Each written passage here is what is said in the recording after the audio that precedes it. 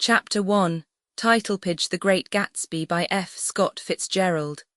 In print, this ebook is the product of many hours of hard work by volunteers for Standard ebooks and builds on the hard work of other literature lovers made possible by the public domain. This particular ebook is based on a transcription from Faded Page and on digital scans from the Internet Archive. The source text and artwork in this ebook are believed to be in the United States public domain. That is, they are believed to be free of copyright restrictions in the United States. They may still be copyrighted in other countries, so users located outside of the United States must check their local laws before using this ebook. The creators of and contributors to this ebook dedicate their contributions to the worldwide public domain via the terms in the CC 01.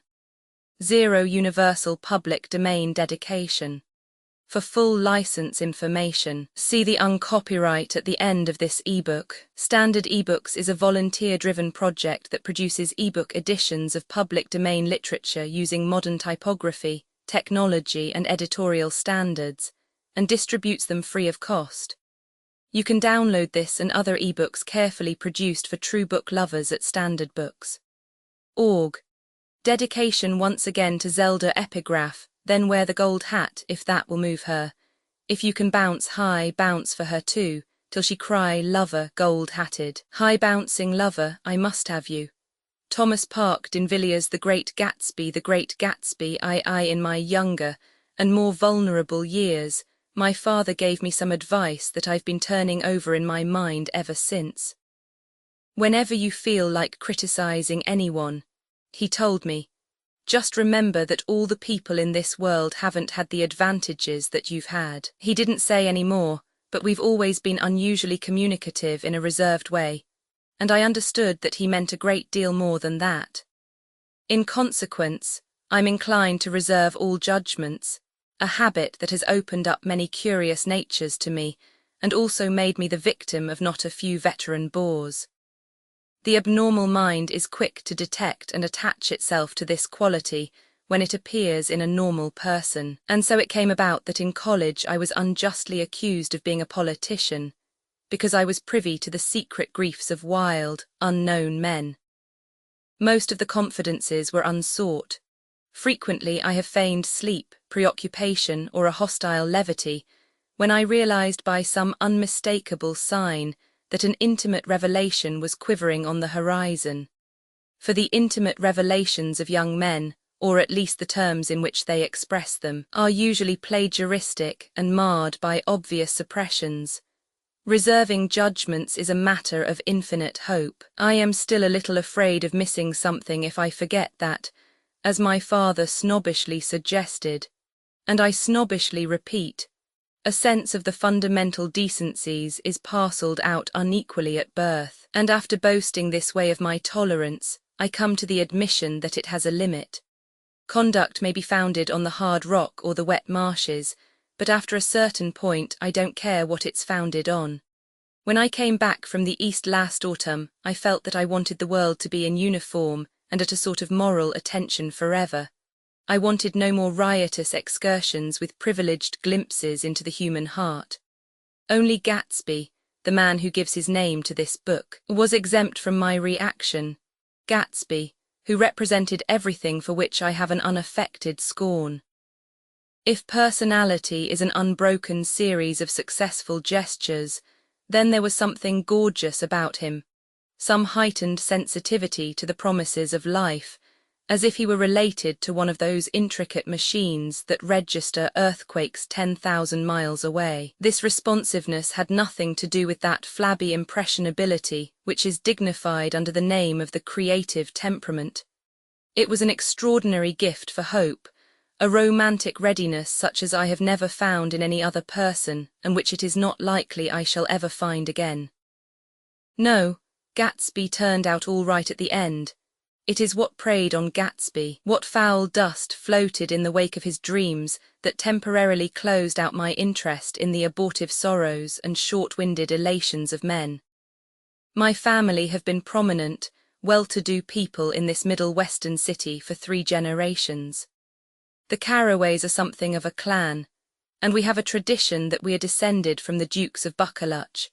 But the actual founder of my line was my grandfather's brother, who came here in '51, sent a substitute to the Civil War, and started the wholesale hardware business that my father carries on today. I never saw this great uncle, but I'm supposed to look like him, with special reference to the rather hard-boiled painting that hangs in father's office.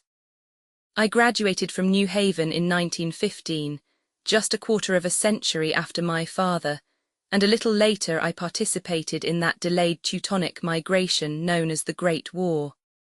I enjoyed the counter-aid so thoroughly that I came back restless. Instead of being the warm centre of the world, the Middle West now seemed like the ragged edge of the universe, so I decided to go east and learn the bond business. Everybody I knew was in the bond business, so I supposed it could support one more single man.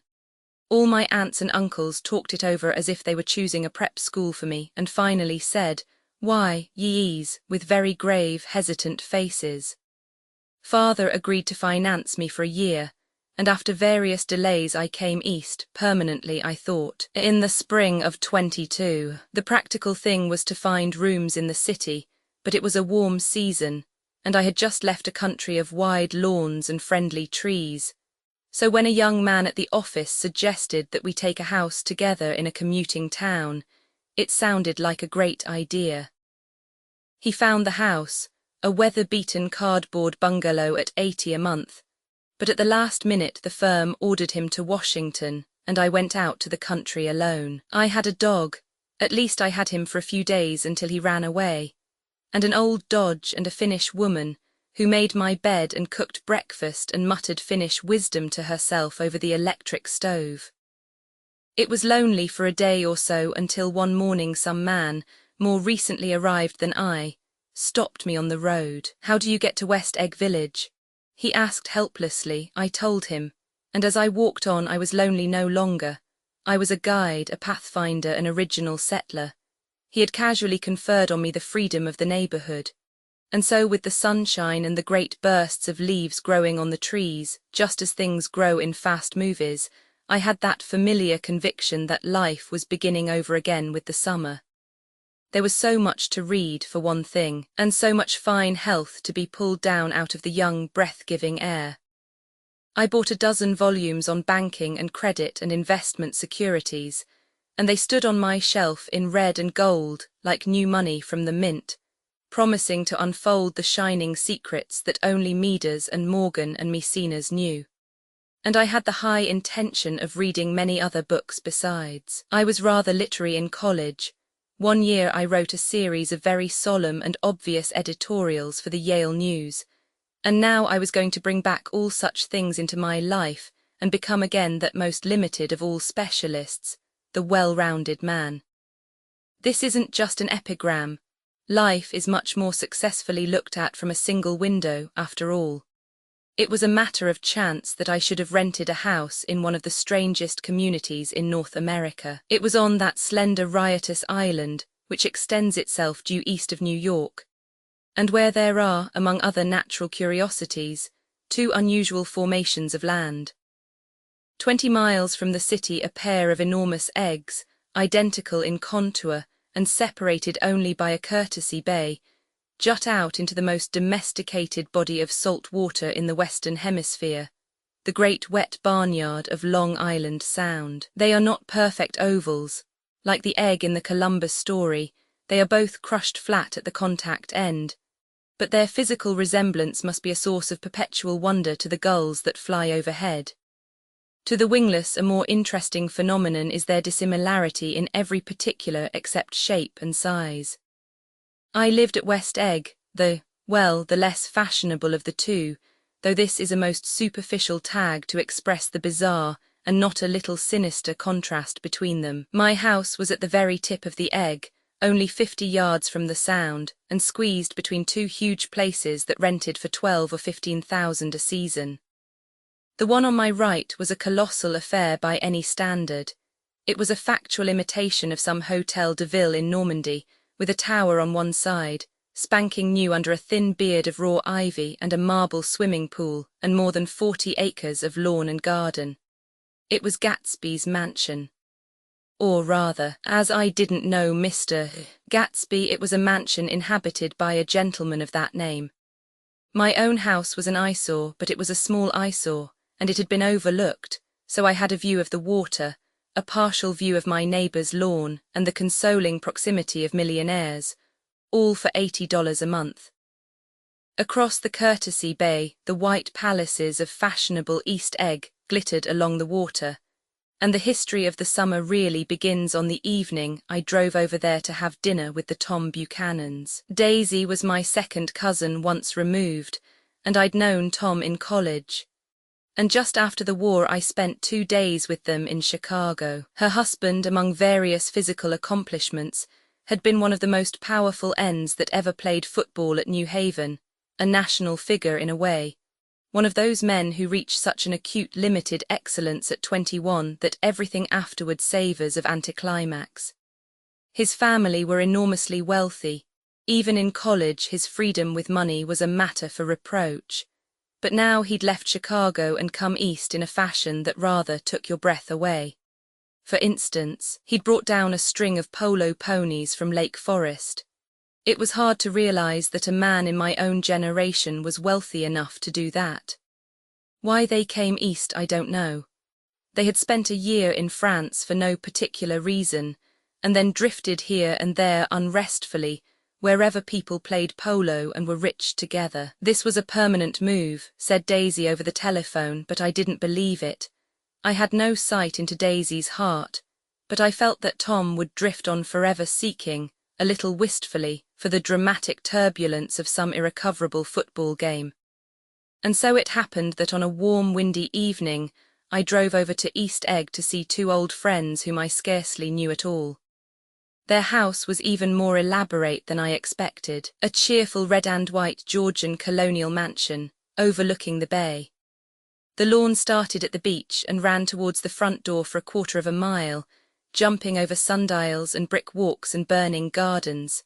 Finally, when it reached the house, drifting up the side in bright vines, as though from the momentum of its run. The front was broken by a line of French windows, glowing now with reflected gold and wide open to the warm, windy afternoon, and Tom Buchanan in riding clothes was standing with his legs apart on the front porch. He had changed since his New Haven years. Now he was a sturdy straw-haired man of 30, with a rather hard mouth and a supercilious manner. 2 shining, arrogant eyes had established dominance over his face and gave him the appearance of always leaning aggressively forward. Not even the effeminate swank of his riding clothes could hide the enormous power of that body. He seemed to fill those glistening boots until he strained the top lacing, and you could see a great pack of muscles shifting when his shoulder moved under his thin coat. It was a body capable of enormous leverage, a cruel body. His speaking voice, a gruff husky tenor, added to the impression of fractiousness he conveyed.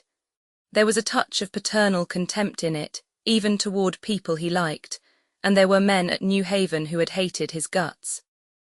Now, don't think my opinion on these matters is final, he seemed to say, just because I'm stronger and more of a man than you are. We were in the same senior society, and while we were never intimate, I always had the impression that he approved of me and wanted me to like him with some harsh, defiant wistfulness of his own. We talked for a few minutes on the sunny porch. "I've got a nice place here," he said, his eyes flashing about restlessly. Turning me around by one arm, he moved a broad flat hand along the front vista, including in its sweep a sunken Italian garden, a half-acre of deep, pungent roses and a snub-nosed motorboat that bumped the tide offshore. It belonged to Demain, the oil man. He turned me around again, politely and abruptly. "We'll go inside." We walked through a high hallway into a bright rosy-coloured space, fragilely bound into the house by French windows at either end. The windows were ajar and gleaming white against the fresh grass outside that seemed to grow a little way into the house. A breeze blew through the room, blue curtains in at one end and out the other like pale flags, twisting them up toward the frosted wedding cake of the ceiling, and then rippled over the wine-coloured rug, making a shadow on it as wind does on the sea. The only completely stationary object in the room was an enormous couch on which two young women were buoyed up as though upon an anchored balloon. They were both in white, and their dresses were rippling and fluttering as if they had just been blown back in after a short flight around the house. I must have stood for a few moments listening to the whip and snap of the curtains and the groan of a picture on the wall. Then there was a boom as Tom Buchanan shut the rear windows and the court wind died out about the room, and the curtains and the rugs and the two young women ballooned slowly to the floor. The younger of the two was a stranger to me. She was extended full length at her end of the divan, completely motionless, and with her chin raised a little, as if she were balancing something on it which was quite likely to fall. If she saw me out of the corner of her eyes, she gave no hint of it. Indeed, I was almost surprised into murmuring an apology for having disturbed her by coming in. The other girl, Daisy, made an attempt to rise. She leaned slightly forward with a conscientious expression. Then she laughed, an absurd, charming little laugh, and I laughed too and came forward into the room. I'm paralyzed with happiness. She laughed again, as if she said something very witty, and held my hand for a moment, looking up into my face, promising that there was no one in the world she so much wanted to see. That was a way she had. She hinted in a murmur that the surname of the balancing girl was Baker. I've heard it said that Daisy's murmur was only to make people lean toward her, an irrelevant criticism that made it no less charming. At any rate, Miss Baker's lips fluttered. She nodded at me almost imperceptibly, and then quickly tipped her head back again. The object she was balancing had obviously tottered a little and given her something of a fright. Again a sort of apology arose to my lips. Almost any exhibition of complete self-sufficiency draws a stunned tribute from me. I looked back at my cousin, who began to ask me questions in her low, thrilling voice. It was the kind of voice that the ear follows up and down, as if each speech is an arrangement of notes that will never be played again. Her face was sad and lovely with bright things in it, bright eyes and a bright passionate mouth, but there was an excitement in her voice that men who had cared for her found difficult to forget. A singing compulsion, a whispered listen, a promise that she had done gay, exciting things just a while since and that there were gay, exciting things hovering in the next hour. I told her how I had stopped off in Chicago for a day on my way east, and how a dozen people had sent their love through me. "Do they miss me?" she cried ecstatically. "The whole town is desolate. All the cars have the left rear wheel painted black as a mourning wreath, and there's a persistent wail all night along the North Shore. How gorgeous, let's go back, Tom, tomorrow." Then she added irrelevantly, "You ought to see the baby." "I'd like to. She's asleep, she's 3 years old, haven't you ever seen her?" "Never." "Well, you ought to see her, she's—" Tom Buchanan, who had been hovering restlessly about the room, stopped and rested his hand on my shoulder. "What you doing, Nick?" "I'm a Bond man." "Who with?" I told him. "Never heard of them," he remarked decisively. This annoyed me. "You will," I answered shortly. "You will if you stay in the East." "Oh, I'll stay in the East, don't you worry," he said, glancing at Daisy and then back at me as if he were alert for something more. "I'd be a god-damned fool to live anywhere else." At this point Miss Baker said, "Absolutely," with such suddenness that I started. It was the first word she had uttered since I came into the room. Evidently it surprised her as much as it did me, for she yawned and with a series of rapid, deft movements stood up into the room. "I'm stiff," she complained. "I've been lying on that sofa for as long as I can remember." "Don't look at me," Daisy retorted. "I've been trying to get you to New York all afternoon." "No thanks," said Miss Baker to the 4 cocktails just in from the pantry. "I'm absolutely in training." Her host looked at her incredulously. "You are?" He took down his drink as if it were a drop in the bottom of a glass. "How you ever get anything done is beyond me." I looked at Miss Baker, wondering what it was she got done. I enjoyed looking at her.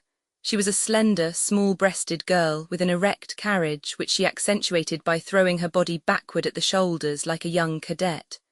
Her grey, sun-strained eyes looked back at me with polite, reciprocal curiosity out of a wan, charming, discontented face. It occurred to me now that I had seen her, or a picture of her, somewhere before. You live in West Egg, she remarked contemptuously. I know somebody there. I don't know a single. You must know Gatsby. Gatsby, demanded Daisy. What Gatsby? Before I could reply that he was my neighbour, dinner was announced. Wedging his tense arm imperatively under mine, Tom Buchanan compelled me from the room as though he were moving a checker to another square. Slenderly, languidly, their hands set lightly on their hips, the two young women preceded us out onto a rosy-coloured porch, open toward the sunset, where 4 candles flickered on the table in the diminished wind. Why candles? Objected Daisy, frowning. She snapped them out with her fingers. In 2 weeks it'll be the longest day in the year. She looked at us all radiantly. Do you always watch for the longest day of the year and then miss it? I always watch for the longest day in the year and then miss it. We ought to plan something, yawned Miss Baker, sitting down at the table as if she were getting into bed. All right, said Daisy. What'll we plan? She turned to me helplessly. What do people plan? Before I could answer, her eyes fastened with an awed expression on her little finger. Look, she complained, I hurt it. We all looked, the knuckle was black and blue. You did it, Tom, she said accusingly. I know you didn't mean to, but you did do it. That's what I get for marrying a brute of a man, a great, big, hulking physical specimen of a... I hate that word hulking, objected Tom crossly. Even in kidding. Hulking, insisted Daisy. Sometimes she and Miss Baker talked at once, unobtrusively and with a bantering inconsequence that was never quite chatter, that was as cool as their white dresses and their impersonal eyes in the absence of all desire. They were here, and they accepted Tom and me, making only a polite, pleasant effort to entertain or to be entertained.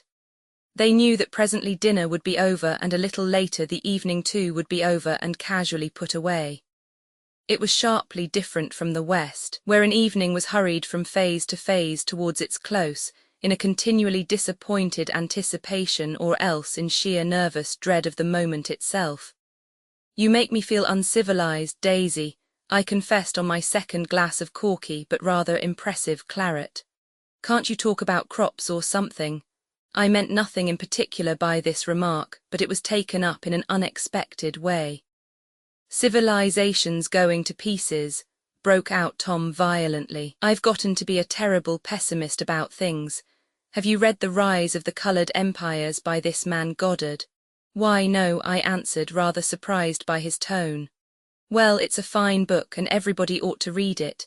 The idea is if we don't look out the white race will be utterly submerged. It's all scientific stuff, it's been proved. Tom's getting very profound, said Daisy with an expression of unthoughtful sadness. He reads deep books with long words in them. What was that word we? Well, these books are all scientific, insisted Tom, glancing at her impatiently. This fellow has worked out the whole thing. It's up to us who are the dominant race to watch out or these other races will have control of things. We've got to beat them down, whispered Daisy, winking ferociously toward the fervent sun. You ought to live in California, began Miss Baker, but Tom interrupted her by shifting heavily in his chair.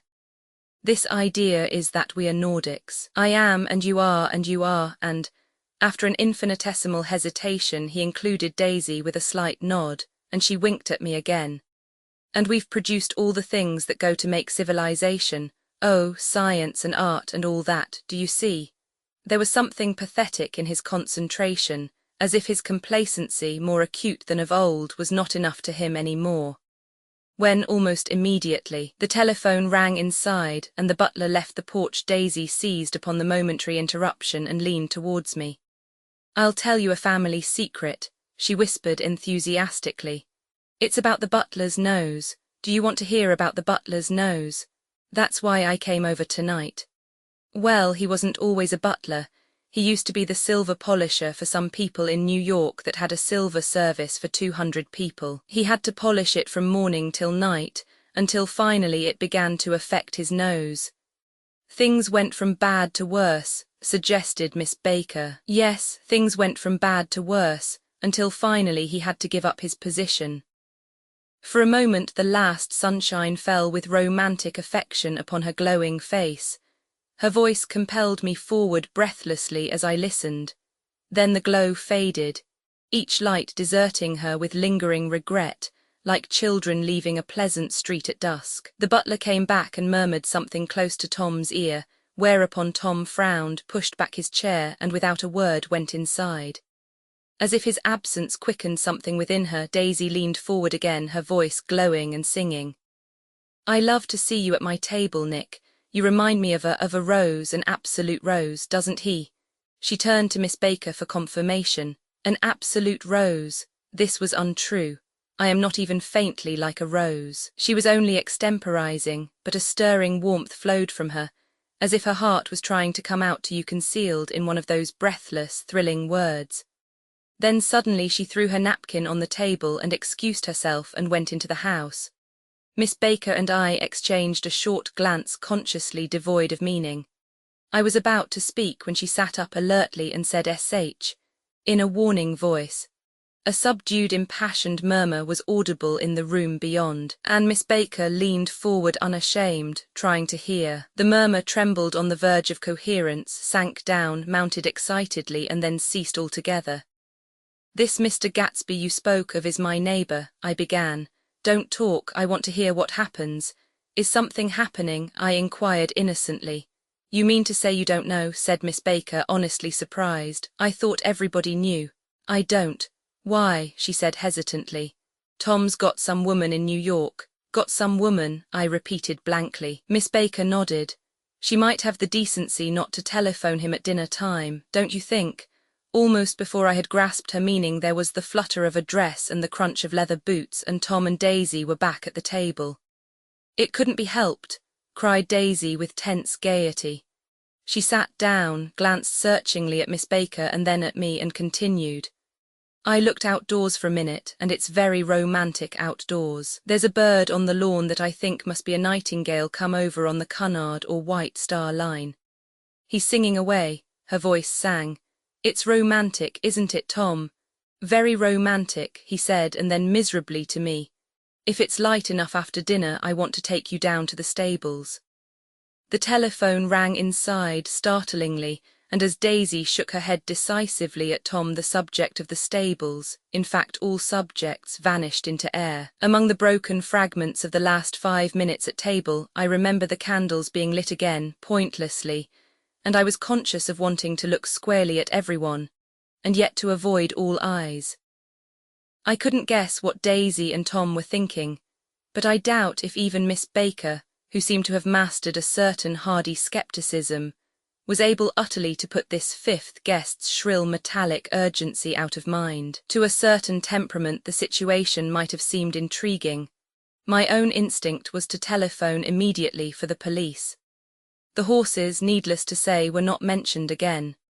Tom and Miss Baker, with several feet of twilight between them, strolled back into the library, as if to a vigil beside a perfectly tangible body.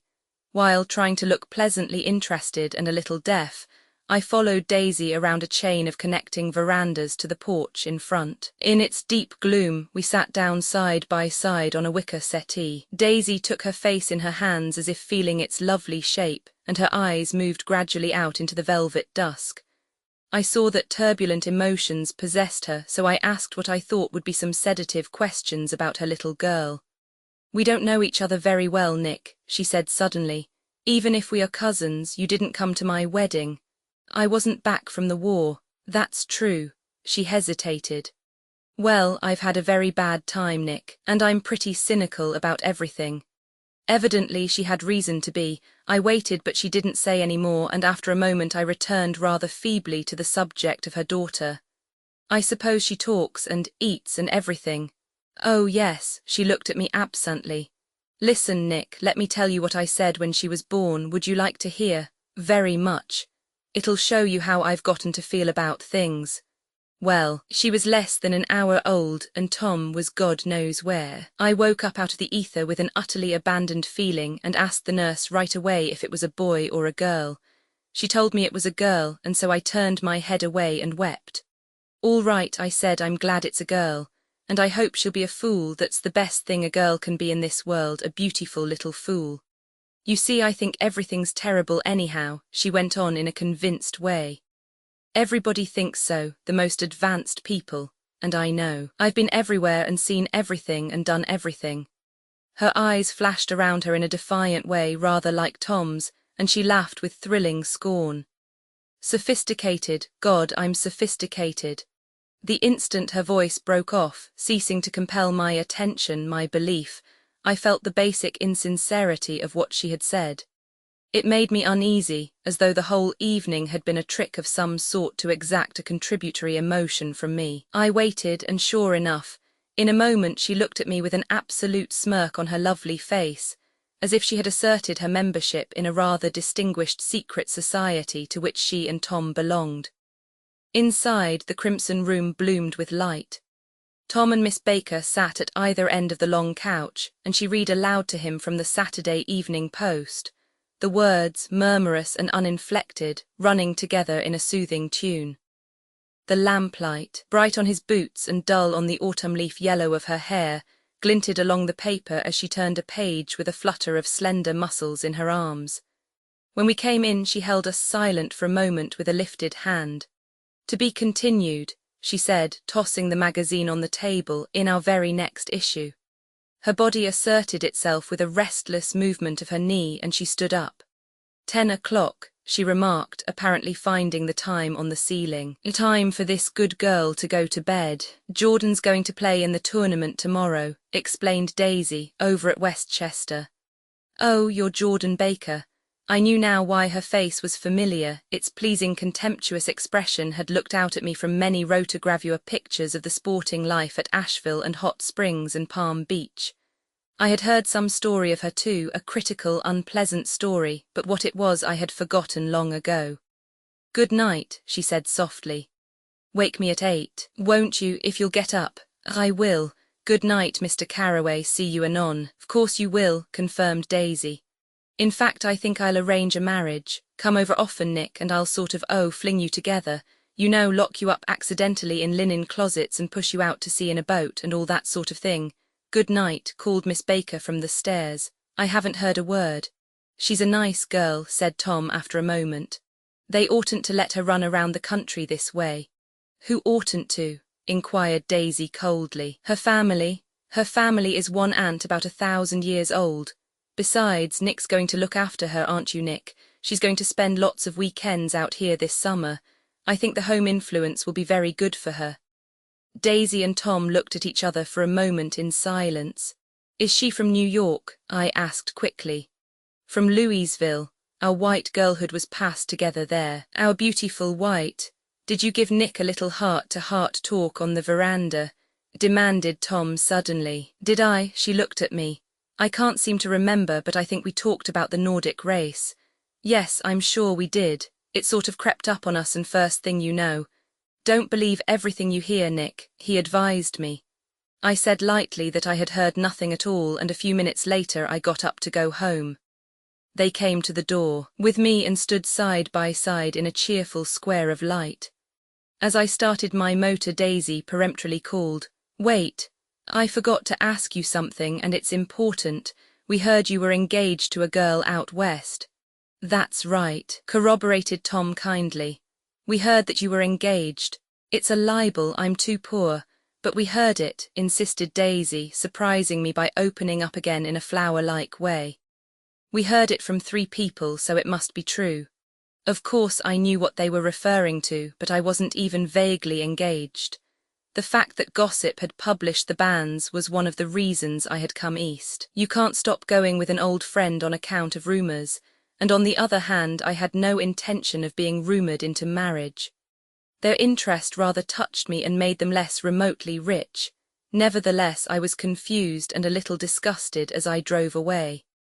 It seemed to me that the thing for Daisy to do was to rush out of the house, child in arms, but apparently there were no such intentions in her head. As for Tom, the fact that he had some woman in New York was really less surprising than that he had been depressed by a book.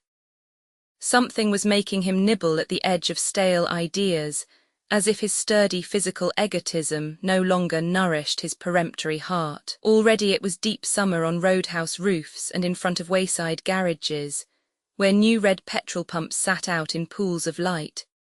And when I reached my estate at West Egg, I ran the car under its shed and sat for a while on an abandoned grass roller in the yard. The wind had blown off, leaving a loud, bright night, with wings beating in the trees and a persistent organ sound as the full bellows of the earth blew the frogs full of life. The silhouette of a moving cat wavered across the moonlight, and turning my head to watch it, I saw that I was not alone. 50 feet away a figure had emerged from the shadow of my neighbour's mansion and was standing with his hands in his pockets regarding the silver pepper of the stars. Something in his leisurely movements and the secure position of his feet upon the lawn suggested that it was Mr. Gatsby himself, come out to determine what share was his of our local heavens. I decided to call to him. Miss Baker had mentioned him at dinner, and that would do for an introduction.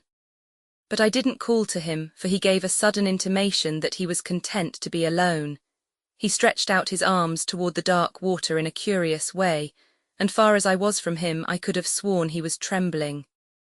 Involuntarily I glanced seaward, and distinguished nothing except a single green light, minute and far away, that might have been the end of a dock. When I looked once more for Gatsby, he had vanished, and I was alone again in the unquiet darkness. Roman II, about halfway between West Egg and New York, the motor road hastily joins the railroad and runs beside it for a quarter of a mile, so as to shrink away from a certain desolate area of land. This is a valley of ashes, a fantastic farm where ashes grow like wheat into ridges and hills and grotesque gardens, where ashes take the forms of houses and chimneys and rising smoke, and finally, with a transcendent effort of ash-grey men, who move dimly and already crumbling through the powdery air. Occasionally a line of grey cars crawls along an invisible track, gives out a ghastly creak, and comes to rest, and immediately the ash-grey men swarm up with leaden spades and stir up an impenetrable cloud, which screens their obscure operations from your sight. But above the grey land and the spasms of bleak dust which drift endlessly over it, you perceive after a moment the eyes of Dr. T. J. Eckelberg. The eyes of Dr. T. J. Eckelberg are blue and gigantic, their retinas are 1 yard high. They look out of no face, but instead, from a pair of enormous yellow spectacles, which pass over a non-existent nose. Evidently some wild wag of an oculist set them there to fatten his practice in the borough of Queens, and then sank down himself into eternal blindness, or forgot them and moved away. But his eyes, dimmed a little by many paintless days, under sun and rain, brood on over the solemn dumping ground. The Valley of Ashes is bounded on one side by a small foul river, and when the drawbridge is up to let barges through, the passengers on waiting trains can stare at the dismal scene for as long as half an hour. There is always a halt there of at least a minute, and it was because of this that I first met Tom Buchanan's mistress. The fact that he had one was insisted upon wherever he was known. His acquaintances resented the fact that he turned up in popular cafes with her, and leaving her at a table, sauntered about, chatting with whomsoever he knew. Though I was curious to see her, I had no desire to meet her, but I did. I went up to New York with Tom on the train one afternoon, and when we stopped by the ash heaps he jumped to his feet and, taking hold of my elbow, literally forced me from the car. "We're getting off," he insisted. "I want you to meet my girl." I think he tanked up a good deal at luncheon, and his determination to have my company bordered on violence. The supercilious assumption was that on Sunday afternoon I had nothing better to do. I followed him over a low, whitewashed railroad fence, and we walked back 100 yards along the road under Dr. Eckelberg's persistent stare. The only building in sight was a small block of yellow brick sitting on the edge of the waste land, a sort of compact main street ministering to it, and contiguous to absolutely nothing. One of the 3 shops it contained was for rent, and another was an all-night restaurant approached by a trail of ashes. The third was a garage, repairs. George B. Wilson, cars bought and sold. And I followed Tom inside. The interior was unprosperous and bare. The only car visible was the dust-covered wreck of a Ford which crouched in a dim corner. It had occurred to me that this shadow of a garage must be a blind, and that sumptuous and romantic apartments were concealed overhead, when the proprietor himself appeared in the door of an office, wiping his hands on a piece of waste. He was a blonde, spiritless man, anemic and faintly handsome. When he saw us, a damp gleam of hope sprang into his light blue eyes. "Hello, Wilson, old man," he said, Tom, slapping him jovially on the shoulder. "How's business?" "I can't complain," answered Wilson unconvincingly. "When are you going to sell me that car?" "Next week. I've got my man working on it now." "Works pretty slow, don't he?" "No, he doesn't," said Tom coldly. "And if you feel that way about it, maybe I'd better sell it somewhere else after all." "I don't mean that," explained Wilson quickly. "I just meant—" His voice faded off and Tom glanced impatiently around the garage. Then I heard footsteps on a stairs, and in a moment the thickish figure of a woman blocked out the light from the office door. She was in the middle 30s and faintly stout, but she carried her flesh sensuously as some women can. Her face, above a spotted dress of dark blue crêpe de chine, contained no facet or gleam of beauty, but there was an immediately perceptible vitality about her, as if the nerves of her body were continually smouldering. She smiled slowly and, walking through her husband as if he were a ghost, shook hands with Tom, looking him flush in the eye. Then she wet her lips, and without turning around spoke to her husband in a soft, coarse voice. "Get some chairs, why don't you, so somebody can sit down?" "Oh, sure," agreed Wilson hurriedly, and went toward the little office, mingling immediately with the cement color of the walls. A white ashen dust veiled his dark suit and his pale hair as it veiled everything in the vicinity, except his wife, who moved close to Tom. "I want to see you," said Tom intently. "Get on the next train." "All right. I'll meet you by the newsstand on the lower level." She nodded and moved away from him just as George Wilson emerged with 2 chairs from his office door. We waited for her down the road and out of sight. It was a few days before the 4th of July, and a grey, scrawny Italian child was setting torpedoes in a row along the railroad track. "Terrible place, isn't it?" said Tom, exchanging a frown with Dr. Eckelberg. "Awful. It does her good to get away. Doesn't her husband object?" "Wilson. He thinks she goes to see her sister in New York. He's so dumb he doesn't know he's alive." So Tom Buchanan and his girl and I went up together to New York, or not quite together, for Mrs. Wilson sat discreetly in another car. Tom deferred that much to the sensibilities of those East Eggers who might be on the train. She had changed her dress to a brown, figured muslin, which stretched tight over her rather wide hips as Tom helped her to the platform in New York. At the newsstand, she bought a copy of Town Tattle and a moving picture magazine, and in the station drugstore some cold cream and a small flask of perfume. Upstairs, in the solemn echoing drive, she let 4 taxicabs drive away before she selected a new one, lavender-coloured with grey upholstery, and in this we slid out from the mass of the station into the glowing sunshine. But immediately she turned sharply from the window and, leaning forward, tapped on the front glass. "I want to get one of those dogs," she said earnestly. "I want to get one for the apartment. They're nice to have, a dog." We backed up to a grey old man who bore an absurd resemblance to John D. Rockefeller. In a basket swung from his neck cowered a dozen very recent puppies of an indeterminate breed. "What kind are they?" asked Mrs. Wilson eagerly as he came to the taxi window. "All kinds. What kind do you want, lady?" "I'd like to get one of those police dogs. I don't suppose you got that kind." The man peered doubtfully into the basket, plunged in his hand and drew one up, wriggling by the back of the neck. "That's no police dog," said Tom. "No, it's not exactly a police dog," said the man with disappointment in his voice. "It's more of an Airedale." He passed his hand over the brown wash rag of a back. "Look at that coat. Some coat. That's a dog that'll never bother you with catching cold." "I think it's cute," said Mrs. Wilson enthusiastically. "How much is it?" "That dog," he looked at it admiringly. "That dog will cost you $10. The Airedale, undoubtedly there was an Airedale concerned in it somewhere, though its feet were startlingly white, changed hands and settled down into Mrs. Wilson's lap, where she fondled the weatherproof coat with rapture. "Is it a boy or a girl?" she asked delicately. That dog's a boy," "It's a bitch," said Tom decisively. "Here's your money, go and buy 10 more dogs with it." We drove over to Fifth Avenue, warm and soft, almost pastoral on the summer Sunday afternoon. I wouldn't have been surprised to see a great flock of white sheep turn the corner. "Hold on," I said, "I have to leave you here." "No you don't," interposed Tom quickly. "Myrtle'll be hurt if you don't come up to the apartment, won't you, Myrtle?" "Come on," she urged. "I'll telephone my sister Catherine. She's said to be very beautiful by people who ought to know." "Well, I'd like to, but—" We went on, cutting back again over the park toward the West Hundreds.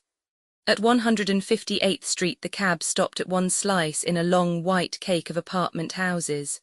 Throwing a regal homecoming glance around the neighborhood, Mrs. Wilson gathered up her dog and her other purchases and went haughtily in. "I'm going to have the McKees come up," she announced as we rose in the elevator.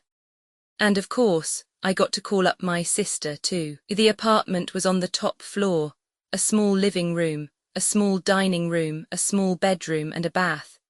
The living room was crowded to the doors with a set of tapestried furniture entirely too large for it, so that to move about was to stumble continually over scenes of ladies swinging in the gardens of Versailles. The only picture was an over-enlarged photograph, apparently a hen sitting on a blurred rock. Looked at from a distance, however, the hen resolved itself into a bonnet, and the countenance of a stout old lady beamed down into the room. Several old copies of Town Tattle lay on the table together with a copy of Simon called Peter, and some of the small scandal magazines of Broadway. Mrs. Wilson was first concerned with the dog. A reluctant elevator boy went for a box full of straw and some milk, to which he added on his own initiative a tin of large, hard dog biscuits, one of which decomposed apathetically in the saucer of milk all afternoon. Meanwhile Tom brought out a bottle of whiskey from a locked bureau door. I have been drunk just twice in my life, and the second time was that afternoon, so everything that happened has a dim, hazy cast over it, although until after 8 o'clock the apartment was full of cheerful sun. Sitting on Tom's lap, Mrs. Wilson called up several people on the telephone. Then there were no cigarettes, and I went out to buy some at the drugstore on the corner. When I came back they had both disappeared, so I sat down discreetly in the living room and read a chapter of Simon called Peter. Either it was terrible stuff or the whiskey distorted things, because it didn't make any sense to me. Just as Tom and Myrtle, after the first drink Mrs. Wilson and I called each other by our first names, reappeared, company commenced to arrive at the apartment door. The sister, Catherine, was a slender, worldly girl of about 30, with a solid, sticky bob of red hair and a complexion powdered milky white. Her eyebrows had been plucked and then drawn on again at a more rakish angle, but the efforts of nature toward the restoration of the old alignment gave a blurred air to her face.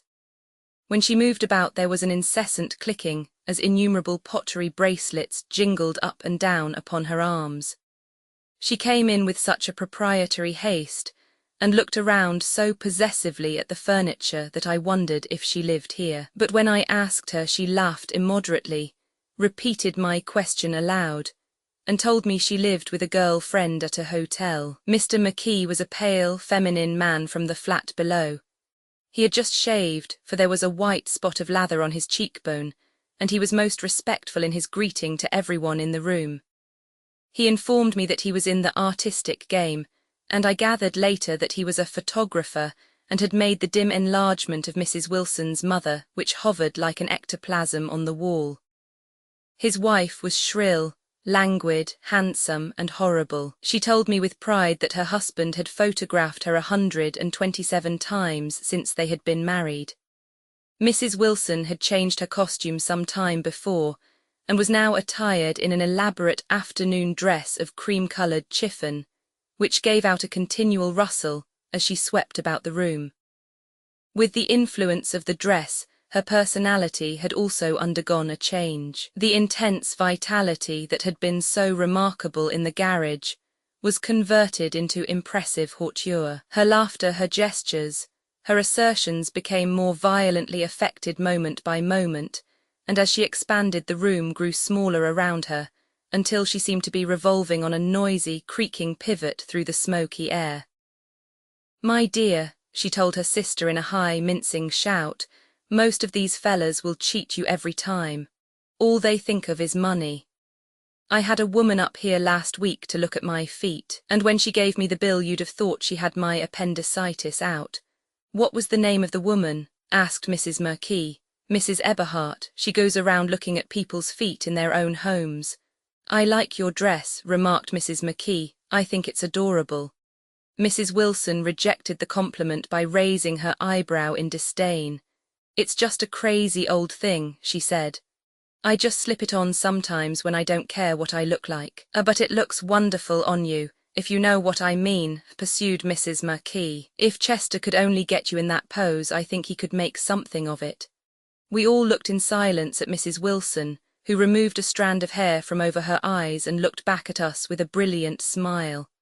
Mr. McKee regarded her intently with his head on one side, and then moved his hand back and forth slowly in front of his face. "I should change the light," he said after a moment. "I'd like to bring out the modelling of the features, and I'd try to get hold of all the back hair." "I wouldn't think of changing the light," cried Mrs. McKee. "I think it's," her husband said sh, and we all looked at the subject again, whereupon Tom Buchanan yawned audibly and got to his feet. "You McKees have something to drink," he said. "Get some more ice and mineral water, Myrtle, before everybody goes to sleep." I told that boy about the ice. Myrtle raised her eyebrows in despair at the shiftlessness of the lower orders. "These people, you have to keep after them all the time." She looked at me and laughed pointlessly. Then she flounced over to the dog, kissed it with ecstasy, and swept into the kitchen, implying that a dozen chefs awaited her orders there. "I've done some nice things out on Long Island," asserted Mr. McKee. Tom looked at him blankly. "2 of them we have framed downstairs." "2 what?" demanded Tom. "2 studies. One of them I call Montauk Point, the gulls, and the other I call Montauk Point, the sea." The sister Catherine sat down beside me on the couch. "Do you live down on Long Island too?" she inquired. "I live at West Egg." "Really? I was down there at a party about a month ago. At a man named Gatsby's. Do you know him?" "I live next door to him." "Well, they say he's a nephew or a cousin of Kaiser Wilhelm's. That's where all his money comes from." "Really?" she nodded. "I'm scared of him. I'd hate to have him get anything on me."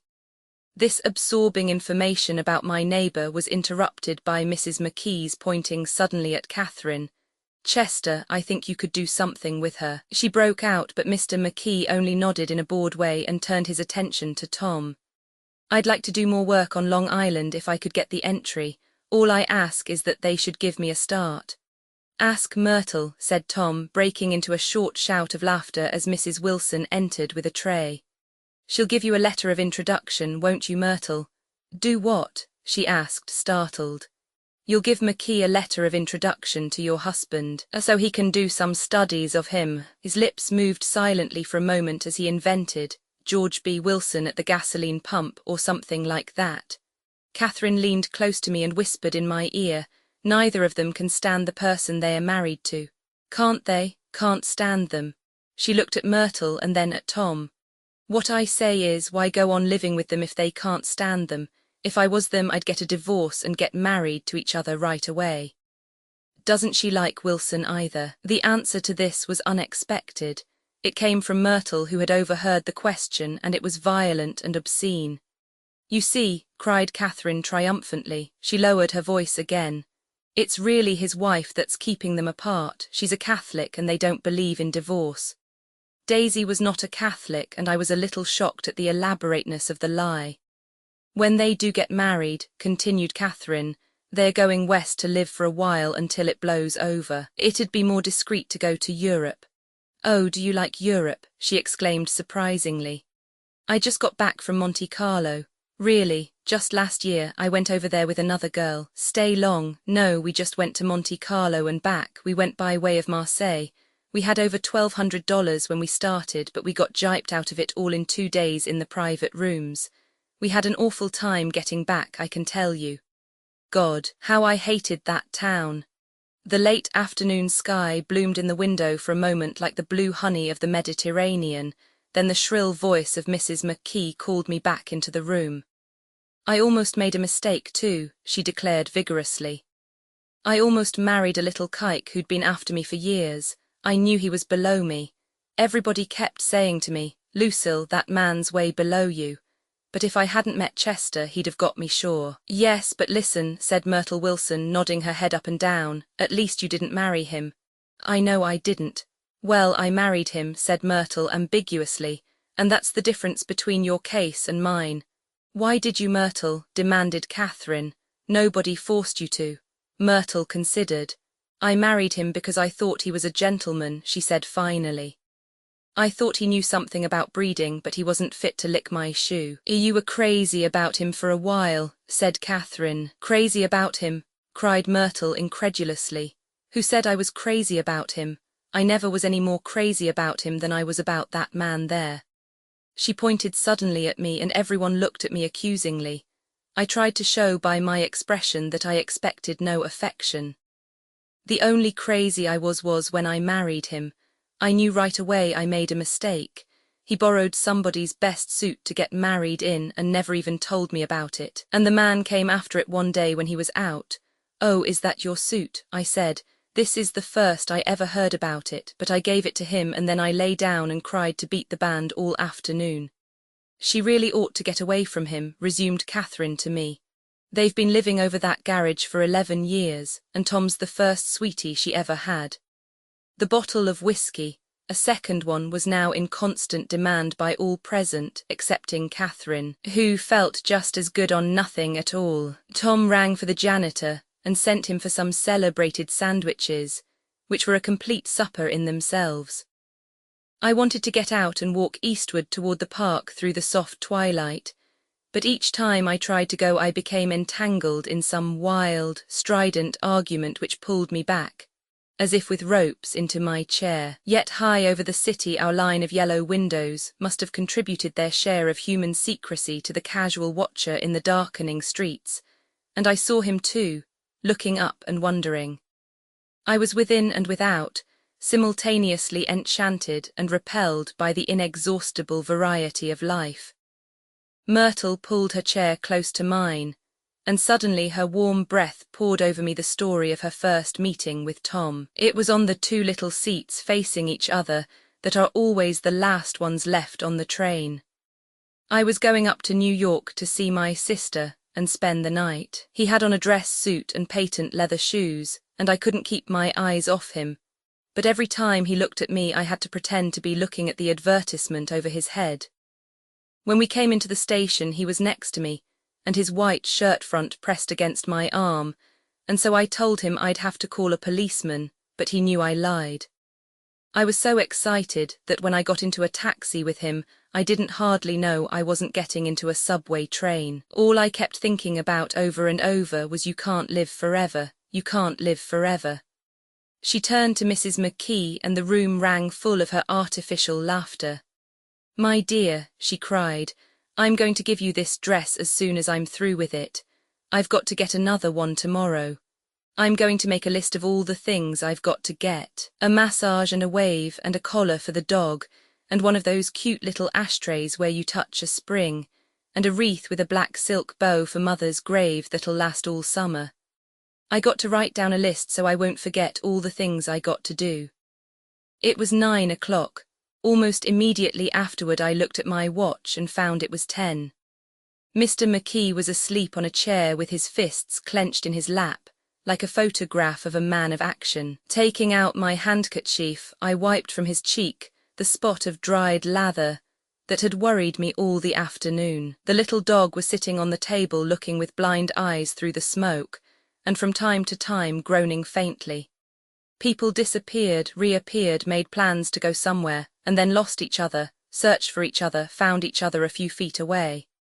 Sometime toward midnight Tom Buchanan and Mrs. Wilson stood face to face discussing in impassioned voices whether Mrs. Wilson had any right to mention Daisy's name. "Daisy, Daisy, Daisy," shouted Mrs. Wilson. "I'll say it whenever I want to. Daisy, die. making a short deft movement. Tom Buchanan broke her nose with his open hand. Then there were bloody towels upon the bathroom floor, and women's voices scolding, and high over the confusion a long, broken wail of pain. Mr. McKee awoke from his doze and started in a daze toward the door. When he had gone halfway, he turned around and stared at the scene, his wife and Catherine scolding and consoling as they stumbled here and there among the crowded furniture with articles of aid, and the despairing figure on the couch, bleeding fluently, and trying to spread a copy of Town Tattle over the tapestry scenes of Versailles. Then Mr. McKee turned and continued on out the door. Taking my hat from the chandelier, I followed. "Come to lunch some day," he suggested, as we groaned down in the elevator. "Where? Anywhere. Keep your hands off the lever," snapped the elevator boy. "I beg your pardon," said Mr. McKee with dignity. "I didn't know I was touching it." "All right," I agreed. "I'll be glad to."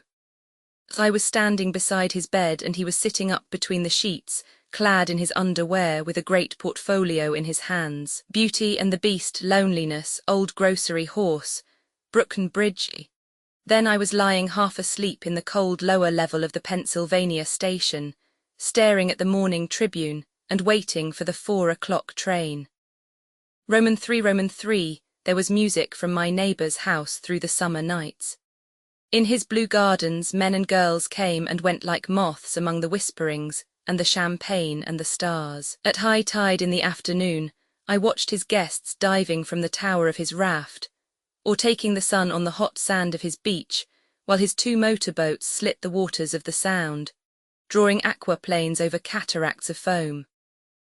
On weekends, his Rolls-Royce became an omnibus, bearing parties to and from the city between 9 in the morning and long past midnight, while his station wagon scampered like a brisk yellow bug to meet all trains. And on Mondays 8 servants, including an extra gardener, toiled all day with mops and scrubbing brushes and hammers and garden shears, repairing the ravages of the night before.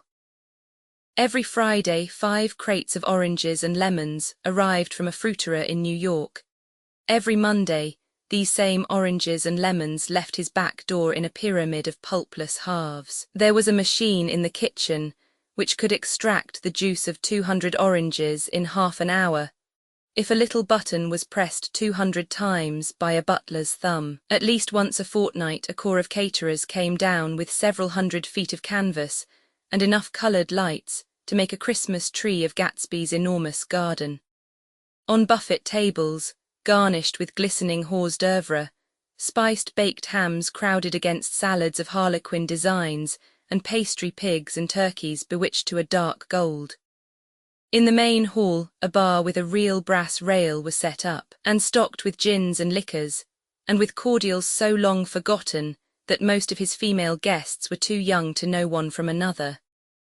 By 7 o'clock the orchestra has arrived, no thin 5-piece affair, but a whole pitful of oboes and trombones and saxophones and viols and cornets and piccolos, and low and high drums. The last swimmers have come in from the beach now and are dressing upstairs. The cars from New York are parked 5 deep in the drive, and already the halls and salons and verandas are gaudy with primary colours, and hair bobbed in strange new ways, and shawls beyond the dreams of Castile.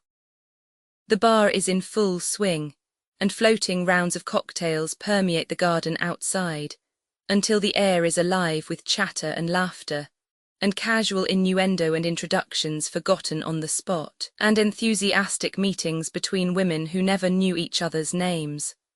The lights grow brighter as the earth lurches away from the sun, and now the orchestra is playing yellow cocktail music, and the opera of voices pitches a key higher.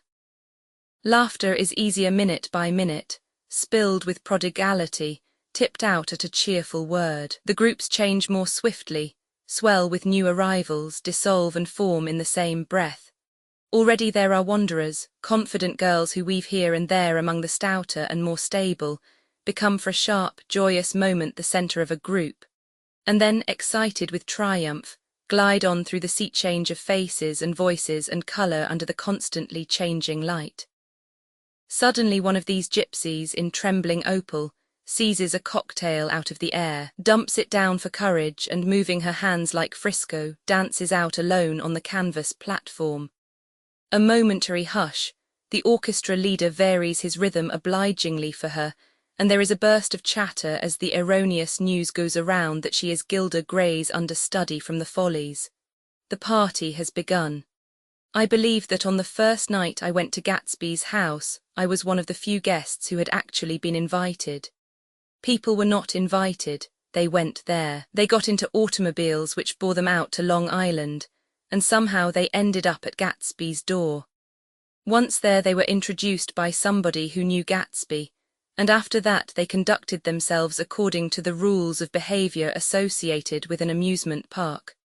Sometimes they came and went without having met Gatsby at all, came for the party with a simplicity of heart that was its own ticket of admission.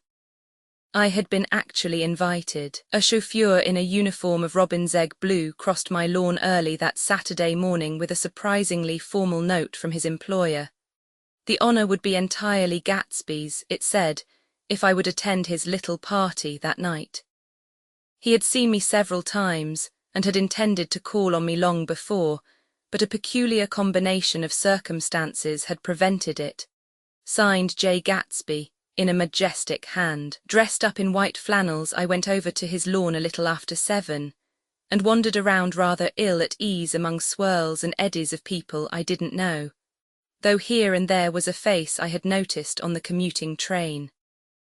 I was immediately struck by the number of young Englishmen dotted about, all well dressed, all looking a little hungry, and all talking in low, earnest voices to solid and prosperous Americans. I was sure that they were selling something, bonds or insurance or automobiles.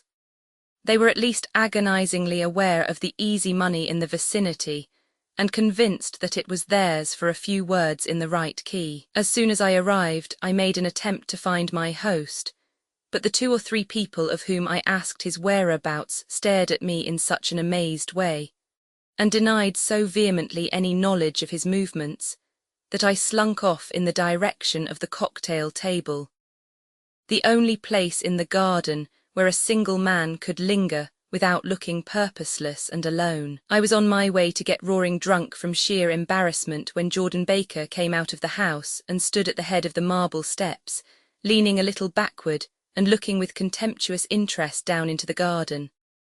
Welcome or not, I found it necessary to attach myself to someone before I should begin to address cordial remarks to the passers-by. "Hello," I roared, advancing toward her. My voice seemed unnaturally loud across the garden.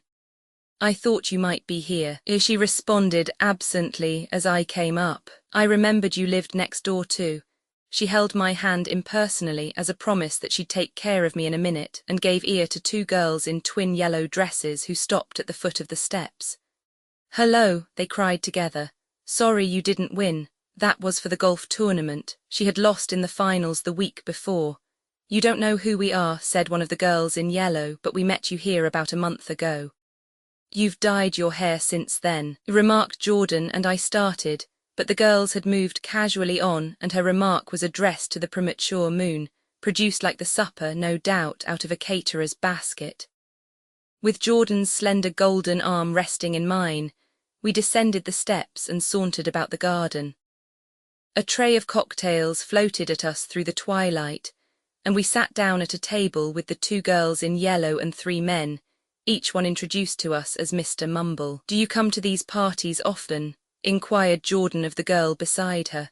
"The last one was the one I met you at," answered the girl in an alert, confident voice. She turned to her companion. "Wasn't it for you, Lucille?" "It was for Lucille too." "I like to come," Lucille said. "I never care what I do, so I always have a good time.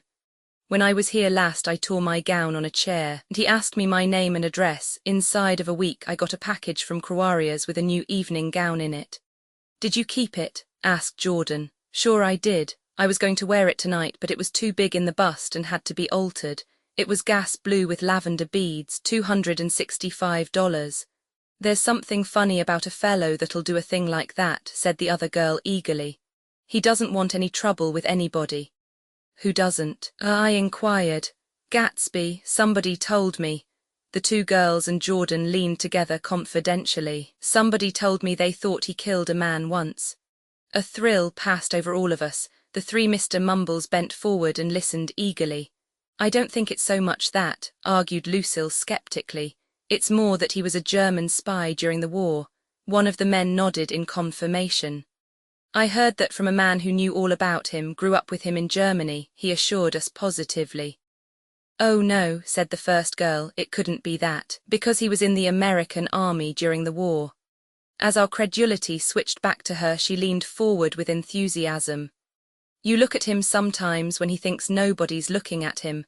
I'll bet he killed a man. She narrowed her eyes and shivered. Lucille shivered. We all turned and looked around for Gatsby. It was testimony to the romantic speculation. He inspired that there were whispers about him from those who had found little that it was necessary to whisper about in this world. The first supper, there would be another one after midnight, was now being served, and Jordan invited me to join her own party, who were spread around a table on the other side of the garden. There were 3 married couples and Jordan's escort, a persistent undergraduate given to violent innuendo, and obviously under the impression that sooner or later Jordan was going to yield him up her person to a greater or lesser degree. Instead of rambling, this party had preserved a dignified homogeneity and assumed to itself the function of representing the staid nobility of the countryside, East Egg condescending to West Egg and carefully on guard against its spectroscopic gaiety. "Let's get out," whispered Jordan after a somehow wasteful and inappropriate half-hour. "This is much too polite for me." We got up, and she explained that we were going to find the host. I had never met him, she said, and it was making me uneasy. The undergraduate nodded in a cynical, melancholy way. The bar where we glanced first was crowded, but Gatsby was not there. She couldn't find him from the top of the steps, and he wasn't on the veranda. On a chance, we tried an important-looking door and walked into a high Gothic library, panelled with carved English oak, and probably transported complete from some ruin overseas. A stout, middle-aged man with enormous owl-eyed spectacles was sitting somewhat drunk on the edge of a great table, staring with unsteady concentration at the shelves of books. As we entered, he wheeled excitedly around and examined Jordan from head to foot. "What do you think?" he demanded impetuously. "About what?" He waved his hand toward the bookshelves. "About that. As a matter of fact, you needn't bother to ascertain. I ascertained. They're real. The books," he nodded. "Absolutely real, have pages and everything. I thought they'd be a nice durable cardboard. Matter of fact. They're absolutely real. Pages, and here, let me show you." Taking our skepticism for granted, he rushed to the bookcases and returned with volume 1 of the Stoddard lectures. "See," he cried triumphantly. "It's a bona fide piece of printed matter. It fooled me. This fella's a regular Belasco. It's a triumph. What thoroughness, what realism. Knew when to stop too, didn't cut the pages. But what do you want? What do you expect?" He snatched the book from me and replaced it hastily on its shelf, muttering that if one brick was removed, the whole library was liable to collapse. "Brought you?" he demanded. "Or did you just come?" "I was brought. Most people were brought." Jordan looked at him alertly, cheerfully, without answering. "I was brought by a woman named Roosevelt," he continued. "Mrs. Claude Roosevelt, do you know her? I met her somewhere last night. I've been drunk for about a week now, and I thought it might sober me up to sit in a library." "Has it?" "A little bit, I think. I can't tell yet. I've only been here an hour." "Did I tell you about the books? They're real." "There, you told us." We shook hands with him gravely and went back outdoors. There was dancing now on the canvas in the garden. Old men pushing young girls backward in eternal graceless circles, superior couples holding each other tortuously, fashionably, and keeping in the corners, and a great number of single girls dancing individually or relieving the orchestra for a moment of the burden of the banjo or the traps. By midnight the hilarity had increased. A celebrated tenor had sung in Italian, and a notorious contralto had sung in jazz, and between the numbers people were doing stunts all over the garden, while happy, vacuous bursts of laughter rose toward the summer sky. A pair of stage twins who turned out to be the girls in yellow did a baby act in costume, and champagne was served in glasses bigger than finger bowls. The moon had risen higher, and floating in the sound was a triangle of silver scales, trembling a little to the stiff, tinny drip of the banjos on the lawn. I was still with Jordan Baker. We were sitting at a table with a man of about my age and a rowdy little girl who gave way upon the slightest provocation to uncontrollable laughter. I was enjoying myself now. I had taken 2 finger bowls of champagne, and the scene had changed before my eyes into something significant, elemental, and profound. At a lull in the entertainment, the man looked at me and smiled. "Your face is familiar," he said politely. "Weren't you in the 1st Division during the war?" "Why, yes, I was in the 28th Infantry. I was in the 16th until June 1918. I knew I'd seen you somewhere before." We talked for a moment about some wet, grey little villages in France. Evidently he lived in this vicinity, for he told me that he had just bought a hydroplane and was going to try it out in the morning. "Want to go with me, old sport? Just near the shore along the Sound." "What time?" "Any time that suits you best." It was on the tip of my tongue to ask his name when Jordan looked around and smiled. "Having a gay time now?" she inquired. "Much better." I turned again to my new acquaintance. "This is an unusual party for me. I haven't even seen the host. I live over there." I waved my hand at the invisible hedge in the distance, and this man Gatsby sent over his chauffeur with an invitation. For a moment he looked at me as if he failed to understand. "I'm Gatsby," he said suddenly. "What?" I exclaimed. "Oh, I beg your pardon. I thought you knew, old sport. I'm afraid I'm not a very good host." He smiled understandingly, much more than understandingly. It was one of those rare smiles with a quality of eternal reassurance in it that you may come across 4 or 5 times in life. It faced, or seemed to face, the whole eternal world for an instant, and then concentrated on you with an irresistible prejudice in your favour. It understood you just so far as you wanted to be understood, believed in you as you would like to believe in yourself, and assured you that it had precisely the impression of you that, at your best, you hoped to convey. Precisely at that point it vanished, and I was looking at an elegant young roughneck, a year or 2 over 30, whose elaborate formality of speech just missed being absurd.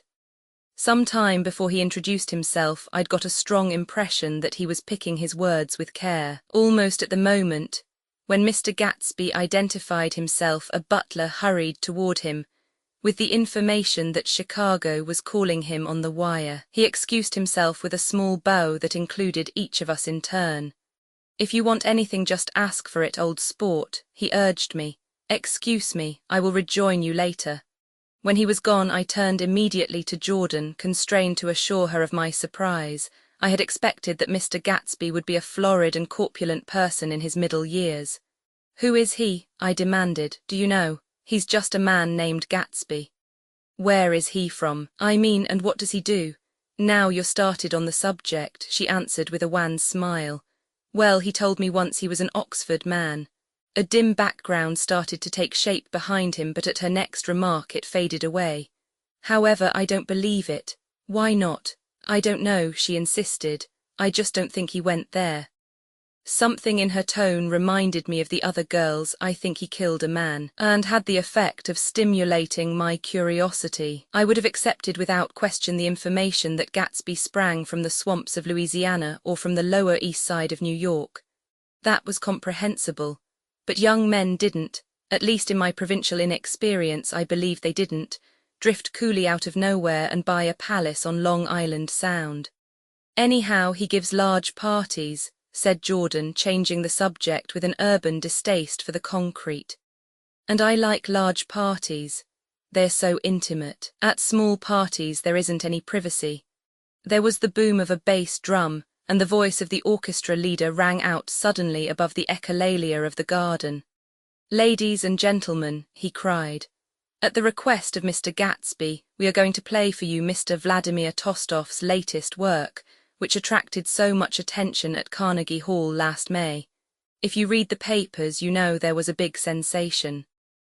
He smiled with jovial condescension, and added some sensation, whereupon everybody laughed. The piece is known, he concluded lustily, as Vladimir Tolstoy's Jazz History of the World. The nature of Mr. Tolstoy's composition eluded me, because just as it began my eyes fell on Gatsby, standing alone on the marble steps and looking from one group to another with approving eyes. His tanned skin was drawn attractively tight on his face, and his short hair looked as though it were trimmed every day. I could see nothing sinister about him. I wondered if the fact that he was not drinking helped to set him off from his guests, for it seemed to me that he grew more correct as the fraternal hilarity increased. When the Jazz History of the World was over, girls were putting their heads on men's shoulders in a puppyish, convivial way. Girls were swooning backward playfully into men's arms, even into groups, knowing that someone would arrest their falls. But no one swooned backward on Gatsby, and no French bob touched Gatsby's shoulder, and no singing quartets were formed with Gatsby's head for one link. "I beg your pardon." Gatsby's butler was suddenly standing beside us. "Miss Baker," he inquired, "I beg your pardon, but Mr. Gatsby would like to speak to you alone." "With me?" she exclaimed in surprise. "Yes, madam." She got up slowly, raising her eyebrows at me in astonishment, and followed the butler toward the house. I noticed that she wore her evening dress, all her dresses like sports clothes. There was a jauntiness about her movements, as if she had first learned to walk upon golf courses on clean, crisp mornings. I was alone, and it was almost 2. For some time confused and intriguing sounds had issued from a long, many-windowed room which overhung the terrace. Eluding Jordan's undergraduate, who was now engaged in an obstetrical conversation with 2 chorus girls, and who implored me to join him, I went inside. The large room was full of people.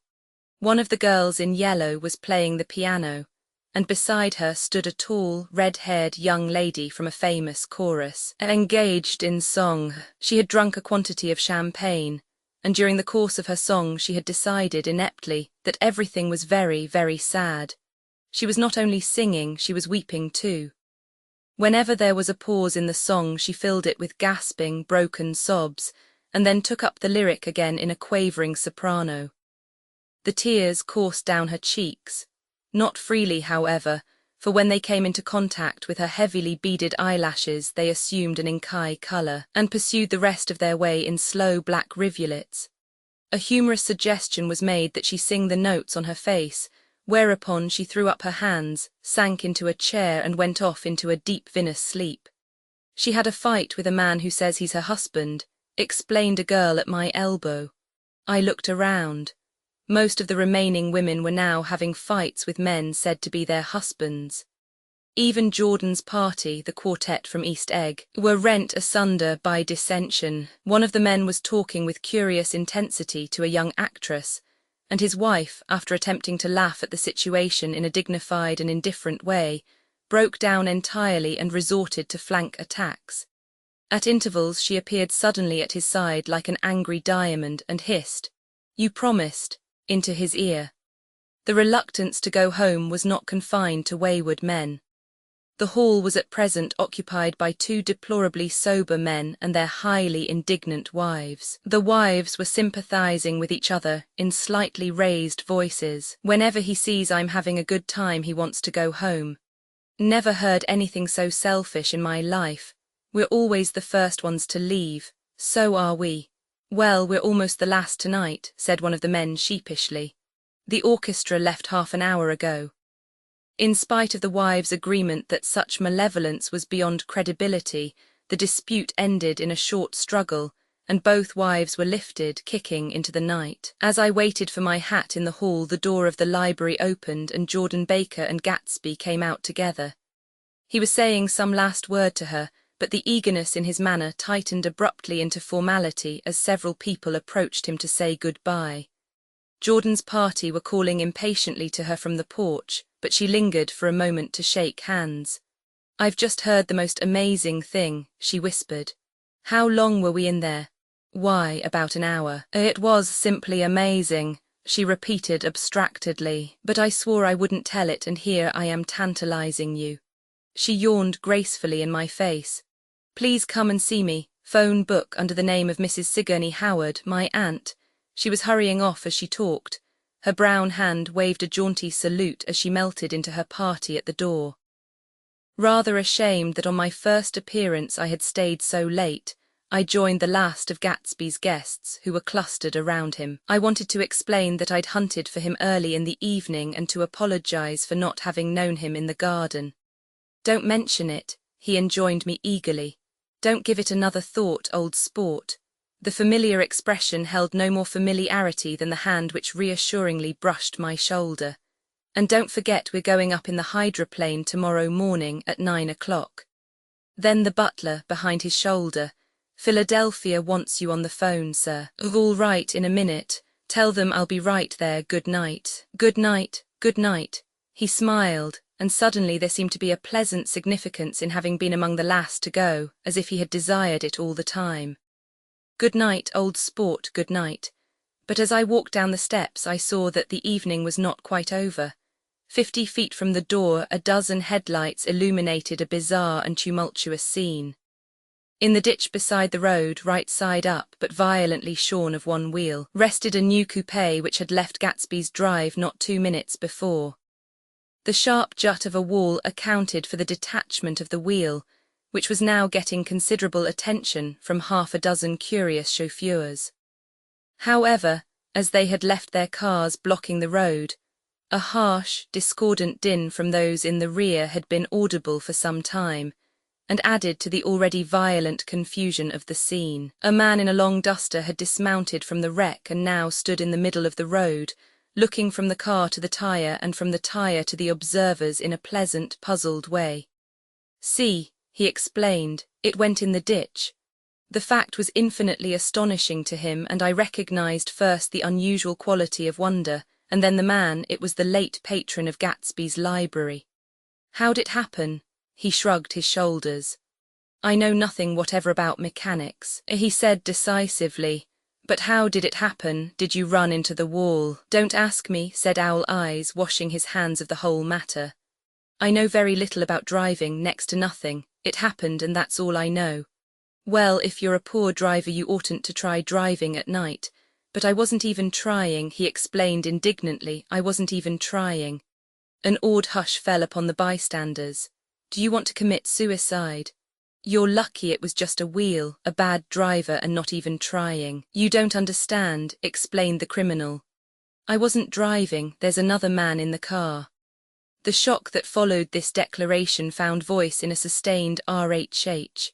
As the door of the coupe swung slowly open, the crowd, it was now a crowd, stepped back involuntarily, and when the door had opened wide there was a ghostly pause. Then, very gradually, part by part, a pale, dangling individual stepped out of the wreck, pawing tentatively at the ground with a large, uncertain dancing shoe. Blinded by the glare of the headlights and confused by the incessant groaning of the horns, the apparition stood swaying for a moment before he perceived the man in the duster. "Wha's matter?" he inquired calmly. "Did we run out of gas? Look." Half a dozen fingers pointed at the amputated wheel. He stared at it for a moment and then looked upward as though he suspected that it had dropped from the sky. "It came off," someone explained. He nodded. "At first I didn't notice we'd stopped." A pause, then taking a long breath and straightening his shoulders, he remarked in a determined voice, "Wonder'f tell me where there's a gas line station." At least a dozen men, some of them a little better off than he was, explained to him that wheel and car were no longer joined by any physical bond. "Back out," he suggested after a moment. "Put her in reverse." "But the wheel's off," he hesitated. "No harm in trying," he said. The caterwauling horns had reached a crescendo and I turned away and cut across the lawn toward home. I glanced back once. A wafer of a moon was shining over Gatsby's house, making the night fine as before, and surviving the laughter and the sound of his still glowing garden. A sudden emptiness seemed to flow now from the windows and the great doors, endowing with complete isolation the figure of the host, who stood on the porch, his hand up in a formal gesture of farewell. Reading over what I have written so far, I see I have given the impression that the events of 3 nights several weeks apart were all that absorbed me. On the contrary, They were merely casual events in a crowded summer, and until much later, they absorbed me infinitely less than my personal affairs. Most of the time I worked. In the early morning, the sun threw my shadow westward as I hurried down the white chasms of lower New York to the Property Trust. I knew the other clerks and young bond salesmen by their first names, and lunched with them in dark, crowded restaurants on little pig sausages and mashed potatoes and coffee. I even had a short affair with a girl who lived in Jersey City and worked in the accounting department, but her brother began throwing mean looks in my direction. So when she went on her vacation in July, I let it blow quietly away. I took dinner usually at the Yale Club. For some reason it was the gloomiest event of my day.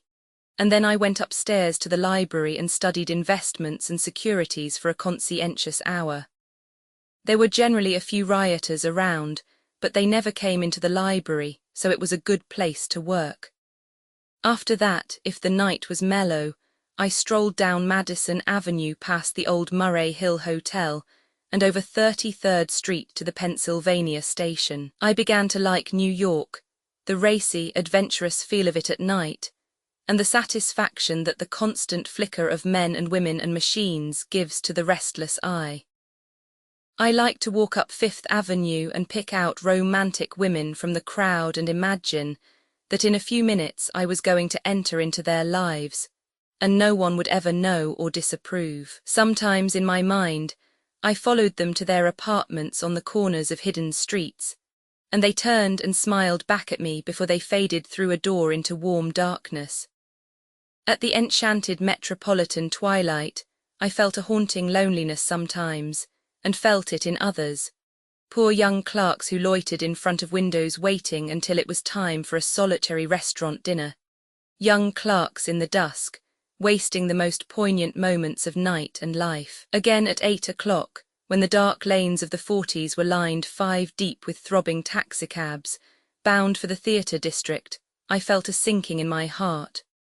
Forms leaned together in the taxis as they waited, and voices sang, and there was laughter from unheard jokes, and lighted cigarettes made unintelligible circles inside.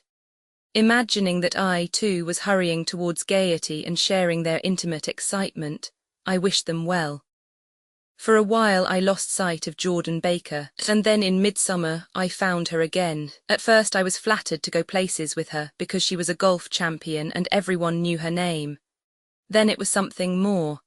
I wasn't actually in love, but I felt a sort of tender curiosity. The bored, haughty face that she turned to the world concealed something. Most affectations conceal something eventually, even though they don't in the beginning, and one day I found what it was. When we were on a house party together up in Warwick, she left a borrowed car out in the rain with the top down, and then lied about it. And suddenly I remembered the story about her that had eluded me that night at Daisy's. At her first big golf tournament, there was a row that nearly reached the newspapers, a suggestion that she had moved her ball from a bad lie in the semi-final round. The thing approached the proportions of a scandal, then died away.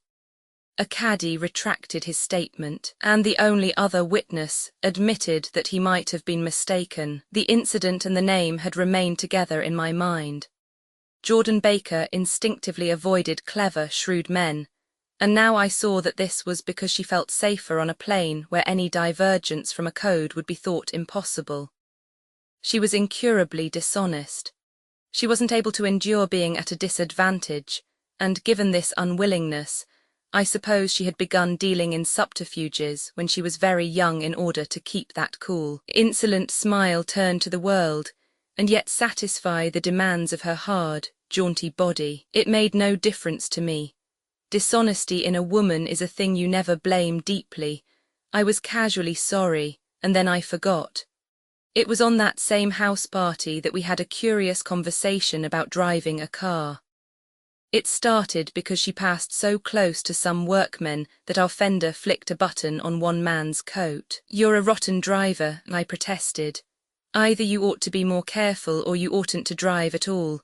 "I am careful." "No, you're not." "Well, other people are," she said lightly. "What's that got to do with it?" "They'll keep out of my way," she insisted. It takes two to make an accident. Suppose you met somebody just as careless as yourself. I hope I never will, she answered. I hate careless people, that's why I like you. Her grey, sun-strained eyes stared straight ahead, but she had deliberately shifted our relations, and for a moment I thought I loved her. But I am slow-thinking and full of interior rules that act as brakes on my desires, and I knew that first I had to get myself definitely out of that tangle back home. I'd been writing letters once a week and signing them. Love, Nick. And all I could think of was how, when that certain girl played tennis, a faint moustache of perspiration appeared on her upper lip. Nevertheless, there was a vague understanding that had to be tactfully broken off before I was free. Everyone suspects himself of at least one of the cardinal virtues, and this is mine. I am one of the few honest people that I have ever known. Roman 4 on Sunday morning, while church bells rang in the villages alongshore, the world and its mistress returned to Gatsby's house and twinkled hilariously on his lawn. He's a bootlegger, said the young ladies, moving somewhere between his cocktails and his flowers. One time he killed a man who had found out that he was nephew to von Hindenburg and second cousin to the devil. Reach me a rose, honey, and pour me a last drop into that there crystal glass. Once I wrote down on the empty spaces of a timetable the names of those who came to Gatsby's house that summer. It is an old timetable now, disintegrating at its folds, and headed this schedule in effect July 5th, 1922. But I can still read the grey names, and they will give you a better impression than my generalities of those who accepted Gatsby's hospitality and paid him the subtle tribute of knowing nothing whatever about him. From East Egg, then, came the Chester Beckers and the Leaches, and a man named Bunsen, whom I knew at Yale, and Dr. Webster Sivert, who was drowned last summer up in Maine. And the Hornbeams and the Willie Voltaires and a whole clan named Blackbuck, who always gathered in a corner and flipped up their noses like goats at whosoever came near. And the Ismays and the Christies, or rather Hubert Auerbach and Mr. Christie's wife, and Edgar Beaver, whose hair, they say, turned cotton white one winter afternoon for no good reason at all. Clarence Endive was from East Egg, as I remember. He came only once in white knickerbockers and had a fight with a bum named Etty in the garden. From farther out on the island came the Cheadles and the O.R.P. Schreeders and the Stonewall Jackson Abrams of Georgia, and the Fishguards and the Ripley Snells. Snell was there 3 days before. He went to the penitentiary, so drunk out on the gravel drive that Mrs. Ulysses Sweat's automobile ran over his right hand. The Danceys came, too, and S.B. Whitebait, who was well over 60, and Morris A. Flink and the Hammerheads, and Beluga the tobacco importer and Beluga's girls. From West Egg came the Poles and the Mulreadys and Cecil Roebuck and Cecil Scone and Gulick the state senator and Newton Orchid, who controlled films par excellence, and Eckhorst and Clyde Cohen and Don S. Schwartz, the son and Arthur McCarty, all connected with the movies in one way or another. And the Catlips and the Bembergs and G. Earl Muldoon, brother to that Muldoon who afterwards strangled his wife. Da Fontano the promoter came there, and Ed Legrose and James B. Rotgut, Ferret and the De Jongs and Ernest Lilly, they came to gamble, and when Ferret wandered into the garden it meant he was cleaned out, and Associated Traction would have to fluctuate profitably next day. A man named Klipspringer was there so often that he became known as the Border. I doubt if he had any other home. Of theatrical people there were Gus Ways and Horace O'Donovan, and Lester Meyer and George Duckweed and Francis Bull. Also from New York were the Cromes and the Backhissons and the Dennickers and Russell Betty, and the Corrigans and the Kellehers and the Duors and the Scullys, and S. W. Belcher and the Smirks and the young Quinns, divorced now, and Henry L. Parmetto, who killed himself by jumping in front of a subway train in Times Square. Benny McClenahan arrived always with 4 girls. They were never quite the same ones in physical person, but they were so identical one with another that it inevitably seemed they had been there before. I have forgotten their names. Jacqueline, I think, or else Consuela or Gloria or Judy or June, and their last names were either the melodious names of flowers and months, or the sterner ones of the great American capitalists whose cousins, if pressed, they would confess themselves to be. In addition to all these, I can remember that Faustina O'Brien came there at least once, and the Baedeker girls, and young Brewer, who had his nose shot off in the war, and Mr. Albrechts Berger and Miss Haag, his fiancée, and Ardita Fitzpeters and Mr. P. Jewett, once head of the American Legion, and Miss Claudia Hipp, with a man reputed to be her chauffeur and a prince of something whom we called Duke, and whose name, if I ever knew it, I have forgotten. All these people came to Gatsby's house in the summer. At 9 o'clock, one morning late in July, Gatsby's gorgeous car lurched up the rocky drive to my door and gave out a burst of melody from its three-noted horn. It was the first time he had called on me, though I had gone to 2 of his parties, mounted in his hydroplane, and at his urgent invitation made frequent use of his beach. "Good morning, old sport.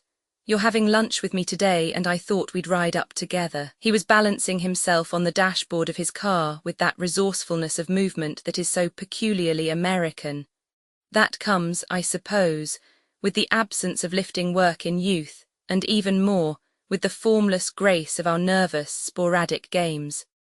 This quality was continually breaking through his punctilious manner in the shape of restlessness. He was never quite still.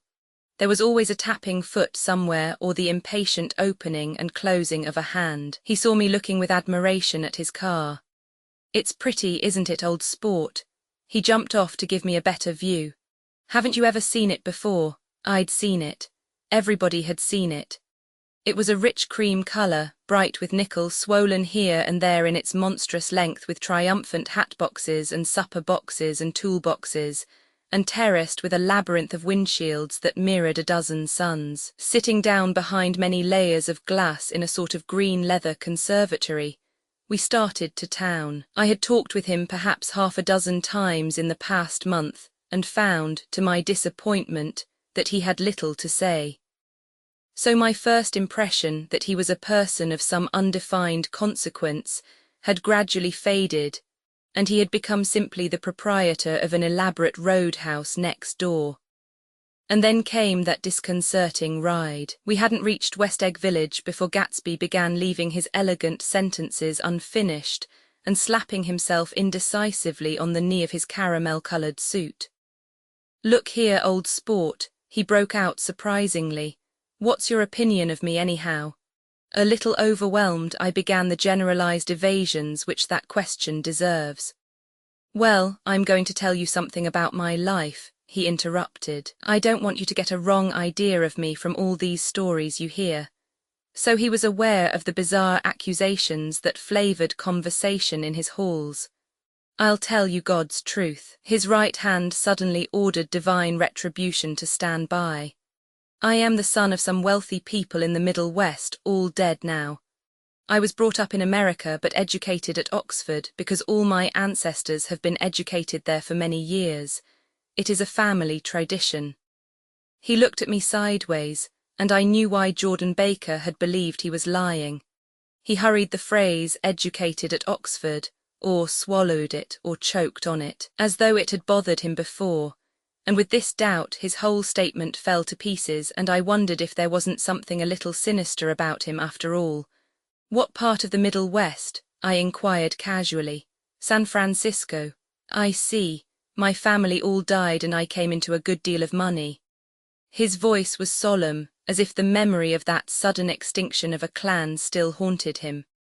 For a moment I suspected that he was pulling my leg, but a glance at him convinced me otherwise. After that I lived like a young Rajah in all the capitals of Europe, Paris, Venice, Rome, collecting jewels, chiefly rubies, hunting big game, painting a little, things for myself only, and trying to forget something very sad that had happened to me long ago.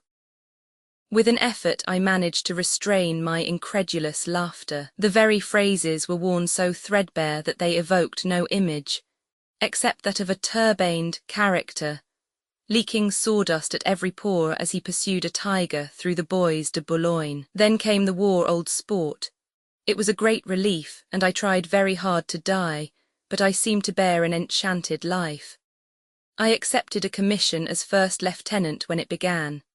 In the Argonne forest I took the remains of my machine gun battalion so far forward that there was a half-mile gap on either side of us where the infantry couldn't advance. We stayed there 2 days and 2 nights, 130 men with 16 Lewis guns, and when the infantry came up at last they found the insignia of 3 German divisions among the piles of dead. I was promoted to be a major, and every Allied government gave me a decoration, even Montenegro, little Montenegro down on the Adriatic Sea. Little Montenegro, he lifted up the words and nodded at them, with his smile. The smile comprehended Montenegro's troubled history and sympathized with the brave struggles of the Montenegrin people. It appreciated fully the chain of national circumstances which had elicited this tribute from Montenegro's warm little heart. My incredulity was submerged in fascination now. It was like skimming hastily through a dozen magazines. He reached in his pocket, and a piece of metal, slung on a ribbon, fell into my palm. That's the one from Montenegro. To my astonishment, the thing had an authentic look. Orderi di Danilo, ran the circular legend, Montenegro. Nicholas Rex, Turnit, Major Jay Gatsby, I read, for valor extraordinary. Here's another thing I always carry, a souvenir of Oxford days. It was taken in Trinity Quad. The man on my left is now the Earl of Doncaster. It was a photograph of half a dozen young men in blazers loafing in an archway through which were visible a host of spires. There was Gatsby looking a little, not much, younger, with a cricket bat in his hand. Then it was all true. I saw the skins of tigers flaming in his palace on the Grand Canal. I saw him opening a chest of rubies to ease, with their crimson-lighted depths, the gnawings of his broken heart. "I'm going to make a big request of you today," he said, pocketing his souvenirs with satisfaction, "so I thought you ought to know something about me. I didn't want you to think I was just some nobody. You see, I usually find myself among strangers because I drift here and there trying to forget the sad things that happened to me." He hesitated. "You'll hear about it this afternoon." "At lunch?" "No, this afternoon. I happen to find out that you're taking Miss Baker to tea." "Do you mean you're in love with Miss Baker?" "No, old sport, I'm not. But Miss Baker has kindly consented to speak to you about this matter." I hadn't the faintest idea what this matter was, but I was more annoyed than interested. I hadn't asked Jordan to tea in order to discuss Mr. Jay Gatsby. I was sure the request would be something utterly fantastic, and for a moment I was sorry I'd ever set foot upon his overpopulated lawn. He wouldn't say another word. His correctness grew on him as we neared the city. We passed Port Roosevelt, where there was a glimpse of red-belted ocean-going ships, and sped along a cobbled slum lined with the dark, undeserted saloons of the faded gilt 1900s. Then the Valley of Ashes opened out on both sides of us, and I had a glimpse of Mrs. Wilson straining at the garage pump with panting vitality as we went by. With fenders spread like wings we scattered light through half Astoria, only half, for as we twisted among the pillars of the elevated I heard the familiar jug-jug spat of a motorcycle, and a frantic policeman rode alongside. "All right, old sport," called Gatsby. We slowed down.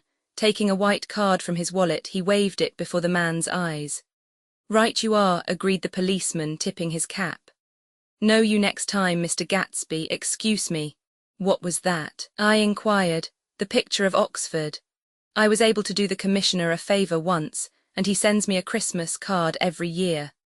Over the Great Bridge, with the sunlight through the girders making a constant flicker upon the moving cars, with the city rising up across the river in white heaps and sugar lumps, all built with a wish out of non-olfactory money. The city seen from the Queensborough Bridge is always the city seen for the first time, in its first wild promise of all the mystery and the beauty in the world. A dead man passed us in a hearse heaped with blooms, followed by 2 carriages with drawn blinds, and by more cheerful carriages for friends. The friends looked out at us with the tragic eyes and short upper lips of southeastern Europe, and I was glad that the sight of Gatsby's splendid car was included in their sombre holiday. As we crossed Blackwell's Island, a limousine passed us, driven by a white chauffeur. in which sat 3 modish Negroes, 2 bucks and a girl. I laughed aloud as the yolks of their eyeballs rolled toward us in haughty rivalry. Anything can happen now that we've slid over this bridge, I thought. Anything at all, even Gatsby could happen without any particular wonder. Roaring noon. In a well-fanned 42nd Street cellar I met Gatsby for lunch. Blinking away the brightness of the street outside, my eyes picked him out obscurely in the anteroom, talking to another man. "Mr. Carraway, this is my friend Mr. Wolfsham." The small, flat-nosed Jew raised his large head and regarded me with 2 fine growths of hair which luxuriated in either nostril. After a moment I discovered his tiny eyes in the half-darkness. "So I took one look at him," said Mr. Wolfsham, shaking my hand earnestly, "and what do you think I did?" "What?" I inquired politely. But evidently he was not addressing me, for he dropped my hand and covered Gatsby with his expressive nose. I handed the money to Catspaw and I said, "All right, Catspaw, don't pay him a penny till he shuts his mouth." He shut it then and there. Gatsby took an arm of each of us and moved forward into the restaurant, whereupon Mr. Wolfsham swallowed a new sentence he was starting and lapsed into a somnambulatory abstraction. "Highballs?" asked the head waiter. "This is a nice restaurant here," said Mr. Wolfsham, looking at the Presbyterian nymphs on the ceiling, "but I like across the street better." "Yes, highballs," agreed Gatsby, and then to Mr.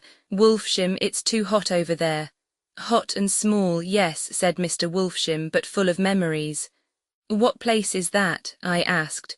"The old Metropole." "The old Metropole," brooded Mr. Wolfsham gloomily. "Filled with faces dead and gone, filled with friends gone now forever. I can't forget so long as I live the night they shot Rosie Rosenthal there. It was 6 of us at the table, and Rosie had eat and drunk a lot all evening. When it was almost morning, the waiter came up to him with a funny look and says somebody wants to speak to him outside. "All right," says Rosie, and begins to get up, and I pulled him down in his chair. "Let the bastards come in here if they want you, Rosie, but don't you, so help me, move outside this room." It was 4 o'clock in the morning then, and if we'd have raised the blinds we'd have seen daylight. "Did he go?" I asked innocently. "Sure he went." Mr. Wolfsham's nose flashed at me indignantly.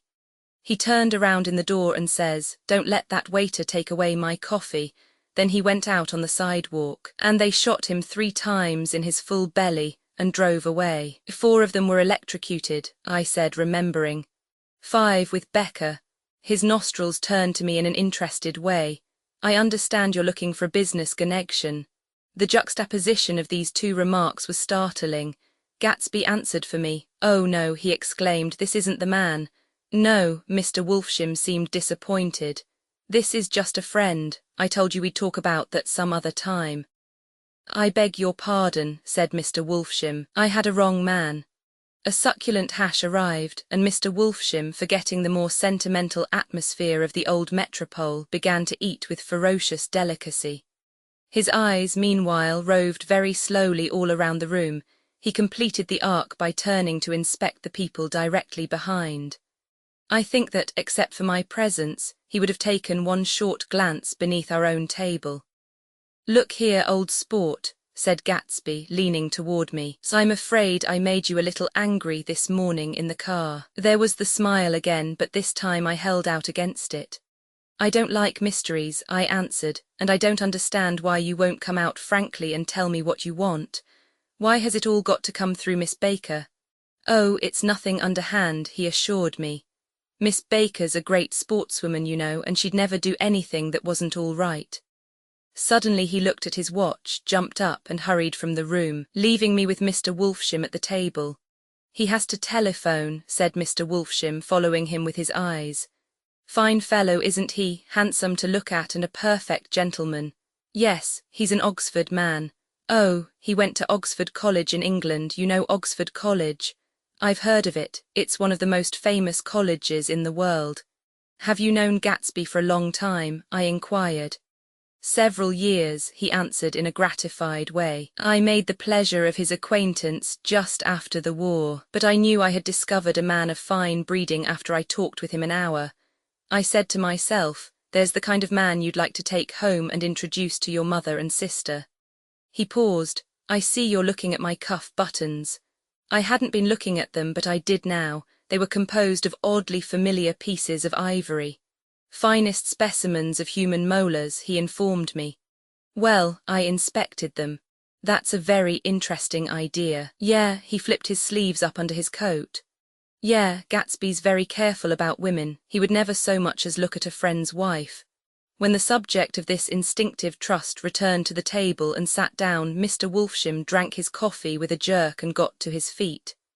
I have enjoyed my lunch, he said, and I'm going to run off from you two young men before I outstay my welcome. Don't hurry, Mayor, said Gatsby without enthusiasm. Mr. Wolfsham raised his hand in a sort of benediction. You're very polite, but I belong to another generation, he announced solemnly. You sit here and discuss your sports and your young ladies and he supplied an imaginary noun with another wave of his hand. As for me, I am 50 years old and I won't impose myself on you any longer. As he shook hands and turned away, his tragic nose was trembling. I wondered if I had said anything to offend him. He becomes very sentimental sometimes, explained Gatsby. This is one of his sentimental days. He's quite a character around New York, a denizen of Broadway. Who is he anyhow, an actor? No. A dentist? Mayor Wolfsham? No, he's a gambler. Gatsby hesitated, then added coolly, he's the man who fixed the World Series back in 1919. Fixed the World Series, I repeated. The idea staggered me. I remembered, of course, that the World Series had been fixed in 1919, but if I had thought of it at all, I would have thought of it as a thing that merely happened, the end of some inevitable chain. It never occurred to me that one man could start to play with the faith of 50 million people, with the single-mindedness of a burglar blowing a safe. How did he happen to do that? I asked after a minute. He just saw the opportunity. Why isn't he in jail? They can't get him, old sport. He's a smart man. I insisted on paying the check. As the waiter brought my change, I caught sight of Tom Buchanan across the crowded room. Come along with me for a minute, I said. I've got to say hello to someone. When he saw us, Tom jumped up and took half a dozen steps in our direction. Where have you been? He demanded eagerly. Daisy's furious because you haven't called up. This is Mr. Gatsby, Mr. Buchanan. They shook hands briefly, and a strained, unfamiliar look of embarrassment came over Gatsby's face. How have you been anyhow? Demanded Tom of me. How'd you happen to come up this far to eat? I've been having lunch with Mr. Gatsby. I turned toward Mr. Gatsby, but he was no longer there. One October day in 1917, said Jordan Baker that afternoon, sitting up very straight on a straight chair in the tea garden at the Plaza Hotel. I was walking along from one place to another, half on the sidewalks and half on the lawns. I was happier on the lawns because I had on shoes from England, with rubber knobs on the soles that bit into the soft ground. I had on a new plaid skirt also that blew a little in the wind.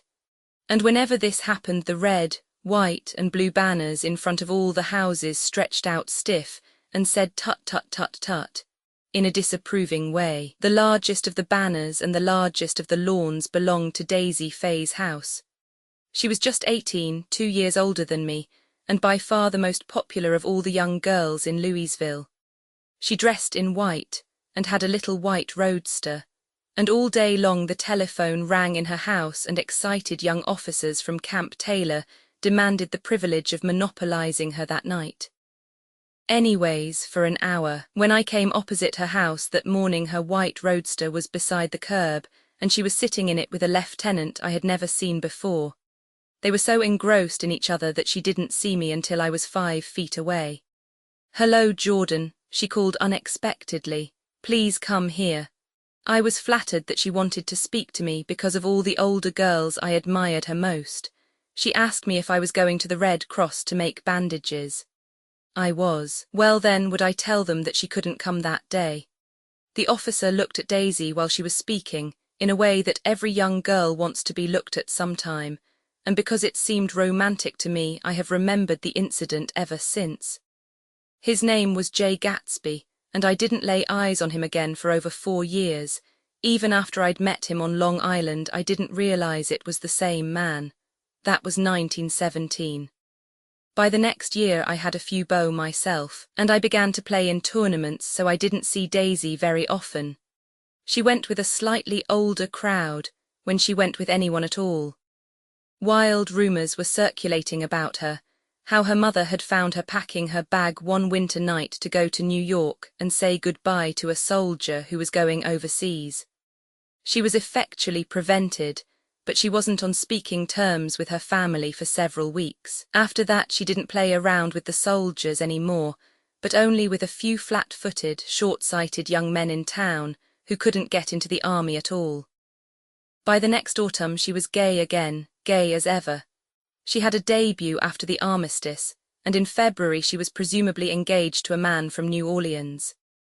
In June she married Tom Buchanan of Chicago, with more pomp and circumstance than Louisville ever knew before. He came down with 100 people in 4 private cars, and hired a whole floor of the Muhlbach Hotel, and the day before the wedding he gave her a string of pearls valued at $350,000. I was a bridesmaid. I came into her room half an hour before the bridal dinner, and found her lying on her bed as lovely as the June night in her flowered dress, and as drunk as a monkey. She had a bottle of Sorton in one hand and a letter in the other. "Congratulate me," she muttered. "Never had a drink before, but oh, how I do enjoy it. What's the matter, Daisy?" I was scared, I can tell you. I'd never seen a girl like that before. "Here, dearies." She groped around in a wastebasket she had with her on the bed and pulled out the string of pearls. "Take 'em downstairs and give 'em back to whoever they belong to. Tell 'em all Daisy's change her mind. Say Daisy's change her mind." She began to cry. She cried and cried. I rushed out and found her mother's maid, and we locked the door and got her into a cold bath. She wouldn't let go of the letter.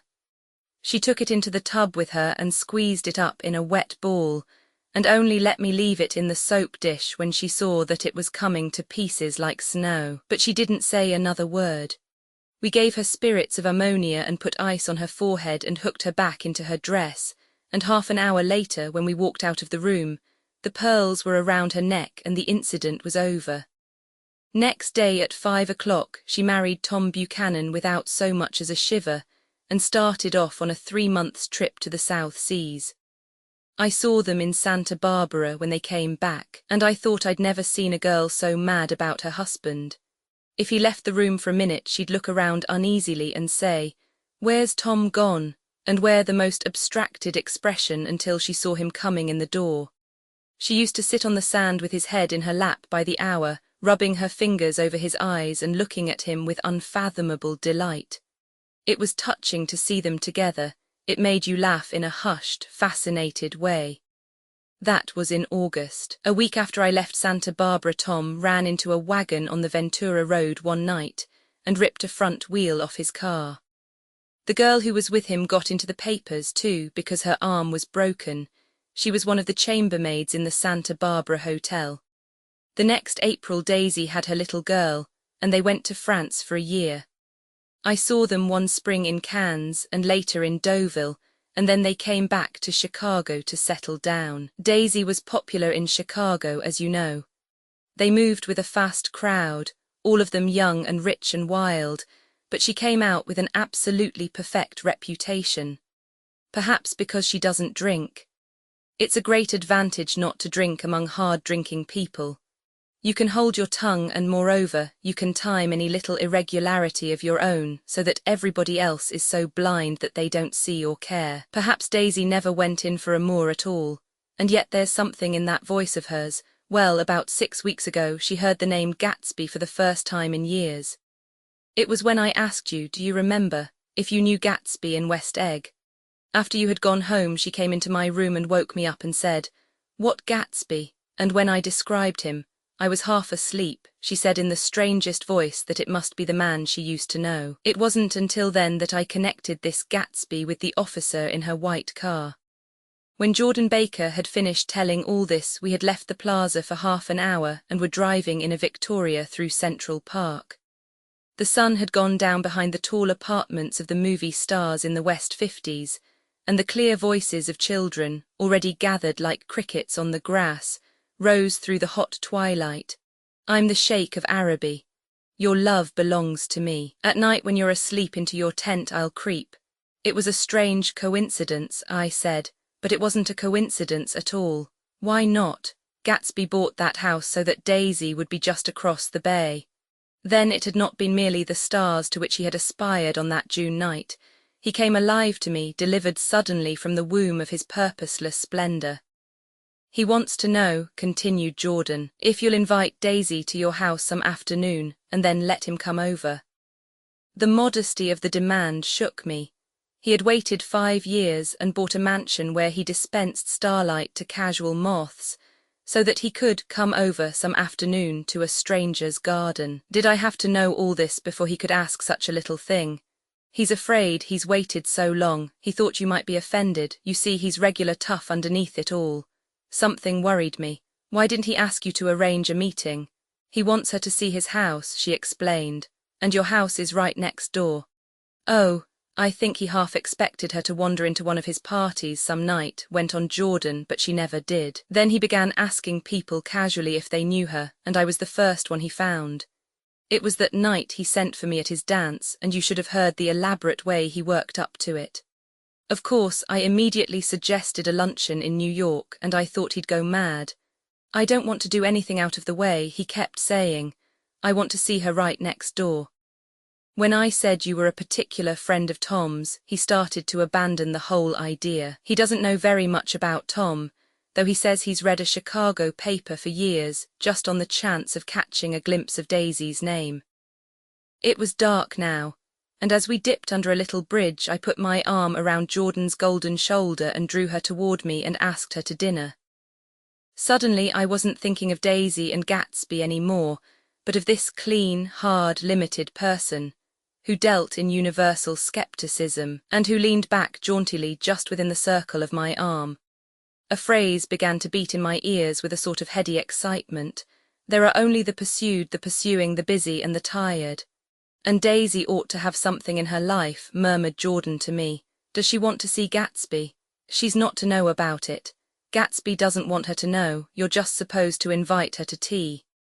We passed a barrier of dark trees, and then the facade of 59th Street, a block of delicate pale light, beamed down into the park. Unlike Gatsby and Tom Buchanan, I had no girl whose disembodied face floated along the dark cornices and blinding signs, and so I drew up the girl beside me, tightening my arms.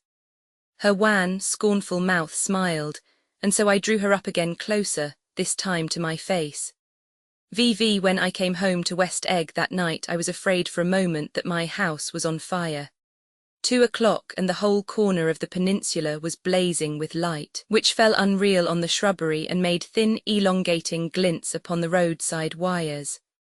Turning a corner, I saw that it was Gatsby's house, lit from tower to cellar.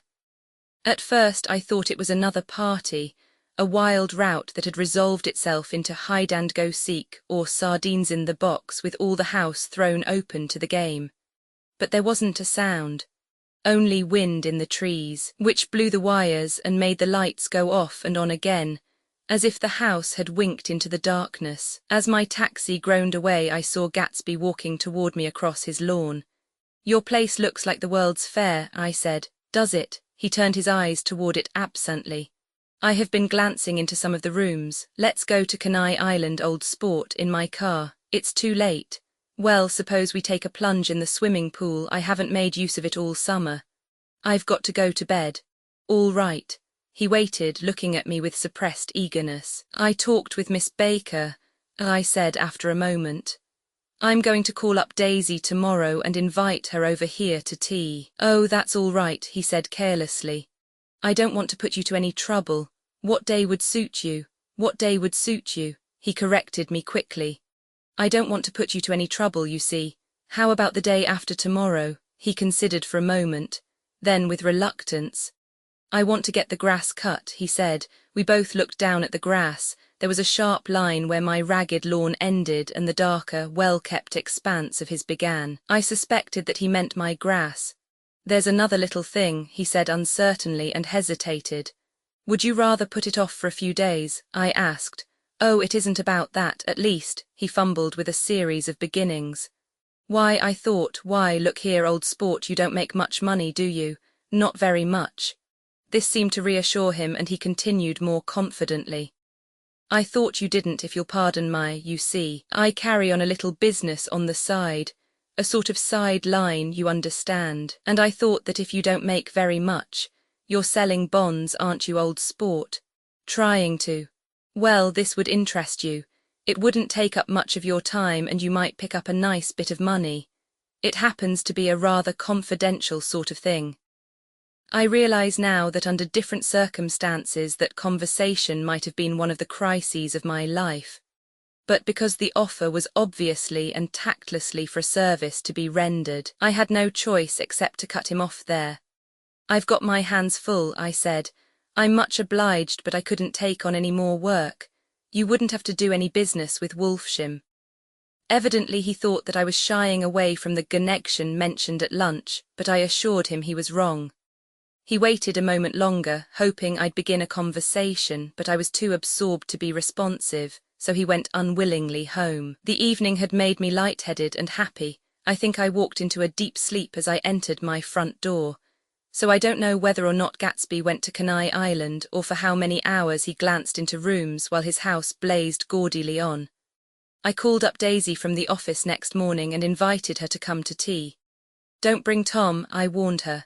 What, don't bring Tom? Who is Tom? She asked innocently.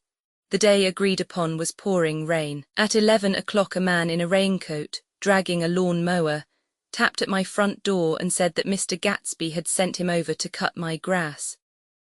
This reminded me that I had forgotten to tell my Finn to come back, so I drove into West Egg Village to search for her among soggy whitewashed alleys and to buy some cups and lemons and flowers.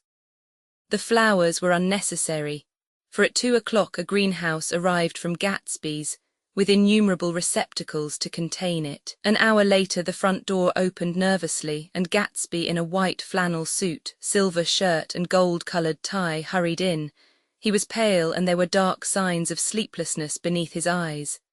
Is everything all right? He asked immediately. The grass looks fine, if that's what you mean. What grass? He inquired blankly. Oh, the grass in the yard. He looked out the window at it, but judging from his expression, I don't believe he saw a thing. Looks very good, he remarked vaguely.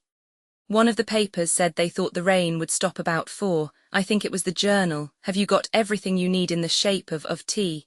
I took him into the pantry, where he looked a little reproachfully at the Finn. Together we scrutinized the 12 lemon cakes from the delicatessen shop. Will they do? I asked. Of course, they are fine. And he added hollowly, old sport. Rain cooled about 3:30 to a damp mist, through which occasional thin drops swam like dew. Gatsby looked with vacant eyes through a copy of Clay's Economics, starting at the finished tread that shook the kitchen floor, and peering towards the bleared windows from time to time as if a series of invisible but alarming happenings were taking place outside. Finally he got up and informed me in an uncertain voice that he was going home. Why's that? Nobody's coming to tea. It's too late. He looked at his watch as if there was some pressing demand on his time elsewhere. I can't wait all day. Don't be silly, it's just 2 minutes to 4. He sat down miserably as if I had pushed him, and simultaneously there was the sound of a motor turning into my lane.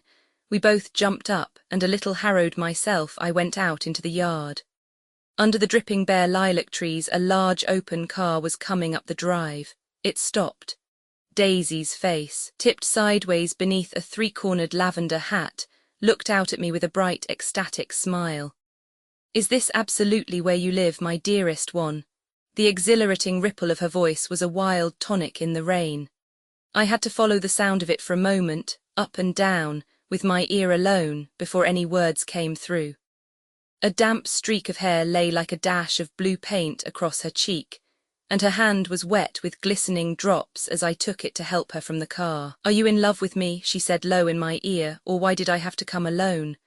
That's the secret of Castle Rackrent. Tell your chauffeur to go far away and spend an hour.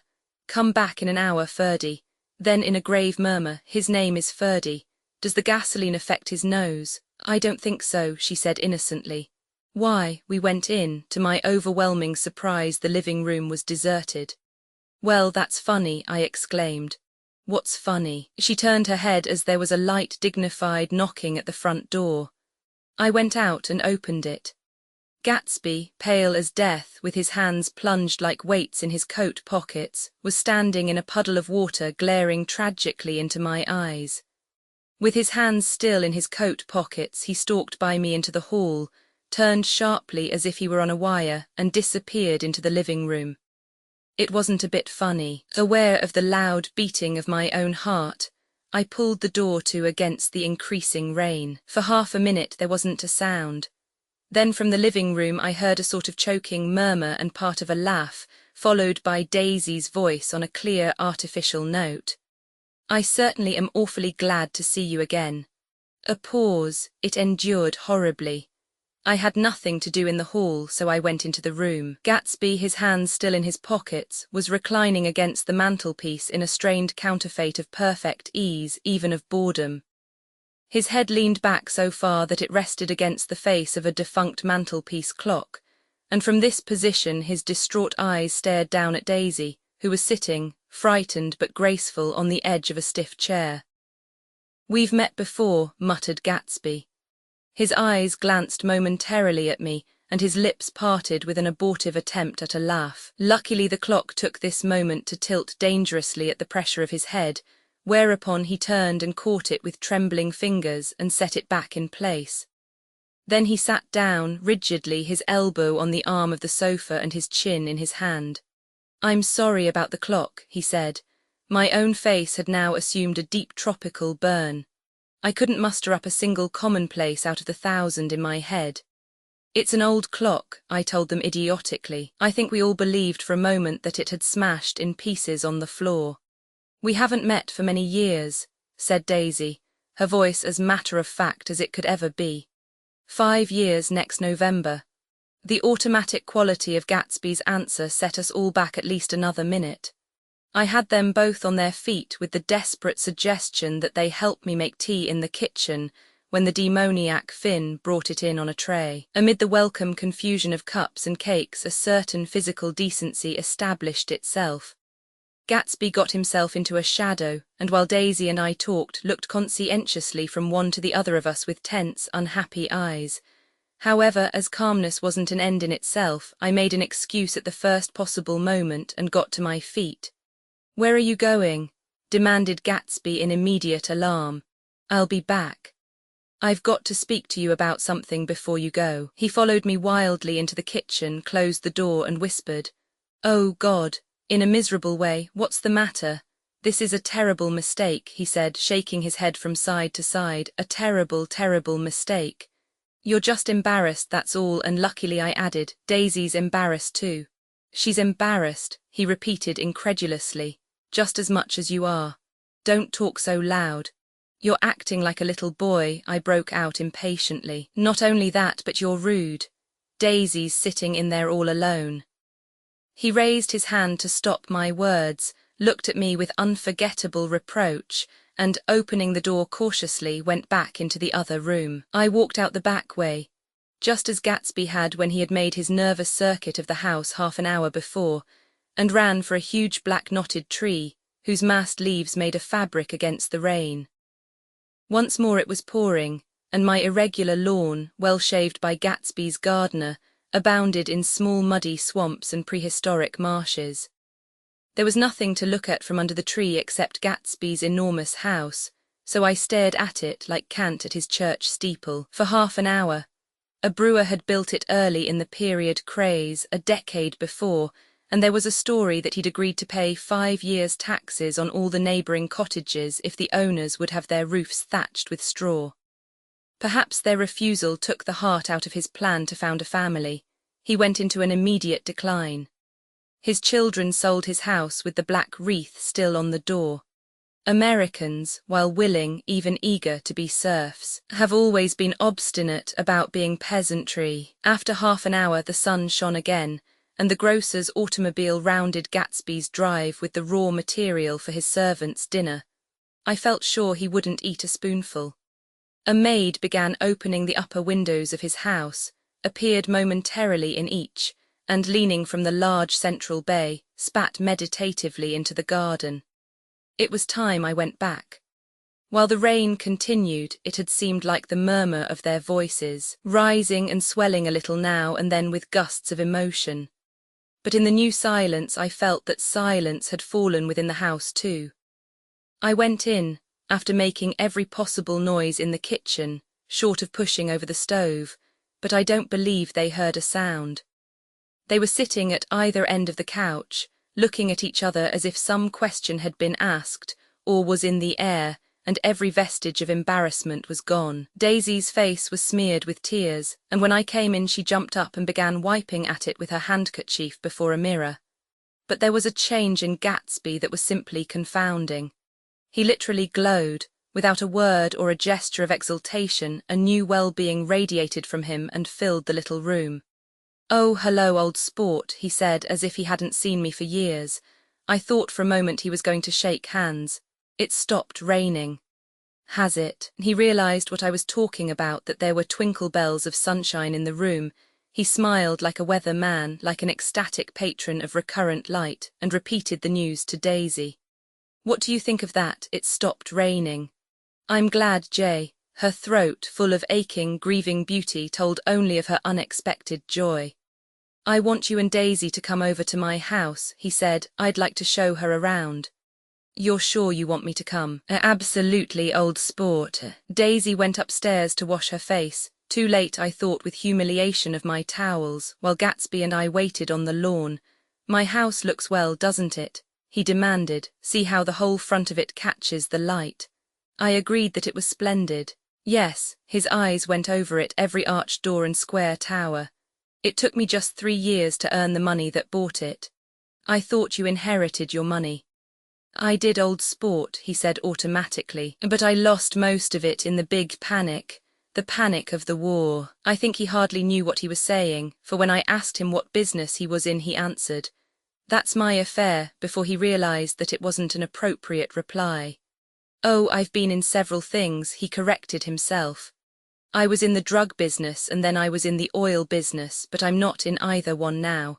He looked at me with more attention. "Do you mean you've been thinking over what I proposed the other night?" Before I could answer, Daisy came out of the house and 2 rows of brass buttons on her dress gleamed in the sunlight. "That huge place there," she cried, pointing. "Do you like it?" "I love it, but I don't see how you live there all alone." "I keep it always full of interesting people, night and day, people who do interesting things, celebrated people." Instead of taking the shortcut along the Sound, we went down to the road and entered by the big postern. With enchanting murmurs Daisy admired this aspect or that of the feudal silhouette against the sky, admired the gardens, the sparkling odour of jonquils and the frothy odour of hawthorn and plum blossoms, and the pale gold odour of kiss me at the gate. It was strange to reach the marble steps and find no stir of bright dresses in and out the door, and hear no sound but bird voices in the trees. And inside, as we wandered through Marie Antoinette music rooms and restoration salons, I felt that there were guests concealed behind every couch and table, under orders to be breathlessly silent until we had passed through. As Gatsby closed the door of the Merton College library, I could have sworn I heard the owl-eyed man break into ghostly laughter. We went upstairs, through period bedrooms swathed in rose and lavender silk and vivid with new flowers, through dressing rooms and pool rooms, and bathrooms with sunken baths, intruding into one chamber where a dishevelled man in pyjamas was doing liver exercises on the floor. It was Mr. Klipspringer, the boarder. I had seen him wandering hungrily about the beach that morning. Finally we came to Gatsby's own apartment, a bedroom and a bath, and an Adam's study, where we sat down and drank a glass of some chartreuse he took from a cupboard in the wall. He hadn't once ceased looking at Daisy, and I think he revalued everything in his house according to the measure of response it drew from her well-loved eyes. Sometimes, too, he stared around at his possessions in a dazed way, as though in her actual and astounding presence none of it was any longer real. Once he nearly toppled down a flight of stairs. His bedroom was the simplest room of all, except where the dresser was garnished with a toilet set of pure dull gold. Daisy took the brush with delight and smoothed her hair, whereupon Gatsby sat down and shaded his eyes and began to laugh. "It's the funniest thing, old sport," he said hilariously. "I can't, when I try to." He had passed visibly through 2 states and was entering upon a 3rd. After his embarrassment and his unreasoning joy, he was consumed with wonder at her presence. He had been full of the idea so long, dreamed it right through to the end, waited with his teeth set, so to speak, at an inconceivable pitch of intensity. Now, in the reaction, he was running down like an overwound clock. Recovering himself in a minute, he opened for us 2 hulking patent cabinets which held his massed suits and dressing gowns and ties, and his shirts, piled like bricks in stacks a dozen high. "I've got a man in England who buys me clothes. He sends over a selection of things at the beginning of each season, spring and fall." He took out a pile of shirts and began throwing them, one by one, before us, shirts of sheer linen and thick silk and fine flannel, which lost their folds as they fell and covered the table in many-coloured disarray. While we admired, he brought more, and the soft, rich heap mounted higher, shirts with stripes and scrolls and plaids in coral and apple green and lavender and faint orange, with monograms of Indian blue. Suddenly, with a strained sound, Daisy bent her head into the shirts and began to cry stormily. "They are such beautiful shirts," she sobbed, her voice muffled in the thick folds.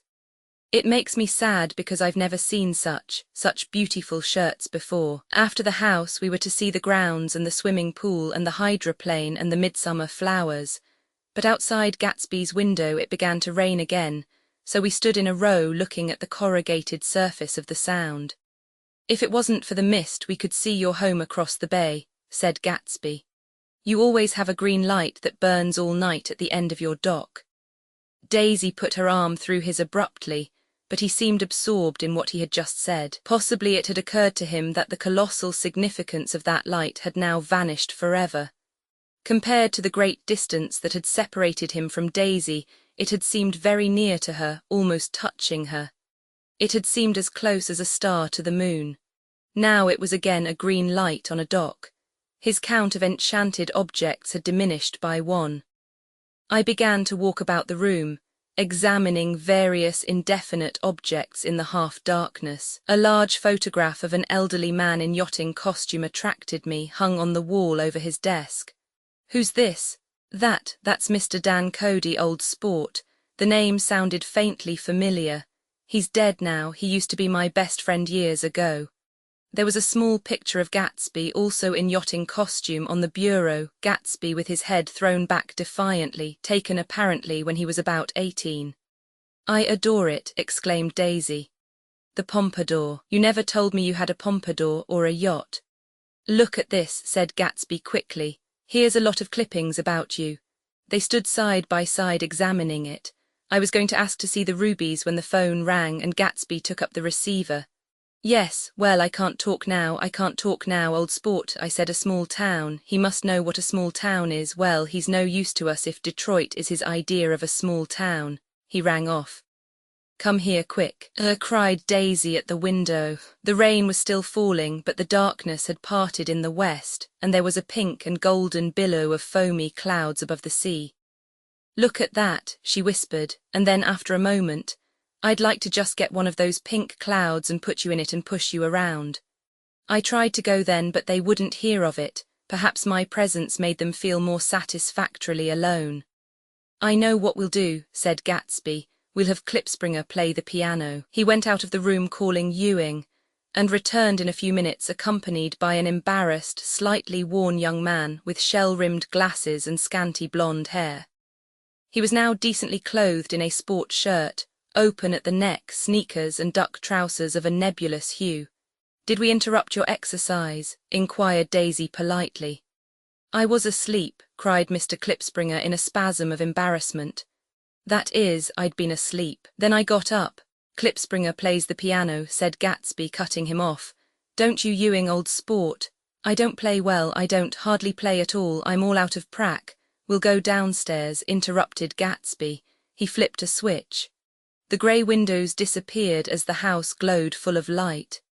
In the music room, Gatsby turned on a solitary lamp beside the piano. He lit Daisy's cigarette from a trembling match, and sat down with her on a couch far across the room, where there was no light save what the gleaming floor bounced in from the hall. When Klipspringer had played The Love Nest, he turned around on the bench and searched unhappily for Gatsby in the gloom. "I'm all out of practice, you see. I told you I couldn't play. I'm all out of prac. Don't talk so much, old sport," commanded Gatsby. "Play. In the morning, in the evening, ain't we got fun?" Outside the wind was loud and there was a faint flow of thunder along the sound.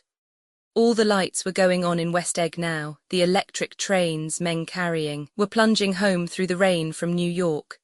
It was the hour of a profound human change, and excitement was generating on the air. One thing's sure and nothing's surer: the rich get richer and the poor get children. In the meantime, in between time, as I went over to say goodbye, I saw that the expression of bewilderment had come back into Gatsby's face, as though a faint doubt had occurred to him as to the quality of his present happiness. Almost 5 years. There must have been moments even that afternoon when Daisy tumbled short of his dreams, not through her own fault but because of the colossal vitality of his illusion. It had gone beyond her, beyond everything. He had thrown himself into it with a creative passion, adding to it all the time, decking it out with every bright feather that drifted his way. No amount of fire or freshness can challenge what a man can store up in his ghostly heart. As I watched him, he adjusted himself a little, visibly.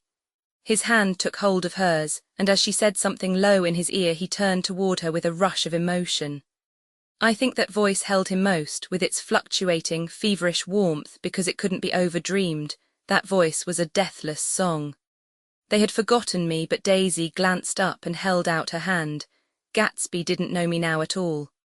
I looked once more at them and they looked back at me remotely, possessed by intense life. Then I went out of the room and down the marble steps into the rain, leaving them there together. VI about this time, an ambitious young reporter from New York arrived one morning at Gatsby's door and asked him if he had anything to say. "Anything to say about what?" inquired Gatsby politely. "Why, any statement to give out." It transpired after a confused 5 minutes that the man had heard Gatsby's name around his office in a connection which he either wouldn't reveal or didn't fully understand. This was his day off, and with laudable initiative he had hurried out to see. It was a random shot, and yet the reporter's instinct was right. Gatsby's notoriety, spread about by the hundreds who had accepted his hospitality, and so become authorities upon his past, had increased all summer until he fell just short of being news. Contemporary legends such as the underground pipeline to Canada attached themselves to him, and there was one persistent story that he didn't live in a house at all, but in a boat that looked like a house and was moved secretly up and down the Long Island shore. Just why these inventions were a source of satisfaction to James Gatz of North Dakota isn't easy to say. James Gatz, that was really, or at least legally, his name. He had changed it at the age of 17, and at the specific moment that witnessed the beginning of his career, when he saw Dan Cody's yacht drop anchor over the most insidious flat on Lake Superior. It was James Gatz who had been loafing along the beach that afternoon in a torn green jersey and a pair of canvas pants, but it was already Jay Gatsby who borrowed a rowboat, pulled out to the Tuolumne, and informed Cody that a wind might catch him and break him up in half an hour. I suppose he'd had the name ready for a long time, even then. His parents were shiftless and unsuccessful farm people. His imagination had never really accepted them as his parents at all.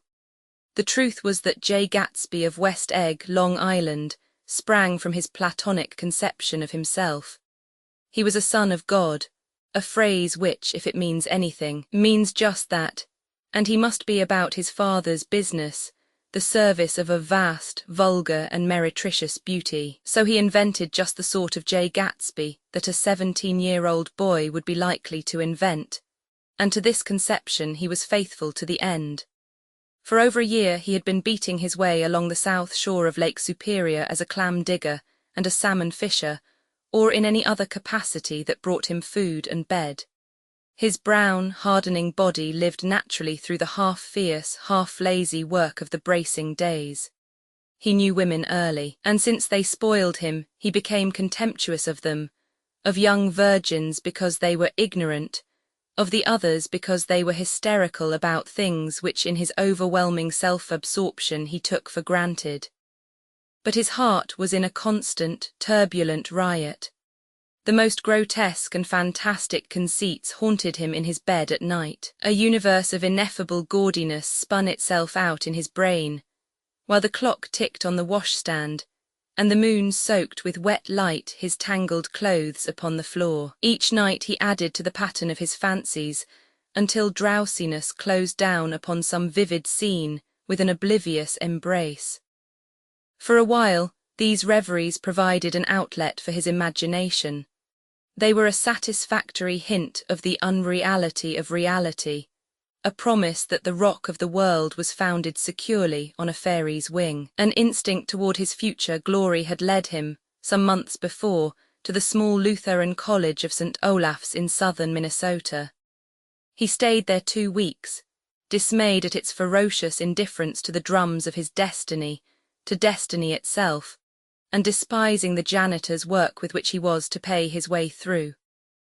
Then he drifted back to Lake Superior, and he was still searching for something to do on the day that Dan Cody's yacht dropped anchor in the shallows alongshore. Cody was 50 years old then, a product of the Nevada silver fields of the Yukon, of every rush for metal since '75. The transactions in Montana copper that made him many times a millionaire found him physically robust but on the verge of soft-mindedness, and suspecting this, an infinite number of women tried to separate him from his money. The none-too-savory ramifications by which Ella Kay, the newspaper woman, played Madame de Maintenon to his weakness and sent him to sea in a yacht, were common property of the turgid journalism in 1902. He had been coasting along all too hospitable shores for 5 years when he turned up as James Gats's destiny in Little Girl Bay. To young Gats, resting on his oars and looking up at the railed deck, that yacht represented all the beauty and glamour in the world. I suppose he smiled at Cody. He had probably discovered that people liked him when he smiled. At any rate, Cody asked him a few questions. One of them elicited the brand new name, and found that he was quick and extravagantly ambitious. A few days later he took him to Duluth and bought him a blue coat, 6 pairs of white duck trousers, and a yachting cap. And when the Tuolumne left for the West Indies and the Barbary Coast, Gatsby left too. He was employed in a vague personal capacity.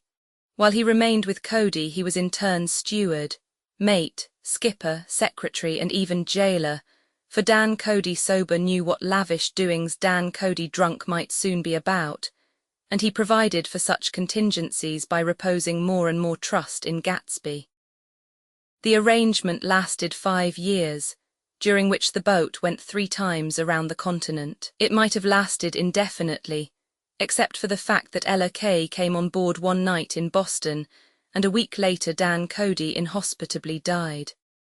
I remember the portrait of him up in Gatsby's bedroom, a grey, florid man with a hard, empty face, the pioneer debauchee, who during one phase of American life brought back to the eastern seaboard the savage violence of the frontier brothel and saloon. It was indirectly due to Cody that Gatsby drank so little. Sometimes in the course of gay parties women used to rub champagne into his hair. For himself, he formed the habit of letting liquor alone, and it was from Cody that he inherited money, a legacy of $25,000. He didn't get it. He never understood the legal device that was used against him, but what remained of the millions went intact to Ella Kay. He was left with his singularly appropriate education. The vague contour of Jay Gatsby had filled out to the substantiality of a man. He told me all this very much later, but I've put it down here with the idea of exploding those first wild rumors about his antecedents which weren't even faintly true. Moreover, he told it to me at a time of confusion, when I had reached the point of believing everything and nothing about him. So I take advantage of this short halt, while Gatsby, so to speak, caught his breath to clear this set of misconceptions away. It was a halt, too, in my association with his affairs. For several weeks I didn't see him or hear his voice on the phone. Mostly I was in New York, trotting around with Jordan and trying to ingratiate myself with her senile aunt. But finally I went over to his house one Sunday afternoon. I hadn't been there 2 minutes when somebody brought Tom Buchanan in for a drink. I was startled, naturally, but the really surprising thing was that it hadn't happened before. They were a party of 3 on horseback, Tom and a man named Sloane and a pretty woman in a brown riding habit who had been there previously. "I'm delighted to see you," said Gatsby, standing on his porch. "I'm delighted that you dropped in. As though they cared. Sit right down, have a cigarette or a cigar." He walked around the room quickly, ringing bells. "I'll have something to drink for you in just a minute." He was profoundly affected by the fact that Tom was there, but he would be uneasy anyhow until he had given them something, realizing in a vague way that that was all they came for. Mr. Sloane wanted nothing. "A lemonade?" "No, thanks. A little champagne?" "Nothing at all, thanks, I'm sorry. Did you have a nice ride?" "Very good roads around here." "I suppose the automobiles?" "Yeah." Moved by an irresistible impulse, Gatsby turned to Tom, who had accepted the introduction as a stranger. "I believe we've met somewhere before." "Mr. Buchanan." "Oh yes," said Tom, gruffly polite but obviously not remembering. "So we did, I remember very well. About 2 weeks ago." "That's right, you were with Nick here." "I know your wife," continued Gatsby almost aggressively. "That's so." Tom turned to me. "You live near here, Nick?" "Next door." "That's so." Mr. Sloane didn't enter into the conversation but lounged back haughtily in his chair. The woman said nothing either, until unexpectedly, after 2 highballs, she became cordial. "We'll all come over to your next party, Mr. Gatsby," she suggested. "What do you say?" "Certainly, I'd be delighted to have you." "Be ver nice," said Mr. Sloane without gratitude. "Well, think ought to be starting home." "Please don't hurry," Gatsby urged them. He had control of himself now and he wanted to see more of Tom. Why don't you stay for supper? I wouldn't be surprised if some other people dropped in from New York." "You come to supper with me," said the lady enthusiastically. "Both of you?" This included me. Mr. Sloane got to his feet. "Come along," he said, but to her only. "I mean it," she insisted. "I'd love to have you, lots of room." Gatsby looked at me questioningly. He wanted to go and he didn't see that Mr. Sloane had determined he shouldn't. "I'm afraid I won't be able to," I said. "Well, you come," she urged, concentrating on Gatsby. Mr. Sloane murmured something close to her ear. "We won't be late if we start now." "Oh," she insisted aloud. "I haven't got a horse," said Gatsby. "I used to ride in the army, but I've never bought a horse. I'll have to follow you in my car. Excuse me for just a minute." The rest of us walked out on the porch where Sloane and the lady began an impassioned conversation aside. "My God, I believe the man's coming," said Tom. "Doesn't he know she doesn't want him?" "She says she does want him. She has a big dinner party and he won't know a soul there." He frowned. "I wonder where in the devil he met Daisy. By God, I may be old-fashioned in my ideas, but women run around too much these days to suit me. They meet all kinds of crazy fish." Suddenly Mr. Sloane and the lady walked down the steps and mounted their horses. "Come on," said Mr. Sloane to Tom. "We are late. We've got to go." And then to me, "Tell him we couldn't wait, will you?" Tom and I shook hands, the rest of us exchanged a cool nod, and they trotted quickly down the drive, disappearing under the August foliage just as Gatsby, with hat and light overcoat in hand, came out the front door.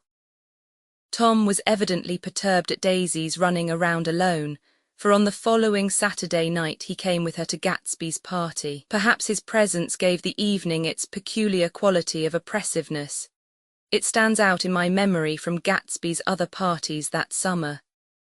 There were the same people, or at least the same sort of people, the same profusion of champagne, the same many-coloured, many-keyed commotion, but I felt an unpleasantness in the air, a pervading harshness that hadn't been there before, or perhaps I had merely grown used to it, grown to accept West Egg as a world complete in itself, with its own standards and its own great figures, second to nothing because it had no consciousness of being so, and now I was looking at it again, through Daisy's eyes.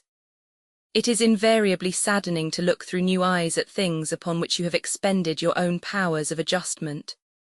They arrived at twilight, and as we strolled out among the sparkling hundreds, Daisy's voice was playing murmurous tricks in her throat. "These things excite me so," she whispered. "If you want to kiss me any time during the evening, Nick, just let me know and I'll be glad to arrange it for you. Just mention my name or present a green card. I'm giving out green." "Look around," suggested Gatsby. "I'm looking around. I'm having a marvelous. You must see the faces of many people you've heard about." Tom's arrogant eyes roamed the crowd. "We don't go around very much," he said. "In fact, I was just thinking I don't know a soul here. Perhaps you know that lady." Gatsby indicated a gorgeous, scarcely human orchid of a woman who sat in state under a white plum tree. Tom and Daisy stared with that peculiarly unreal feeling that accompanies the recognition of a hitherto ghostly celebrity of the movies. "She's lovely," said Daisy. "The man bending over her is her director." He took them ceremoniously from group to group, Mrs. Buchanan and Mr. Buchanan. After an instant's hesitation he added, "The polo player." "Oh no," objected Tom quickly, "not me."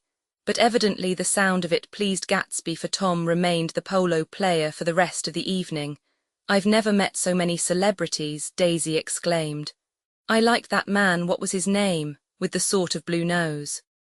Gatsby identified him, adding that he was a small producer. "Well, I liked him anyhow." "I'd a little rather not be the polo player," said Tom pleasantly. "I'd rather look at all these famous people in oblivion." Daisy and Gatsby danced. I remember being surprised by his graceful, conservative foxtrot. I had never seen him dance before. Then they sauntered over to my house and sat on the steps for half an hour, while at her request I remained watchfully in the garden. "In case there's a fire or a flood," she explained, "or any act of God." Tom appeared from his oblivion as we were sitting down to supper together. "Do you mind if I eat with some people over here?" he said. "A fellow's getting off some funny stuff."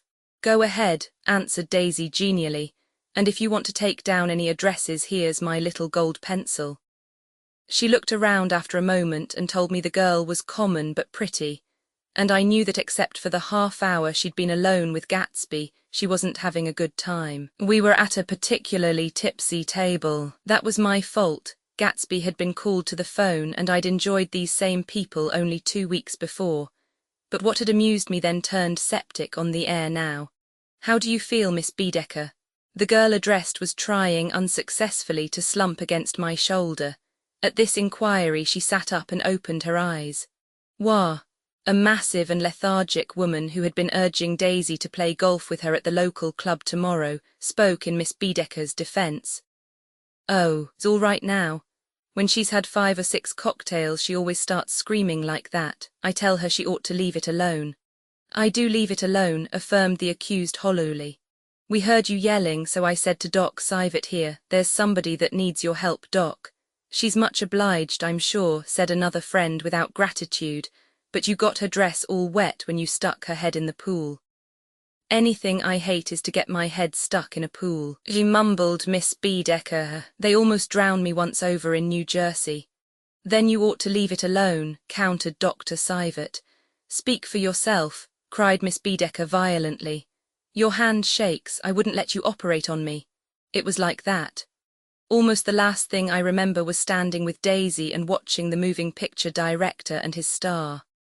They were still under the white plum tree and their faces were touching except for a pale, thin ray of moonlight between. It occurred to me that he had been very slowly bending toward her all evening to attain this proximity, and even while I watched I saw him stoop one ultimate degree and kiss at her cheek.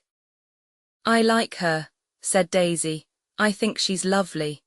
But the rest offended her, and inarguably because it wasn't a gesture but an emotion. She was appalled by West Egg, this unprecedented place that Broadway had begotten upon a Long Island fishing village. Appalled by its raw vigor that chafed under the old euphemisms, and by the too obtrusive fate that herded its inhabitants along a shortcut from nothing to nothing. She saw something awful in the very simplicity she failed to understand. I sat on the front steps with them while they waited for their car. It was dark here in front. Only the bright door sent 10 square feet of light volleying out into the soft black morning. Sometimes a shadow moved against a dressing room blind above, gave way to another shadow, an indefinite procession of shadows who rouged and powdered in an invisible glass. "Who is this Gatsby anyhow?" demanded Tom suddenly. "Some big bootlegger." "Where'd you hear that?" I inquired. "I didn't hear it, I imagined it. A lot of these newly rich people are just big bootleggers, you know." "Not Gatsby," I said shortly. He was silent for a moment. The pebbles of the drive crunched under his feet. Well, he certainly must have strained himself to get this menagerie together. A breeze stirred the grey haze of Daisy's fur collar. "At least they are more interesting than the people we know," she said with an effort. "You didn't look so interested." "Well, I was." Tom laughed and turned to me. "Did you notice Daisy's face when that girl asked her to put her under a cold shower?" Daisy began to sing with the music in a husky, rhythmic whisper, bringing out a meaning in each word that it had never had before and would never have again. When the melody rose, her voice broke up sweetly, following it in a way contralto voices have, and each change tipped out a little of her warm human magic upon the air. "Lots of people come who haven't been invited," she said suddenly. "That girl hadn't been invited, they simply forced their way in and he's too polite to object." "I'd like to know who he is and what he does," insisted Tom, "and I think I'll make a point of finding out." "I can tell you right now," she answered. "He owns some drugstores, a lot of drugstores. He built them up himself." The dilatory limousine came rolling up the drive. "Good night, Nick," said Daisy. Her glance left me and sought the lighted top of the steps, where, 3 o'clock in the morning, a neat, sad little waltz of that year was drifting out the open door. After all, in the very casualness of Gatsby's party there were romantic possibilities totally absent from her world. What was it up there in the song that seemed to be calling her back inside? What would happen now in the dim, incalculable hours? Perhaps some unbelievable guest would arrive, a person infinitely rare and to be marvelled at, some authentically radiant young girl who with one fresh glance at Gatsby, one moment of magical encounter, would blot out those 5 years of unwavering devotion. I stayed late that night. Gatsby asked me to wait until he was free, and I lingered in the garden until the inevitable swimming party had run up, chilled and exalted from the black beach, until the lights were extinguished in the guest rooms overhead. When he came down the steps at last, the tanned skin was drawn unusually tight on his face, and his eyes were bright and tired. "She didn't like it," he said immediately. "Of course she did. She didn't like it," he insisted. "She didn't have a good time." He was silent, and I guessed at his unutterable depression. "I feel far away from her," he said. "It's hard to make her understand." "You mean about the dance?" The dance. He dismissed all the dances he had given with a snap of his fingers. "Old sport, the dance is unimportant." He wanted nothing less of Daisy than that she should go to Tom and say, "I never loved you." After she had obliterated 4 years with that sentence, they could decide upon the more practical measures to be taken. One of them was that, after she was free, they were to go back to Louisville and be married from her house, just as if it were 5 years ago. "And she doesn't understand," he said. "She used to be able to understand. We'd sit for hours." He broke off and began to walk up and down a desolate path of fruit rinds and discarded favours and crushed flowers. "I wouldn't ask too much of her," I ventured. "You can't repeat the past." "Can't repeat the past?" he cried incredulously. "Why, of course you can." He looked around him wildly, as if the past were lurking here in the shadow of his house, just out of reach of his hand.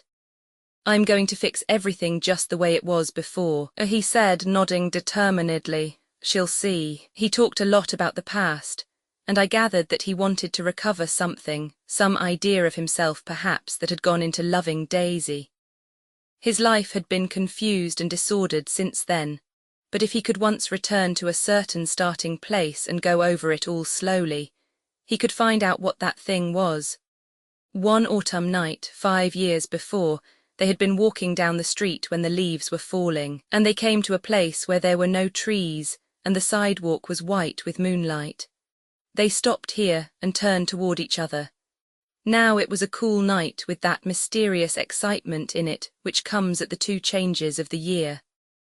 The quiet lights in the houses were humming out into the darkness, and there was a stir and bustle among the stars. Out of the corner of his eye, Gatsby saw that the blocks of the sidewalks really formed a ladder and mounted to a secret place above the trees. He could climb to it if he climbed alone, and once there he could suck on the pap of life, gulp down the incomparable milk of wonder.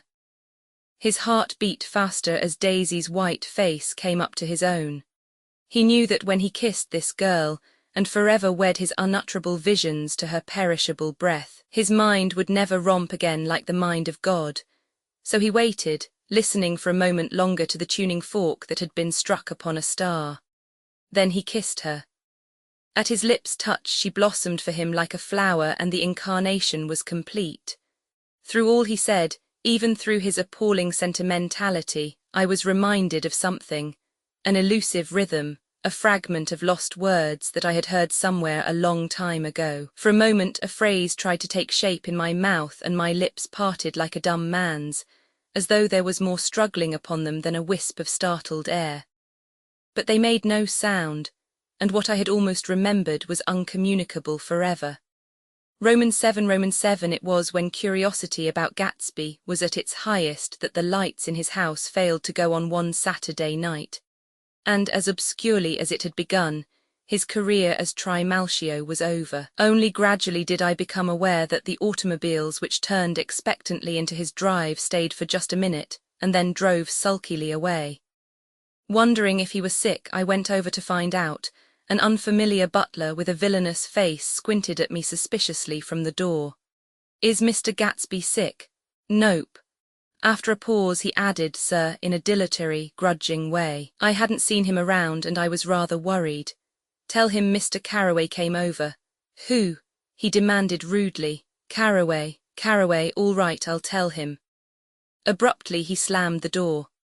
My Finn informed me that Gatsby had dismissed every servant in his house a week ago and replaced them with half a dozen others, who never went into West Egg Village to be bribed by the tradesmen, but ordered moderate supplies over the telephone. The grocery boy reported that the kitchen looked like a pigsty, and the general opinion in the village was that the new people weren't servants at all.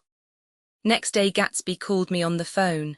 "Going away?" I inquired. "No, old sport.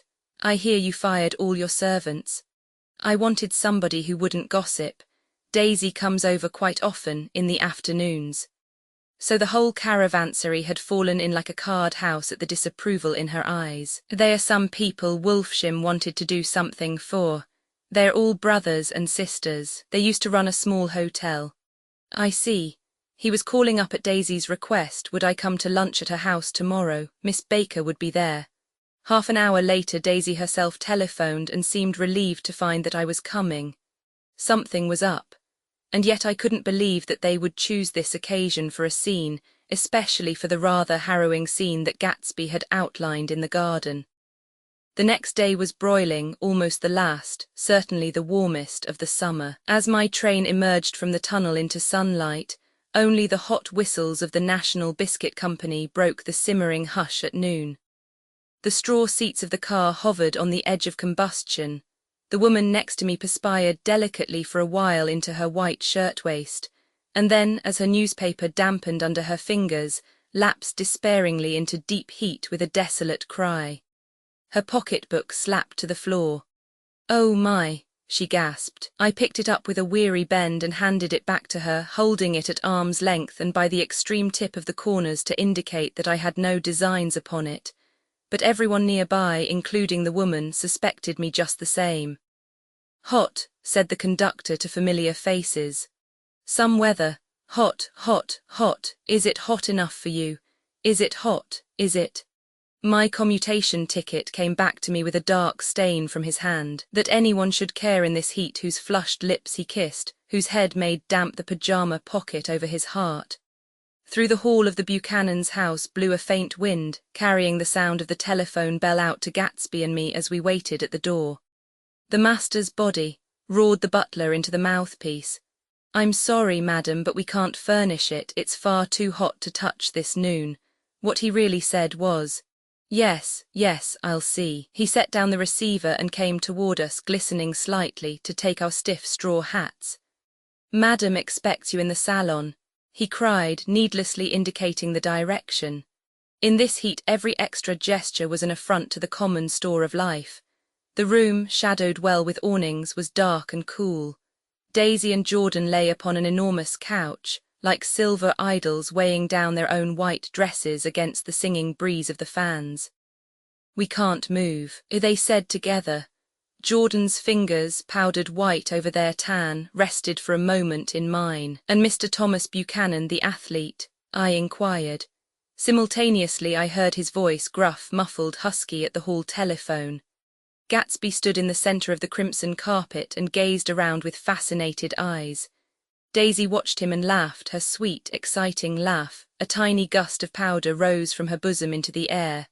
The rumor is, whispered Jordan, that that's Tom's girl on the telephone. We were silent. The voice in the hall rose high with annoyance. Very well, then I won't sell you the car at all. I'm under no obligations to you at all, and as for your bothering me about it at lunchtime, I won't stand that at all. Holding down the receiver, said Daisy cynically. No, he's not, I assured her. It's a bona fide deal, I happen to know about it. Tom flung open the door, blocked out its space for a moment with his thick body and hurried into the room. Mr. Gatsby. He put out his broad, flat hand with well-concealed dislike. I'm glad to see you, Sir Nick. Make us a cold drink, cried Daisy. As he left the room again, she got up and went over to Gatsby and pulled his face down, kissing him on the mouth. You know I love you, she murmured. You forget there's a lady present, said Jordan. Daisy looked around doubtfully. You kiss Nick too. What a low, vulgar girl. I don't care, cried Daisy and began to clog on the brick fireplace. Then she remembered the heat and sat down guiltily on the couch just as a freshly laundered nurse leading a little girl came into the room. Blaise said, precious, she crooned, holding out her arms. Come to your own mother that loves you. The child, relinquished by the nurse, rushed across the room and rooted shyly into her mother's dress. The Blaise said, precious, did mother get powder on your old yellowy hair? Stand up now and say, how-do-do. Gatsby and I in turn leaned down and took the small, reluctant hand. Afterward, he kept looking at the child with surprise. I don't think he had ever really believed in its existence before.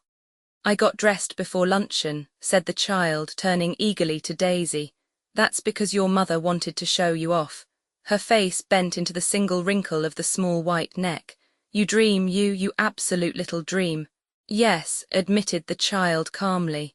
Aunt Jordan's got on a white dress too. How do you like mother's friends? Daisy turned her around so that she faced Gatsby. Do you think they are pretty? Where's Daddy? She doesn't look like her father, explained Daisy. She looks like me, she's got my hair and shape of the face. Daisy sat back upon the couch. The nurse took a step forward and held out her hand. Come, Pammy. Goodbye, sweetheart. With a reluctant backward glance, the well-disciplined child held to her nurse's hand and was pulled out the door just as Tom came back, preceding 4 gin rickeys that clicked full of ice. Gatsby took up his drink. They certainly look cool, he said with visible tension. We drank in long, greedy swallows. I read somewhere that the sun's getting hotter every year, said Tom genially. It seems that pretty soon the Earth's going to fall into the sun, or wait a minute, it's just the opposite, the sun's getting colder every year. Come outside, he suggested to Gatsby. I'd like you to have a look at the place. I went with them out to the veranda. On the green sound, stagnant in the heat, one small sail crawled slowly toward the fresher sea. Gatsby's eyes followed it momentarily. He raised his hand and pointed across the bay. I'm right across from you. So you are. Our eyes lifted over the rose beds and the hot lawn and the weedy refuse of the dog days alongshore. Slowly the white wings of the boat moved against the blue cool limit of the sky. Ahead lay the scalloped ocean and the abounding blessed isles. There's sport for you, said Tom, nodding. I'd like to be out there with him for about an hour. We had luncheon in the dining room, darkened too against the heat, and drank down nervous gaiety with the cold ale. What'll we do with ourselves this afternoon? Cried Daisy, and the day after that and the next 30 years. Don't be morbid, Jordan said. Life starts all over again when it gets crisp in the fall. But it's so hot, insisted Daisy, on the verge of tears, and everything's so confused. Let's all go to town. Her voice struggled on through the heat, beating against it, moulding its senselessness into forms. I've heard of making a garage out of a stable, Tom was saying to Gatsby, but I'm the first man who ever made a stable out of a garage. Who wants to go to town? Demanded Daisy insistently. Gatsby's eyes floated toward her. Ah, she cried, you look so cool. Their eyes met and they stared together at each other, alone in space. With an effort she glanced down at the table. You always look so cool, she repeated. She had told him that she loved him, and Tom Buchanan saw. He was astounded. His mouth opened a little and he looked at Gatsby, and then back at Daisy as if he had just recognized her as someone he knew a long time ago. You resemble the advertisement of the man, she went on innocently. You know the advertisement of the man. All right, broke in Tom quickly. I'm perfectly willing to go to town. Come on, we're all going to town. He got up, his eyes still flashing between Gatsby and his wife. No one moved. Come on, his temper cracked a little. What's the matter anyhow? If we're going to town, let's start. His hand, trembling with his effort at self-control, bore to his lips the last of his glass of ale. Daisy's voice got us to our feet and out on to the blazing gravel drive. Are we just going to go? She objected. Like this, aren't we going to let anyone smoke a cigarette first? Everybody smoked all through lunch. Oh, let's have fun, she begged him. It's too hot to fuss. He didn't answer. Have it your own way, she said. Come on, Jordan. They went upstairs to get ready while we three men stood there shuffling the hot pebbles with our feet. A silver curve of the moon hovered already in the western sky. Gatsby started to speak, changed his mind, but not before Tom wheeled and faced him expectantly. Have you got your stables here? Asked Gatsby with an effort. About a quarter of a mile down the road. Oh, a pause. I don't see the idea of going to town, broke out Tom savagely. Women get these notions in their heads. Shall we take anything to drink? Called Daisy from an upper window. I'll get some whiskey, answered Tom. He went inside. Gatsby turned to me rigidly. I can't say anything in his house, old sport. She's got an indiscreet voice, I remarked. It's full of, I hesitated. Her voice is full of money, he said suddenly. That was it, I'd never understood before. It was full of money. That was the inexhaustible charm that rose and fell in it, the jingle of it, the cymbals' song of it. High in a white palace, the king's daughter, the golden girl. Tom came out of the house wrapping a quart bottle in a towel, followed by Daisy and Jordan wearing small tight hats of metallic cloth and carrying light capes over their arms. Shall we all go in my car? Suggested Gatsby. He felt the hot, green leather of the seat. I ought to have left it in the shade. Is it standard shift? Demanded Tom. Yes. Well, you take my coupe and let me drive your car to town. The suggestion was distasteful to Gatsby. I don't think there's much gas, he objected. Plenty of gas, said Tom boisterously. He looked at the gauge. And if it runs out, I can stop at a drugstore. You can buy anything at a drugstore nowadays. A pause followed this apparently pointless remark. Daisy looked at Tom frowning, and an indefinable expression, at once definitely unfamiliar and vaguely recognizable, as if I had only heard it described in words, passed over Gatsby's face. Come on, Daisy, said Tom, pressing her with his hand toward Gatsby's car. I'll take you in this circus wagon. He opened the door, but she moved out from the circle of his arm. You take Nick and Jordan, we'll follow you in the coupe. She walked close to Gatsby, touching his coat with her hand. Jordan and Tom and I got into the front seat of Gatsby's car. Tom pushed the unfamiliar gears tentatively and we shot off into the oppressive heat, leaving them out of sight behind. Did you see that? Demanded Tom. See what? He looked at me keenly, realizing that Jordan and I must have known all along. You think I'm pretty dumb, don't you? He suggested. Perhaps I am, but I have almost a second sight sometimes. That tells me what to do. Maybe you don't believe that, but science, he paused. The immediate contingency overtook him, pulled him back from the edge of theoretical abyss. I've made a small investigation of this fellow, he continued. I could have gone deeper if I'd known. Do you mean you've been to a medium? Inquired Jordan humorously. What? Confused, he stared at us as we laughed. A medium, about Gatsby. About Gatsby, no, I haven't. I said I'd been making a small investigation of his past. And you found he was an Oxford man, said Jordan helpfully. An Oxford man, he was incredulous. Like hell he is, he wears a pink suit. Nevertheless, he's an Oxford man. Oxford, New Mexico, snorted Tom contemptuously, or something like that. Listen, Tom, if you're such a snob, why did you invite him to lunch? Demanded Jordan crossly. Daisy invited him, she knew him before we were married, God knows where. We were all irritable now with the fading ale, and aware of it we drove for a while in silence. Then as Dr. T. J. Eckelberg's faded eyes came into sight down the road, I remembered Gatsby's caution about gasoline. We've got enough to get us to town, said Tom. But there's a garage right here, objected Jordan. I don't want to get stalled in this baking heat. Tom threw on both brakes impatiently, and we slid to an abrupt dusty stop under Wilson's sign. After a moment the proprietor emerged from the interior of his establishment and gazed hollow-eyed at the car. Let's have some gas, cried Tom roughly. What do you think we stopped for, to admire the view? I'm sick, said Wilson without moving. Been sick all day. What's the matter? I'm all run down. Well, shall I help myself? Tom demanded. You sounded well enough on the phone. With an effort Wilson left the shade in support of the doorway and breathing hard unscrewed the cap of the tank. In the sunlight his face was green. I didn't mean to interrupt your lunch, he said, but I need money pretty bad and I was wondering what you were going to do with your old car. How do you like this one? Inquired Tom. I bought it last week. It's a nice yellow one, said Wilson as he strained at the handle. Like to buy it? Big chance, Wilson smiled faintly. No, but I could make some money on the other. What do you want money for all of a sudden? I've been here too long, I want to get away. My wife and I want to go west. Your wife does, exclaimed Tom, startled. She's been talking about it for 10 years. He rested for a moment against the pump, shading his eyes. And now she's going whether she wants to or not. I'm going to get her away. The coupe flashed by us with a flurry of dust and the flash of a waving hand. What do I owe you? Demanded Tom harshly. I just got wised up to something funny the last 2 days, remarked Wilson. That's why I want to get away, that's why I've been bothering you about the car. What do I owe you?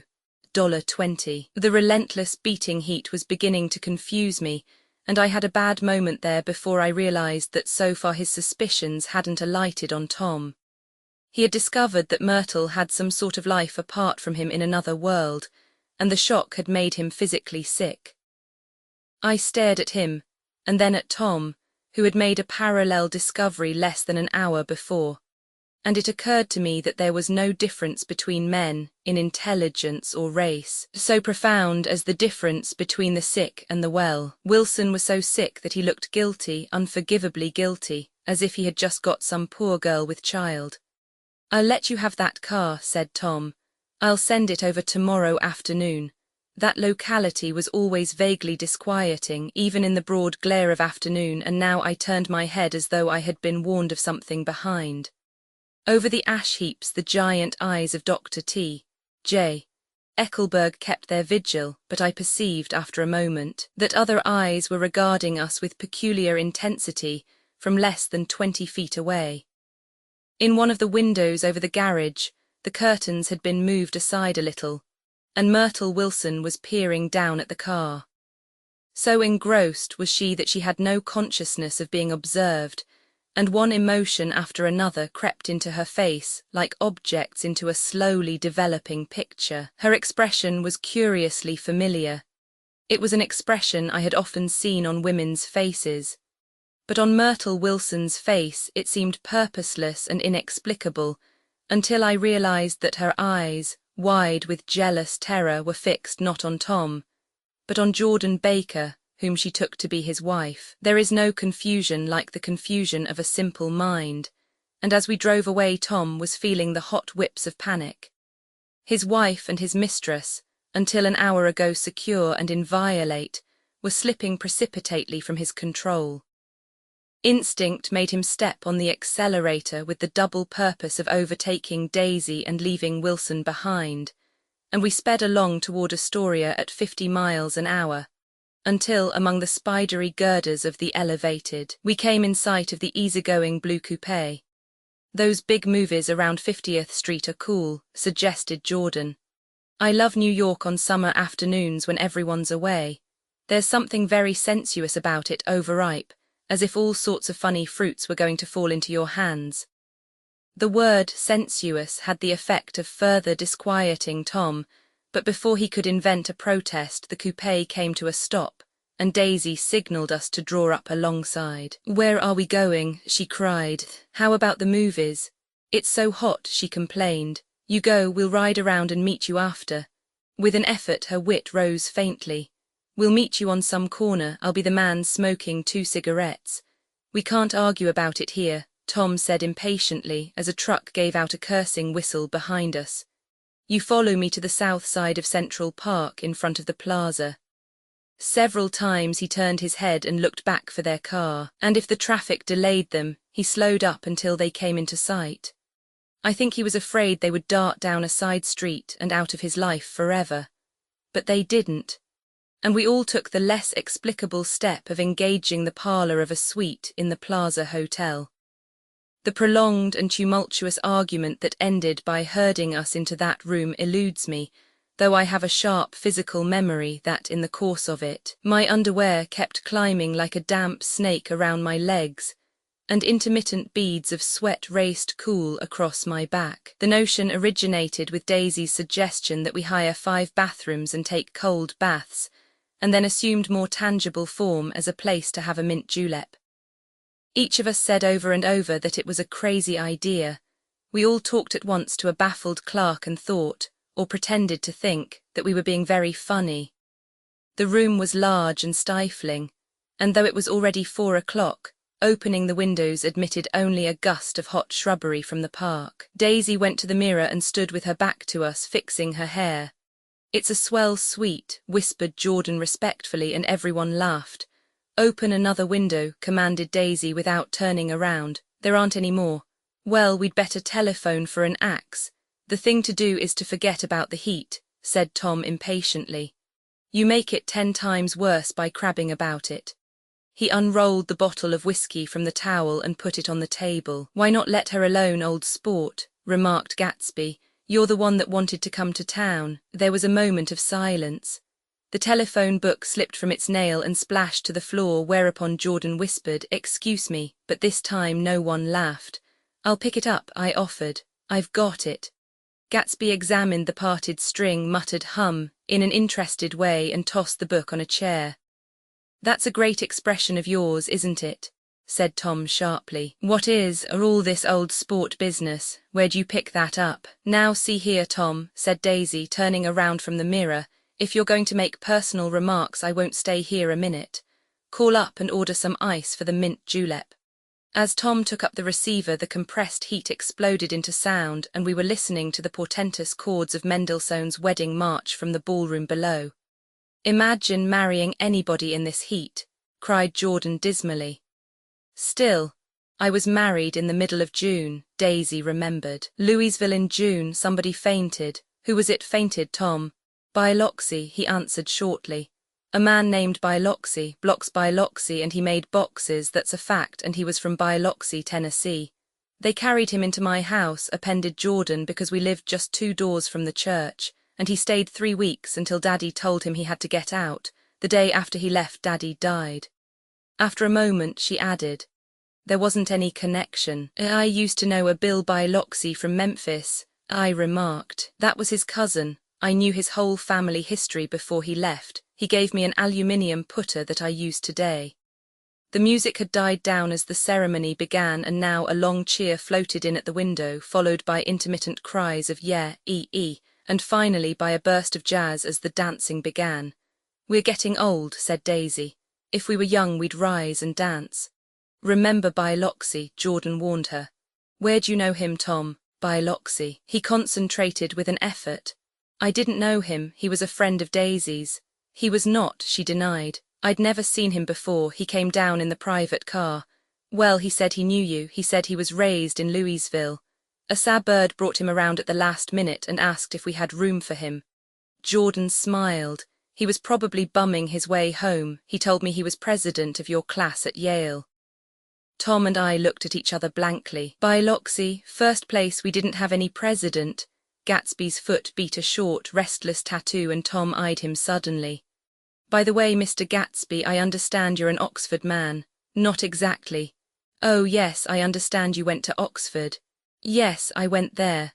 A pause, then Tom's voice, incredulous and insulting. You must have gone there about the time By Loxie went to New Haven.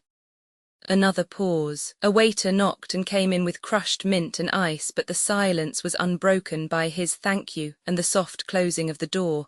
This tremendous detail was to be cleared up at last. I told you I went there, said Gatsby. I heard you, but I'd like to know when. It was in 1919, I only stayed 5 months, that's why I can't really call myself an Oxford man. Tom glanced around to see if we mirrored his unbelief, but we were all looking at Gatsby. It was an opportunity they gave to some of the officers after the armistice. He continued, we could go to any of the universities in England or France. I wanted to get up and slap him on the back. I had one of those renewals of complete faith in him that I'd experienced before. Daisy rose, smiling faintly, and went to the table. Open the whiskey, Tom, she ordered, and I'll make you a mint julep, then you won't seem so stupid to yourself. Look at the mint. Wait a minute, snapped Tom. I want to ask Mr. Gatsby one more question. Go on, Gatsby said politely. What kind of a row are you trying to cause in my house anyhow? They were out in the open at last, and Gatsby was content. He isn't causing a row. Daisy looked desperately from one to the other.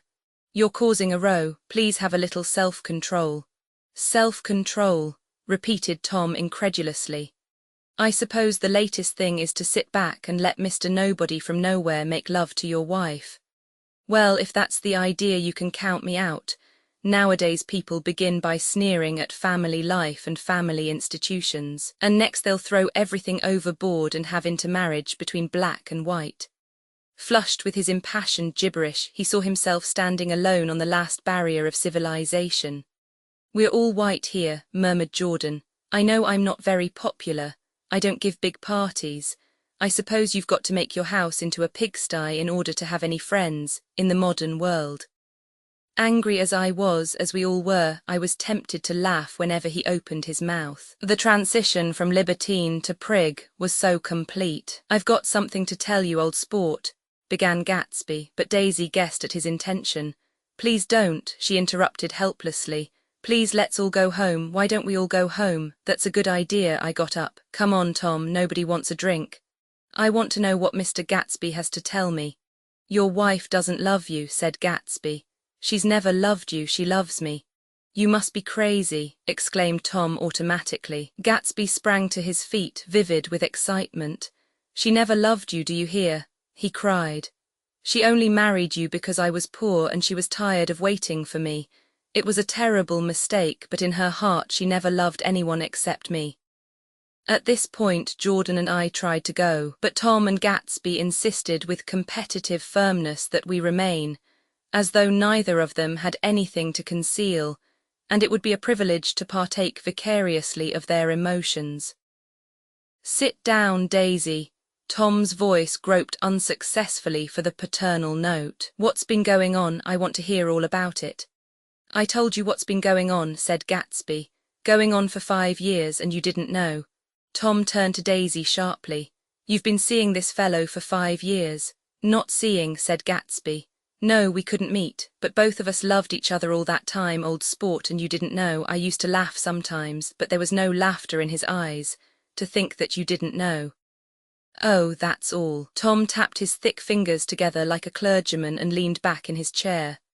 You're crazy, he exploded. I can't speak about what happened 5 years ago because I didn't know Daisy then, and I'll be damned if I see how you got within a mile of her unless you brought the groceries to the back door, but all the rest of that's a god-damned lie. Daisy loved me when she married me and she loves me now. No, said Gatsby, shaking his head. She does, though. The trouble is that sometimes she gets foolish ideas in her head and doesn't know what she's doing. He nodded sagely. And what's more, I love Daisy too. Once in a while I go off on a spree and make a fool of myself, but I always come back, and in my heart I love her all the time." "You're revolting," said Daisy. She turned to me, and her voice, dropping an octave lower, filled the room with thrilling scorn. "Do you know why we left Chicago? I'm surprised that they didn't treat you to the story of that little spree." Gatsby walked over and stood beside her. "Daisy, that's all over now," he said earnestly. "It doesn't matter anymore, just tell him the truth, that you never loved him, and it's all wiped out forever." She looked at him blindly. "Why, how could I love him possibly? You never loved him." She hesitated. Her eyes fell on Jordan and me, with a sort of appeal, as though she realized at last what she was doing, and as though she had never all along intended doing anything at all. But it was done now. It was too late. "I never loved him," she said with perceptible reluctance. "Not at Kapiolani," demanded Tom suddenly. "No." From the ballroom beneath, muffled and suffocating chords were drifting up on hot waves of air. "Not that day I carried you down from the punch bowl to keep your shoes dry." There was a husky tenderness in his tone. "Daisy, please don't." Her voice was cold, but the rancor was gone from it. She looked at Gatsby. "There, Jay," she said, but her hand as she tried to light a cigarette was trembling. Suddenly she threw the cigarette and the burning match on the carpet. "Oh, you want too much," she cried to Gatsby. "I love you now, isn't that enough? I can't help what's past." She began to sob helplessly. "I did love him once, but I loved you too." Gatsby's eyes opened and closed. "You loved me too," he repeated. "Even that's a lie," said Tom savagely. "She didn't know you were alive. Why, there's things between Daisy and me that you'll never know, things that neither of us can ever forget." The words seemed to bite physically into Gatsby. "I want to speak to Daisy alone," he insisted. "She's all excited now. Even alone I can't say I never loved Tom," she admitted in a pitiful voice. "It wouldn't be true." "Of course it wouldn't," agreed Tom. She turned to her husband. "As if it mattered to you," she said. "Of course it matters. I'm going to take better care of you from now on." "You don't understand," said Gatsby with a touch of panic. "You're not going to take care of her anymore." "I'm not." Tom opened his eyes wide and laughed. He could afford to control himself now. "Why's that? Daisy's leaving you." "Nonsense." "I am, though," she said with a visible effort. "She's not leaving me." Tom's words suddenly leaned down over Gatsby. "Certainly not for a common swindler who'd have to steal the ring he put on her finger." "I won't stand this," cried Daisy. "Oh, please let's get out." "Who are you anyhow?" broke out Tom. "You're one of that bunch that hangs around with Mayor Wolfsham, that much I happen to know. I've made a little investigation into your affairs, and I'll carry it further tomorrow." "You can suit yourself about that old sport," said Gatsby steadily. "I found out what your drugstores were." He turned to us and spoke rapidly. "He and this Wolfsham bought up a lot of side street drugstores here and in Chicago and sold grain alcohol over the counter. That's one of his little stunts. I picked him for a bootlegger the first time I saw him, and I wasn't far wrong." "What about it?" said Gatsby politely. "I guess your friend Walter Chase wasn't too proud to come in on it. And you left him in the lurch, didn't you? You let him go to jail for a month over in New Jersey. God, you ought to hear Walter on the subject of you. He came to us dead broke. He was very glad to pick up some money, old sport." "Don't you call me old sport," cried Tom. Gatsby said nothing. "Walter could have you up on the betting laws too, but Wolfsham scared him into shutting his mouth." That unfamiliar yet recognizable look was back again in Gatsby's face. "That drugstore business was just small change," continued Tom slowly, "but you've got something on now that Walter's afraid to tell me about." I glanced at Daisy, who was staring terrified between Gatsby and her husband, and at Jordan, who had begun to balance an invisible but absorbing object on the tip of her chin. Then I turned back to Gatsby and was startled at his expression. He looked, and this is said in all contempt for the babbled slander of his garden, as if he had killed a man. For a moment the set of his face could be described in just that fantastic way. It passed, and he began to talk excitedly to Daisy, denying everything, defending his name against accusations that had not been made. But with every word she was drawing further and further into herself, so he gave that up, and only the dead dream fought on as the afternoon slipped away, trying to touch what was no longer tangible, struggling unhappily, undespairingly toward that lost voice across the room. The voice begged again to go. "Please, Tom, I can't stand this anymore." Her frightened eyes told that whatever intentions, whatever courage she had had were definitely gone. "You two start on home, Daisy," said Tom in Mr. Gatsby's car. She looked at Tom, alarmed now, but he insisted with magnanimous scorn. "Go on, he won't annoy you. I think he realizes that his presumptuous little flirtation is over." They were gone without a word, snapped out, made accidental, isolated like ghosts, even from our pity. After a moment, Tom got up and began wrapping the unopened bottle of whiskey in the towel. "Want any of this stuff, Jordan? Nick?" I didn't answer. "Nick," he asked again. "What, want any?" "No, I just remembered that today's my birthday." I was 30. Before me stretched the portentous, menacing road of a new decade. It was 7 o'clock when we got into the coupe with him and started for Long Island. Tom talked incessantly, exulting and laughing, but his voice was as remote from Jordan and me as the foreign clamour on the sidewalk or the tumult of the elevated overhead. Human sympathy has its limits, and we were content to let all their tragic arguments fade with the city lights behind. 30, the promise of a decade of loneliness, a thinning list of single men to know, a thinning briefcase of enthusiasm, thinning hair. But there was Jordan beside me, who, unlike Daisy, was too wise ever to carry well-forgotten dreams from age to age. As we passed over the dark bridge, her wan face fell lazily against my coat's shoulder, and the formidable stroke of 30 died away with the reassuring pressure of her hand. So we drove on toward death through the cooling twilight. The young Greek Michaelis, who ran the coffee joint beside the ash heaps, was the principal witness at the inquest. He had slept through the heat until after 5 when he strolled over to the garage and found George Wilson sick in his office, really sick, pale as his own pale hair and shaking all over. Michaelis advised him to go to bed, but Wilson refused, saying that he'd miss a lot of business if he did. While his neighbour was trying to persuade him, a violent racket broke out overhead. "I've got my wife locked in up there," explained Wilson calmly. "She's going to stay there till the day after tomorrow, and then we're going to move away." Michaelis was astonished. They had been neighbours for 4 years, and Wilson had never seemed faintly capable of such a statement. Generally, he was one of these worn-out men. When he wasn't working, he sat on a chair in the doorway and stared at the people and the cars that passed along the road. When anyone spoke to him, he invariably laughed in an agreeable, colourless way. He was his wife's man and not his own. So naturally, Michaelis tried to find out what had happened, but Wilson wouldn't say a word. Instead, he began to throw curious, suspicious glances at his visitor and ask him what he'd been doing at certain times on certain days. Just as the latter was getting uneasy, some workmen came past the door bound for his restaurant, and Michaelis took the opportunity to get away, intending to come back later. But he didn't. He supposed he forgot to, that's all. When he came outside again a little after 7, he was reminded of the conversation because he heard Mrs. Wilson's voice, loud and scolding, downstairs in the garage. "Beat me," he heard her cry. "Throw me down and beat me, you dirty little coward." A moment later she rushed out into the dusk, waving her hands and shouting. Before he could move from his door, the business was over. The death car, as the newspapers called it, didn't stop. It came out of the gathering darkness, wavered tragically for a moment, and then disappeared around the next bend. Mavro Michaelis wasn't even sure of its colour. He told the first policeman that it was light green.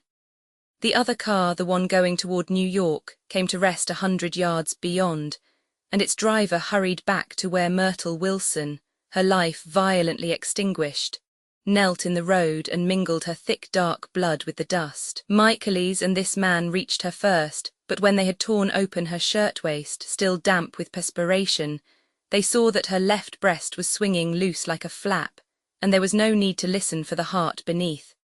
The mouth was wide open and ripped a little at the corners, as though she had choked a little in giving up the tremendous vitality she had stored so long.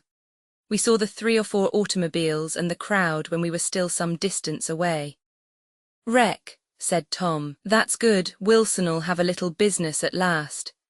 He slowed down, but still without any intention of stopping, until as we came nearer, the hushed, intent faces of the people at the garage door made him automatically put on the brakes. "We'll take a look," he said doubtfully.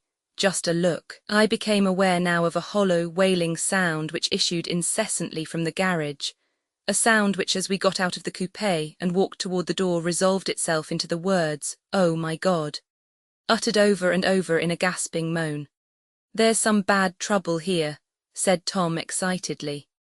He reached up on tiptoes and peered over a circle of heads into the garage, which was lit only by a yellow light in a swinging metal basket overhead. Then he made a harsh sound in his throat, and with a violent thrusting movement of his powerful arms pushed his way through. The circle closed up again with a running murmur of expostulation.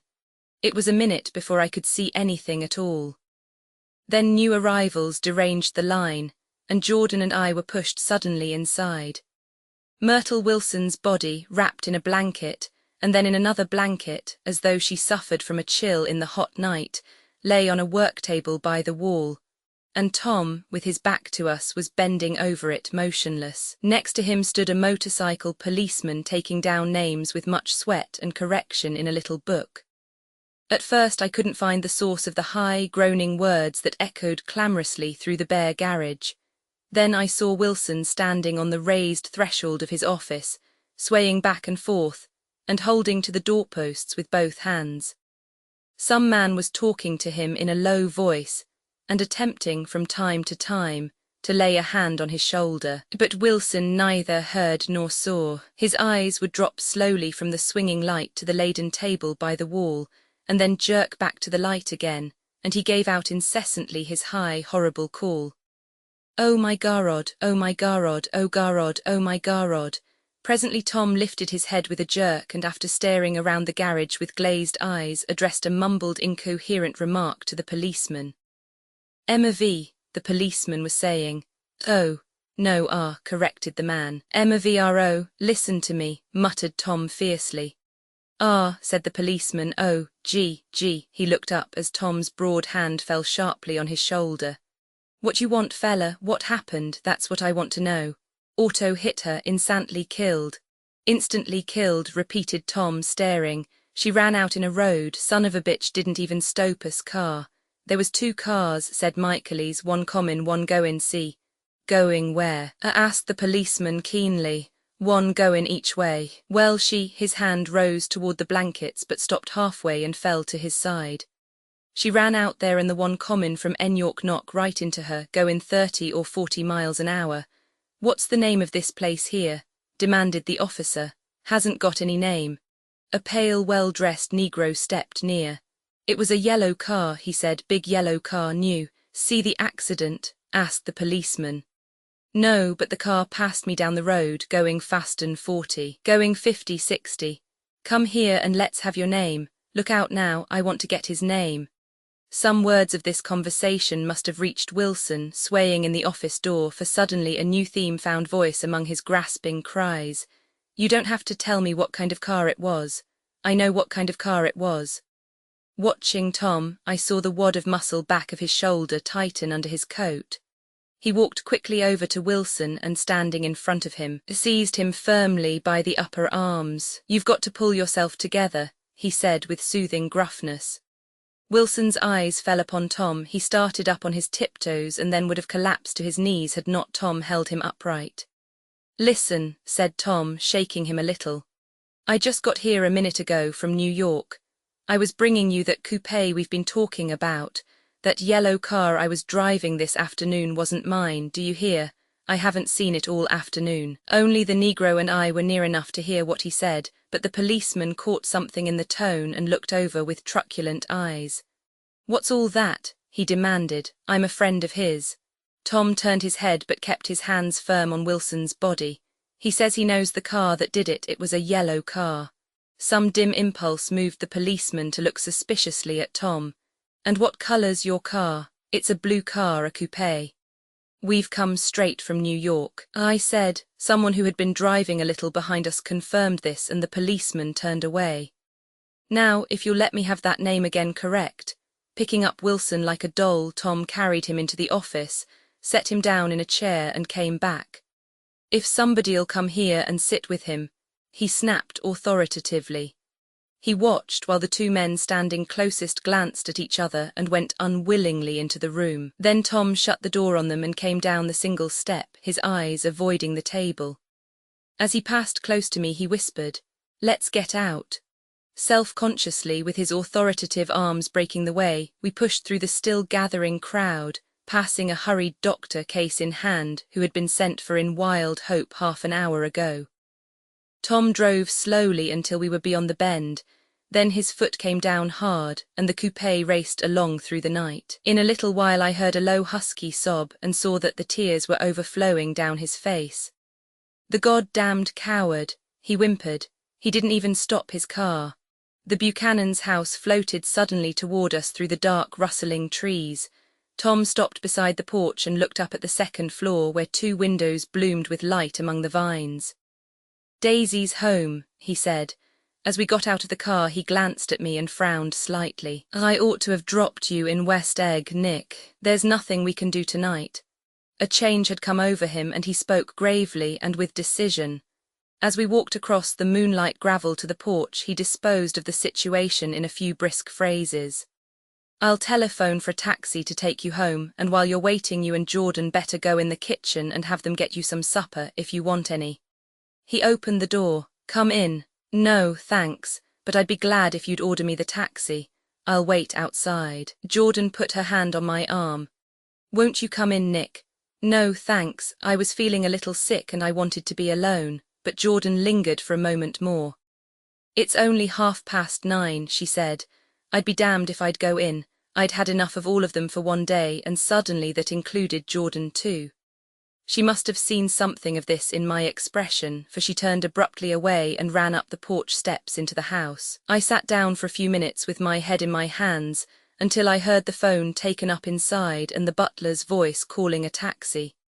Then I walked slowly down the drive away from the house, intending to wait by the gate. I hadn't gone 20 yards when I heard my name, and Gatsby stepped from between two bushes into the path. I must have felt pretty weird by that time, because I could think of nothing except the luminosity of his pink suit under the moon. "What are you doing?" I inquired. "Just standing here, old sport." Somehow that seemed a despicable occupation. For all I knew he was going to rob the house in a moment, I wouldn't have been surprised to see sinister faces, the faces of Wolfsham's people, behind him in the dark shrubbery. "Did you see any trouble on the road?" he asked after a minute. "Yes," he hesitated. "Was she killed?" "Yes." "I thought so. I told Daisy I thought so. It's better that the shock should all come at once. She stood it pretty well." He spoke as if Daisy's reaction was the only thing that mattered. "I got to West Egg by a side road," he went on, "and left the car in my garage. I don't think anybody saw us, but of course I can't be sure." I disliked him so much by this time that I didn't find it necessary to tell him he was wrong. "Who was the woman?" he inquired. "Her name was Wilson. Her husband owns the garage. How the devil did it happen?" "Well, I tried to swing the wheel." He broke off, and suddenly I guessed at the truth. "Was Daisy driving?" "Yes," he said after a moment, "but of course I'll say I was. You see, when we left New York she was very nervous and she thought it would steady her to drive, and this woman rushed out at us just as we were passing a car coming the other way. It all happened in a minute, but it seemed to me that she wanted to speak to us, thought we were somebody she knew. Well, first Daisy turned away from the woman toward the other car, and then she lost her nerve and turned back. The second my hand reached the wheel, I felt the shock. It must have killed her instantly. It ripped her open. Don't tell me, old sport, he winced. Anyhow, Daisy stepped on it. I tried to make her stop, but she couldn't, so I pulled on the emergency brake. Then she fell over into my lap and I drove on. She'll be all right tomorrow, he said presently. I'm just going to wait here and see if he tries to bother her about that unpleasantness this afternoon. She's locked herself into her room, and if he tries any brutality, she's going to turn the light out and on again. He won't touch her, I said. He's not thinking about her.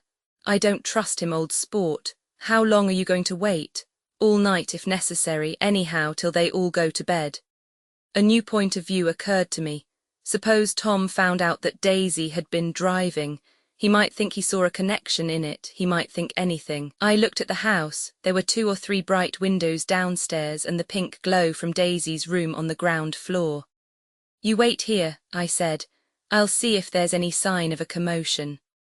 I walked back along the border of the lawn, traversed the gravel softly and tiptoed up the veranda steps. The drawing-room curtains were open and I saw that the room was empty. Crossing the porch where we had dined that June night 3 months before, I came to a small rectangle of light which I guessed was the pantry window. The blind was drawn, but I found a rift at the sill. Daisy and Tom were sitting opposite each other at the kitchen table, with a plate of cold fried chicken between them and 2 bottles of ale. He was talking intently across the table at her, and in his earnestness his hand had fallen upon and covered her own. Once in a while she looked up at him and nodded in agreement. They weren't happy and neither of them had touched the chicken or the ale, and yet they weren't unhappy either. There was an unmistakable air of natural intimacy about the picture, and anybody would have said that they were conspiring together. As I tiptoed from the porch, I heard my taxi feeling its way along the dark road toward the house. Gatsby was waiting where I had left him in the drive. "Is it all quiet up there?" he asked anxiously. "Yes, it's all quiet." I hesitated. "You'd better come home and get some sleep." He shook his head. "I want to wait here till Daisy goes to bed. Good night, old sport." He put his hands in his coat pockets and turned back eagerly to his scrutiny of the house, as though my presence marred the sacredness of the vigil. So I walked away and left him standing there in the moonlight, watching over nothing. Roman 8, I couldn't sleep all night. A foghorn was groaning incessantly on the sound, and I tossed half-sick between grotesque reality and savage, frightening dreams. Toward dawn, I heard a taxi go up Gatsby's drive, and immediately I jumped out of bed and began to dress. I felt that I had something to tell him, something to warn him about, and morning would be too late. Crossing his lawn, I saw that his front door was still open and he was leaning against a table in the hall, heavy with dejection or sleep. "Nothing happened," he said wanly. I waited, and about 4 o'clock she came to the window and stood there for a minute, and then turned out the light. His house had never seemed so enormous to me as it did that night when we hunted through the great rooms for cigarettes. We pushed aside curtains that were like pavilions, and felt over innumerable feet of dark wall for electric light switches.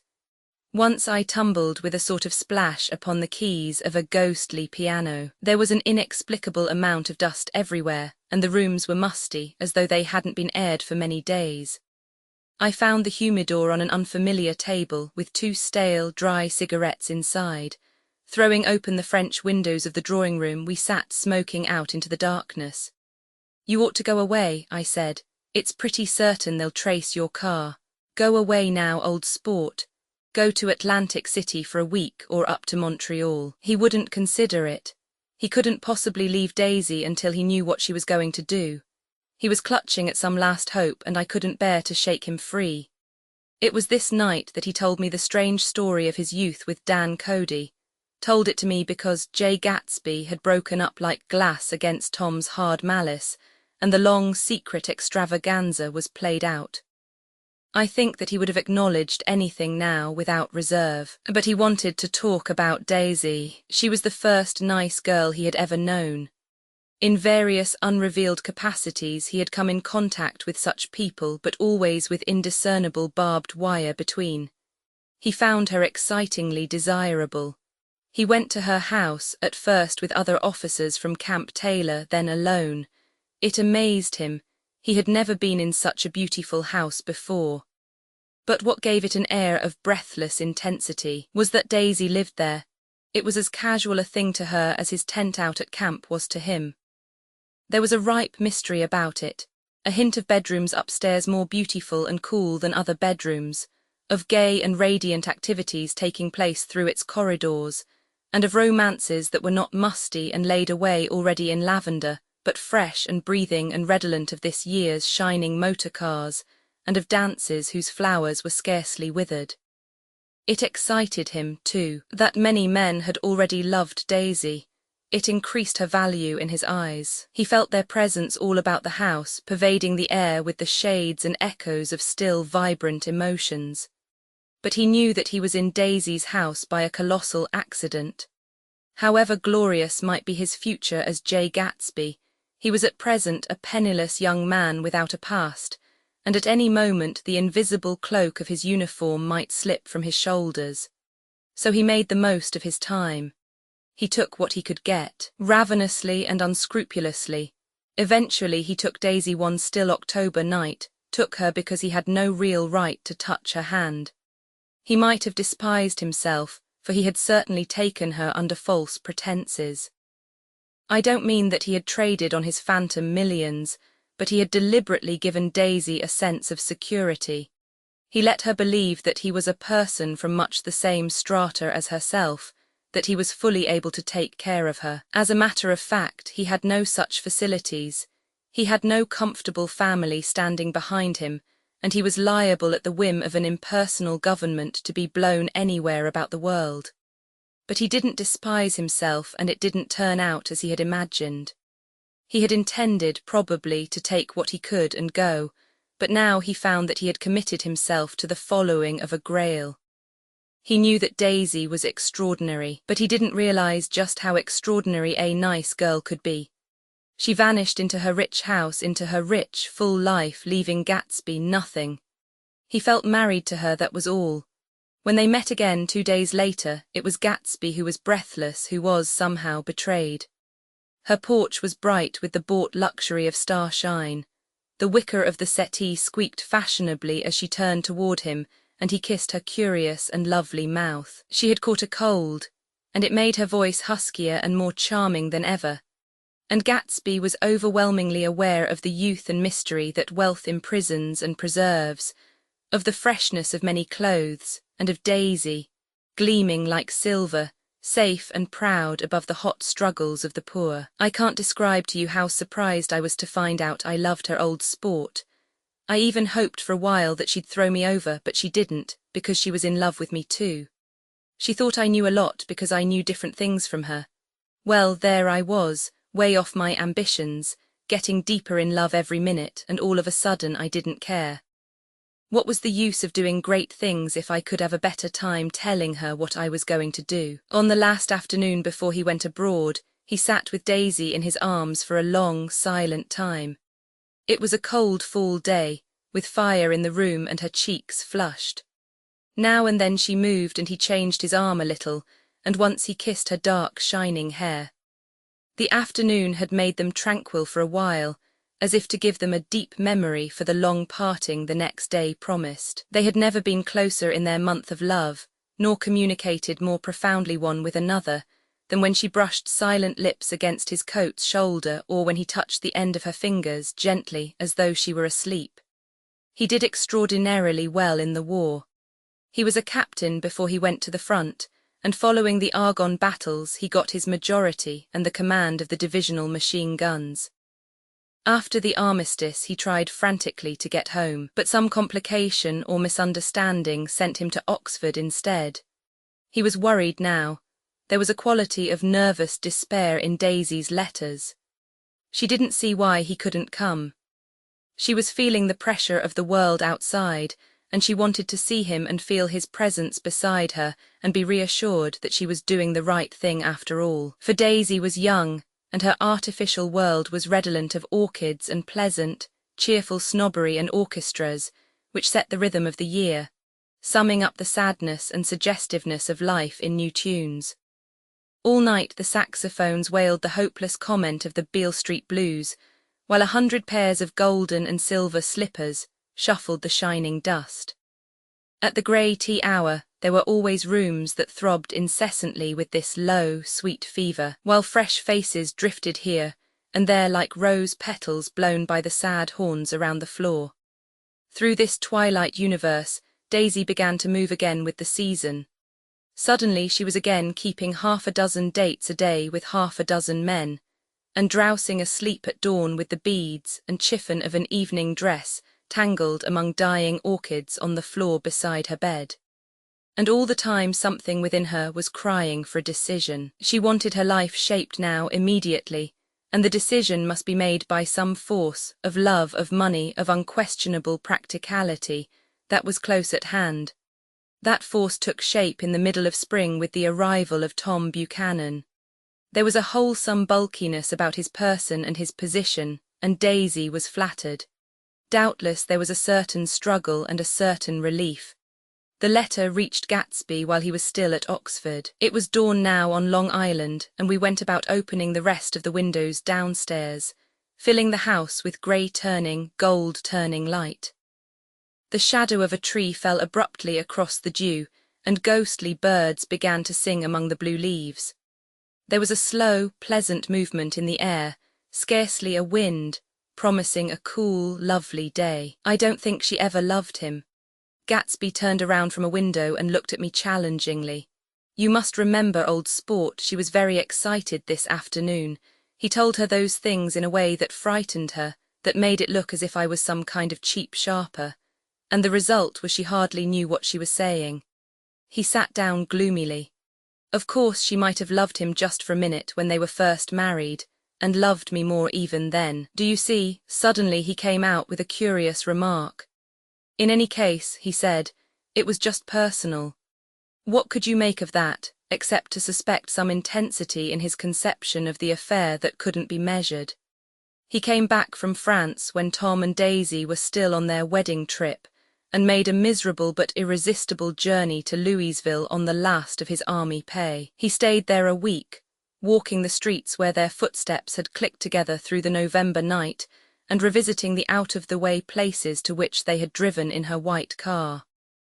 Just as Daisy's house had always seemed to him more mysterious and gay than other houses, so his idea of the city itself, even though she was gone from it, was pervaded with a melancholy beauty.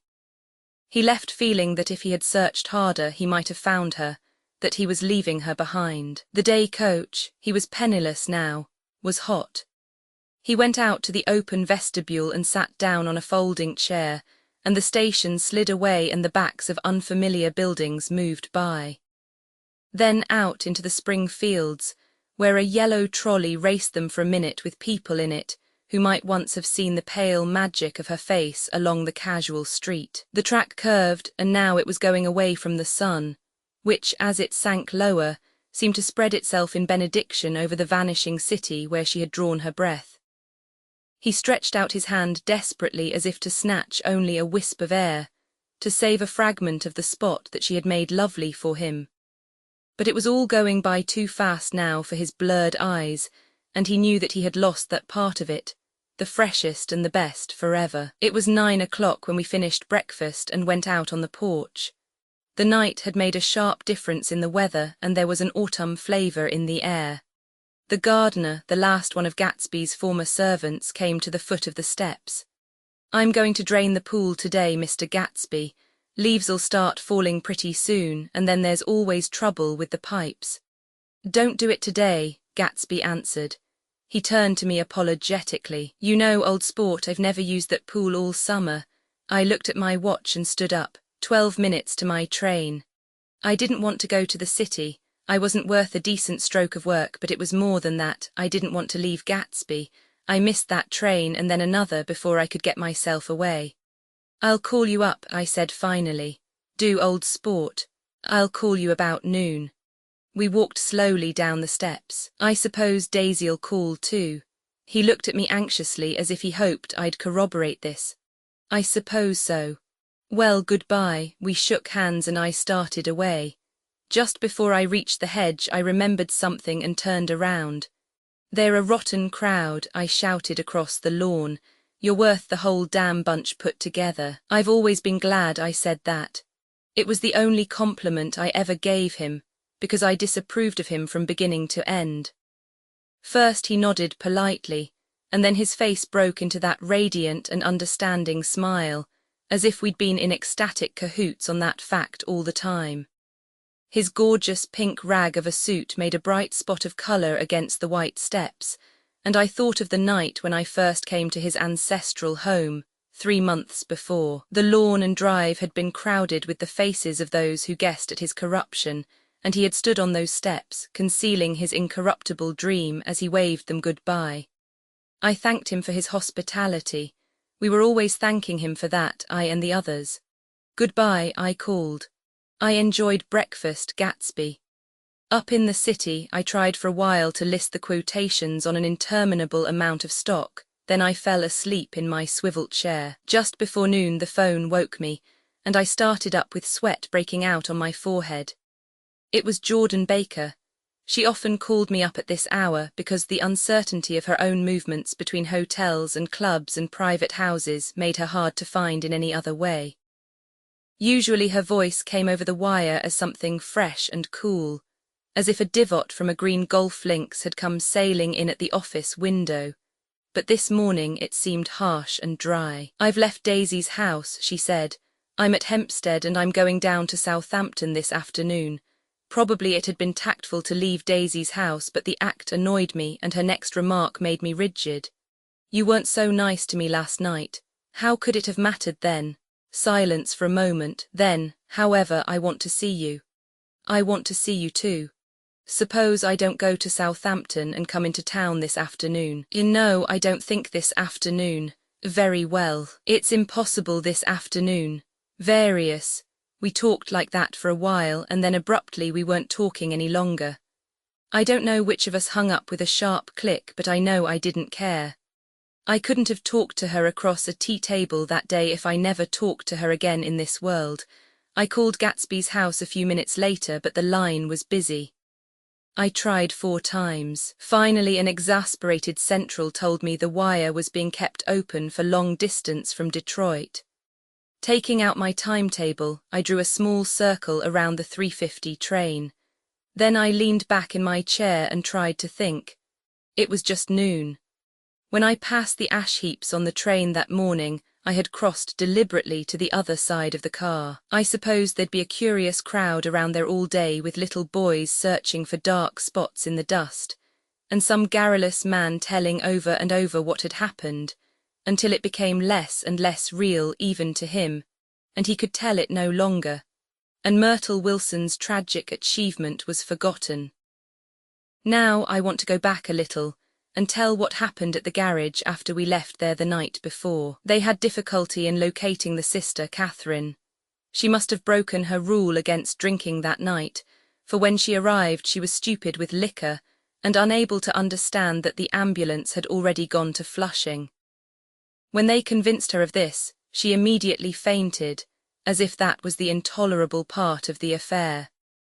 Someone, kind or curious, took her in his car and drove her in the wake of her sister's body. Until long after midnight, a changing crowd lapped up against the front of the garage, while George Wilson rocked himself back and forth on the couch inside.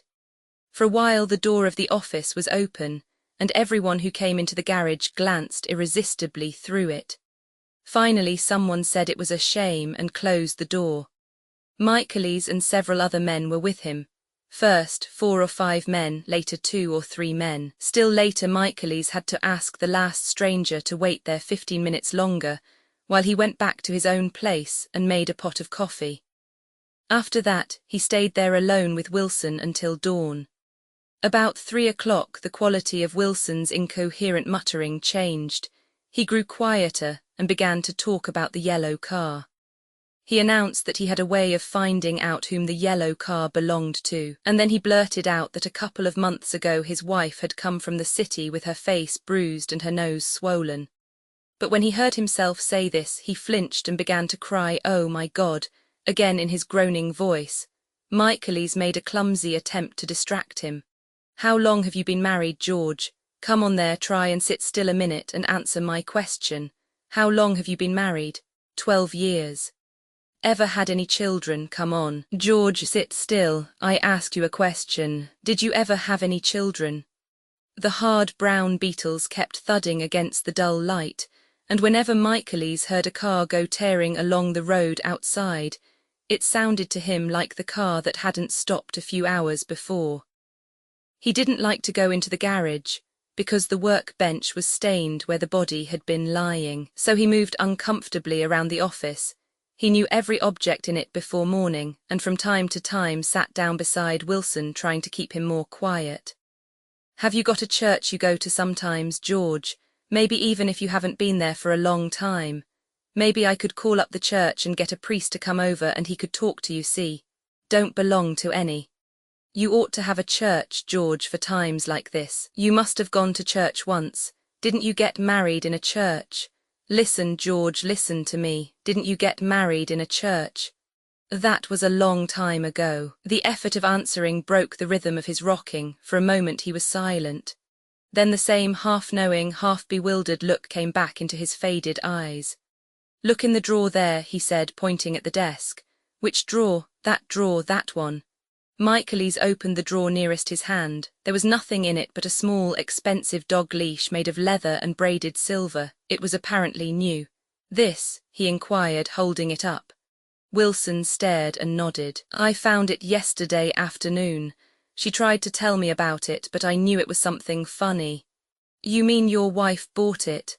"She had it wrapped in tissue paper on her bureau." Michaelis didn't see anything odd in that, and he gave Wilson a dozen reasons why his wife might have bought the dog leash. But conceivably Wilson had heard some of these same explanations before from Myrtle, because he began saying, "Oh my God," again in a whisper. His comforter left several explanations in the air. "Then he killed her," said Wilson. His mouth dropped open suddenly. "Who did? I have a way of finding out." "You're morbid, George," said his friend. "This has been a strain to you and you don't know what you're saying. You'd better try and sit quiet till morning." "He murdered her." "It was an accident, George." Wilson shook his head. His eyes narrowed and his mouth widened slightly with the ghost of a superior HM. "I know," he said definitely. "I'm one of these trusting fellas and I don't think any harm to nobody, but when I get to know a thing I know it. It was the man in that car." She ran out to speak to him and he wouldn't stop. Michaelis had seen this too, but it hadn't occurred to him that there was any special significance in it. He believed that Mrs. Wilson had been running away from her husband rather than trying to stop any particular car. How could she have been like that? "She's a deep one," said Wilson, as if that answered the question. "RHH." He began to rock again and Michaelis stood twisting the leash in his hand. "Maybe you got some friend that I could telephone for, George." This was a forlorn hope. He was almost sure that Wilson had no friend. There was not enough of him for his wife. He was glad a little later when he noticed a change in the room, a blue quickening by the window, and realized that dawn wasn't far off. About 5 o'clock it was blue enough outside to snap off the light. Wilson's glazed eyes turned out to the ash heaps, where small grey clouds took on fantastic shapes and scurried here and there in the faint dawn wind. "I spoke to her," he muttered after a long silence. "I told her she might fool me, but she couldn't fool God. I took her to the window."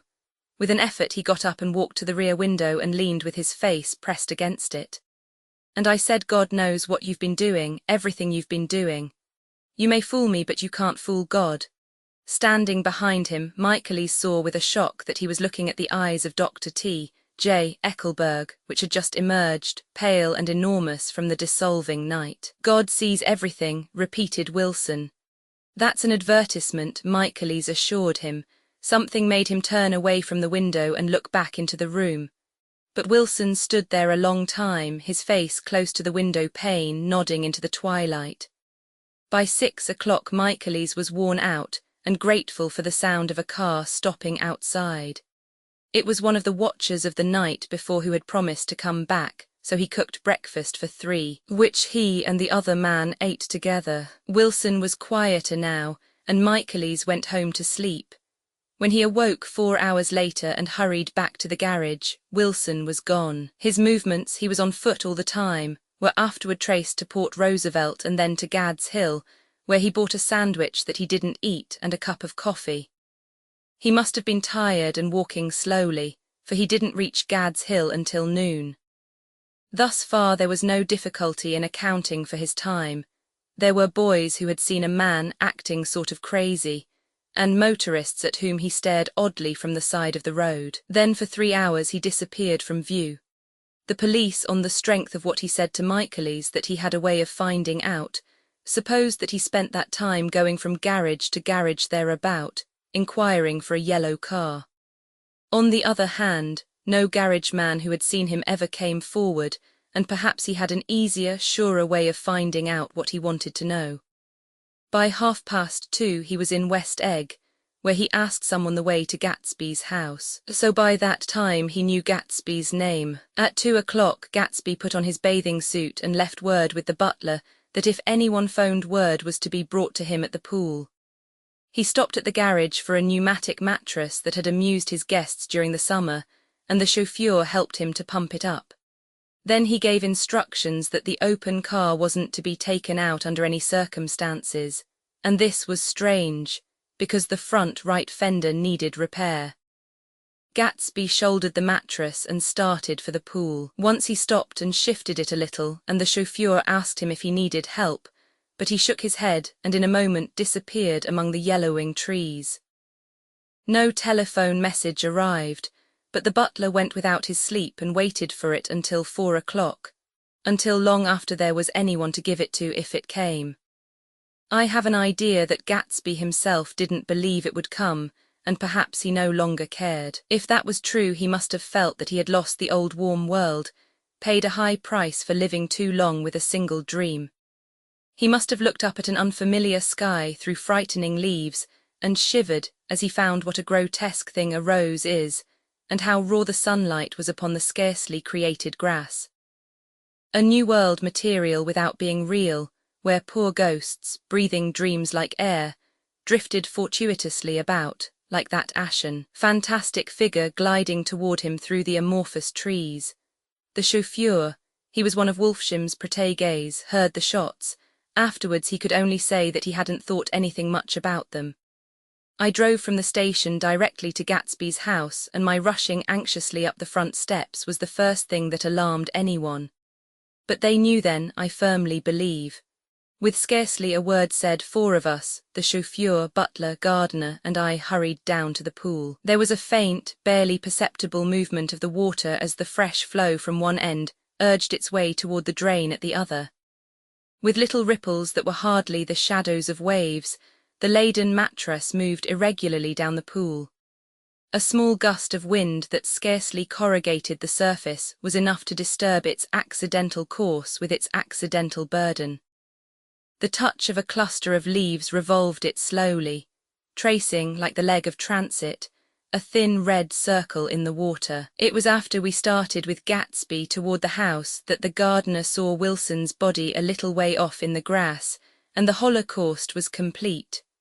Roman 9. After 2 years I remember the rest of that day, and that night and the next day, only as an endless drill of police and photographers and newspaper men, in and out of Gatsby's front door.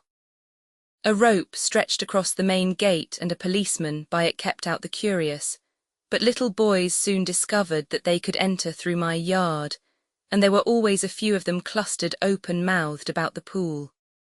Someone with a positive manner, perhaps a detective, used the expression madman as he bent over Wilson's body that afternoon, and the adventitious authority of his voice set the key for the newspaper reports next morning.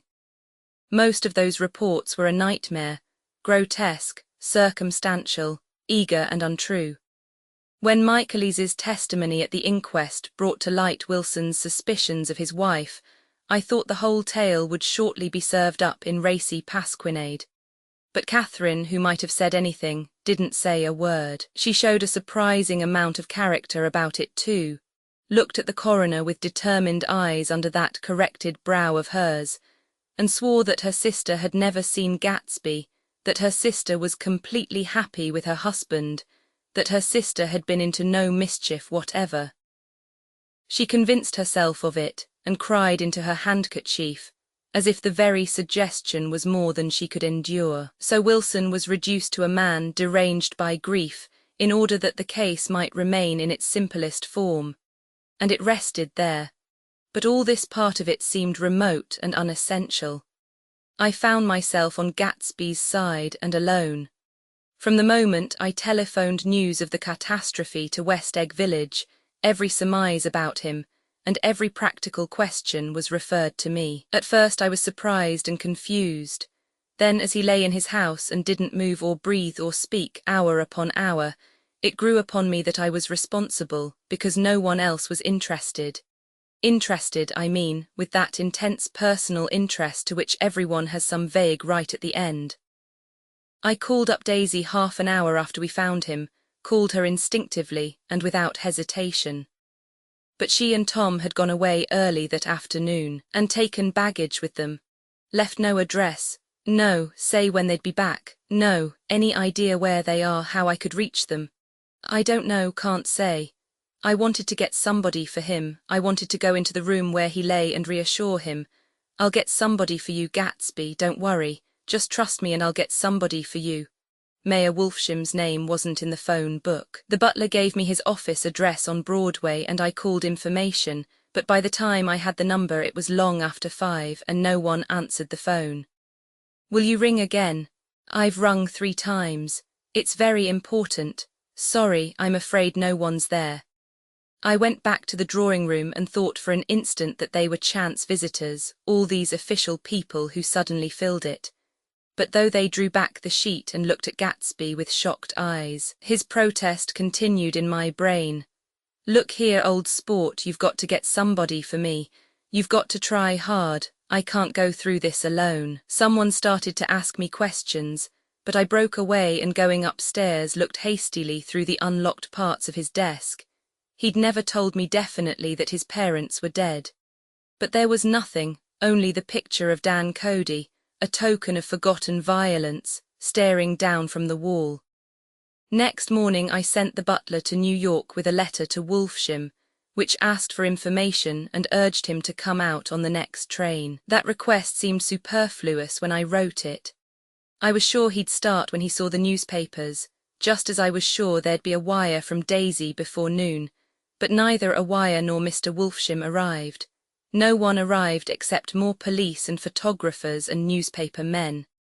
When the butler brought back Wolfsham's answer, I began to have a feeling of defiance, of scornful solidarity between Gatsby and me against them all. Dear Mr. Carraway, this has been one of the most terrible shocks of my life to me. I hardly can believe it that it is true at all. Such a mad act as that man did should make us all think. I cannot come down now as I am tied up in some very important business and cannot get mixed up in this thing now. If there is anything I can do a little later, let me know in a letter by Edgar. I hardly know where I am when I hear about a thing like this and am completely knocked down and out. Yours truly, Mayor Wolfsham, and then hasty addenda beneath. Let me know about the funeral, etc. Do not know his family at all. When the phone rang that afternoon and long distance said Chicago was calling, I thought this would be Daisy at last. But the connection came through as a man's voice, very thin and far away. This is Slagle speaking. Yes, the name was unfamiliar. Hell of a note, isn't it? Get my wire. There haven't been any wires. Young Park's in trouble, he said rapidly. They picked him up when he handed the bonds over the counter. They got a circular from New York giving him the numbers just 5 minutes before. What do you know about that, hey? You never can tell in these hick towns. Hello, I interrupted breathlessly. Look here, this isn't Mr. Gatsby. Mr. Gatsby's dead. There was a long silence on the other end of the wire, followed by an exclamation, then a quick squawk as the connection was broken. I think it was on the 3rd day that a telegram signed Henry C. Gats arrived from a town in Minnesota. It said only that the sender was leaving immediately and to postpone the funeral until he came. It was Gatsby's father, a solemn old man, very helpless and dismayed, bundled up in a long, cheap ulster against the warm September day. His eyes leaked continuously with excitement, and when I took the bag and umbrella from his hands, he began to pull so incessantly at his sparse grey beard that I had difficulty in getting off his coat. He was on the point of collapse, so I took him into the music room and made him sit down while I sent for something to eat. But he wouldn't eat, and the glass of milk spilled from his trembling hand. I saw it in the Chicago newspaper, he said. It was all in the Chicago newspaper. I started right away. I didn't know how to reach you. His eyes, seeing nothing, moved ceaselessly about the room. "It was a madman," he said. "He must have been mad. Wouldn't you like some coffee?" I urged him. "I don't want anything. I'm all right now, Mr. Carraway." "Well, I'm all right now. Where have they got Jimmy?" I took him into the drawing room where his son lay and left him there. Some little boys had come up on the steps and were looking into the hall. When I told them who had arrived, they went reluctantly away. After a little while Mr. Gats opened the door and came out, his mouth ajar, his face flushed slightly, his eyes leaking isolated and unpunctual tears. He had reached an age where death no longer has the quality of ghastly surprise, and when he looked around him now for the first time and saw the height and splendor of the hall and the great rooms opening out from it into other rooms, his grief began to be mixed with an awed pride. I helped him to a bedroom upstairs. While he took off his coat and vest, I told him that all arrangements had been deferred until he came. "I didn't know what you'd want, Mr. Gatsby. Gats is my name. Mr. Gats, I thought you might want to take the body west." He shook his head. "Jimmy always liked it better down east." He rose up to his position in the east. "Were you a friend of my boys, mister?" "We were close friends. He had a big future before him, you know. He was only a young man, but he had a lot of brain power here." He touched his head impressively and I nodded. "If he'd have lived, he'd have been a great man, a man like James J. Hill. He'd have helped build up the country." "That's true," I said uncomfortably. He fumbled at the embroidered coverlet, trying to take it from the bed, and lay down stiffly, was instantly asleep. That night an obviously frightened person called up and demanded to know who I was before he would give his name. "This is Mr. Carraway," I said. "Oh," he sounded relieved. "This is Klipspringer." I was relieved too, for that seemed to promise another friend at Gatsby's grave. I didn't want it to be in the papers and draw a sightseeing crowd, so I'd been calling up a few people myself. They were hard to find. "The funeral's tomorrow," I said. 3 o'clock here at the house. I wish you'd tell anybody who'd be interested." "Oh, I will," he broke out hastily. "Of course I'm not likely to see anybody, but if I do—" His tone made me suspicious. "Of course you'll be there yourself." "Well, I'll certainly try. What I called up about is—" "Wait a minute," I interrupted. "How about saying you'll come?" "Well, the fact is, the truth of the matter is that I'm staying with some people up here in Greenwich and they rather expect me to be with them tomorrow. In fact, there's a sort of picnic or something. Of course, I'll do my best to get away." I ejaculated an unrestrained "huh," and he must have heard me, for he went on nervously. "What I called up about was a pair of shoes I left there. I wonder if it'd be too much trouble to have the butler send them on. You see, they are tennis shoes and I'm sort of helpless without them. My address is care of B. F." I didn't hear the rest of the name because I hung up the receiver. After that I felt a certain shame for Gatsby. One gentleman to whom I telephoned implied that he had got what he deserved. However, that was my fault, for he was one of those who used to sneer most bitterly at Gatsby on the courage of Gatsby's liquor, and I should have known better than to call him. The morning of the funeral I went up to New York to see Mayor Wolfsham. I couldn't seem to reach him any other way. The door that I pushed open, on the advice of an elevator boy, was marked the swastika holding company, and at first there didn't seem to be anyone inside. But when I'd shouted hello several times in vain, an argument broke out behind a partition, and presently a lovely Jewess appeared at an interior door and scrutinized me with black hostile eyes. "Nobody's in," she said. "Mr. Wolfsham's gone to Chicago." The first part of this was obviously untrue, for someone had begun to whistle the rosary tunelessly inside. "Please say that Mr. Carraway wants to see him. I can't get him back from Chicago, can I?" At this moment a voice, unmistakably Wolfsham's, called Stella from the other side of the door. "Leave your name on the desk," she said quickly. "I'll give it to him when he gets back. But I know he's there." She took a step toward me and began to slide her hands indignantly up and down her hips.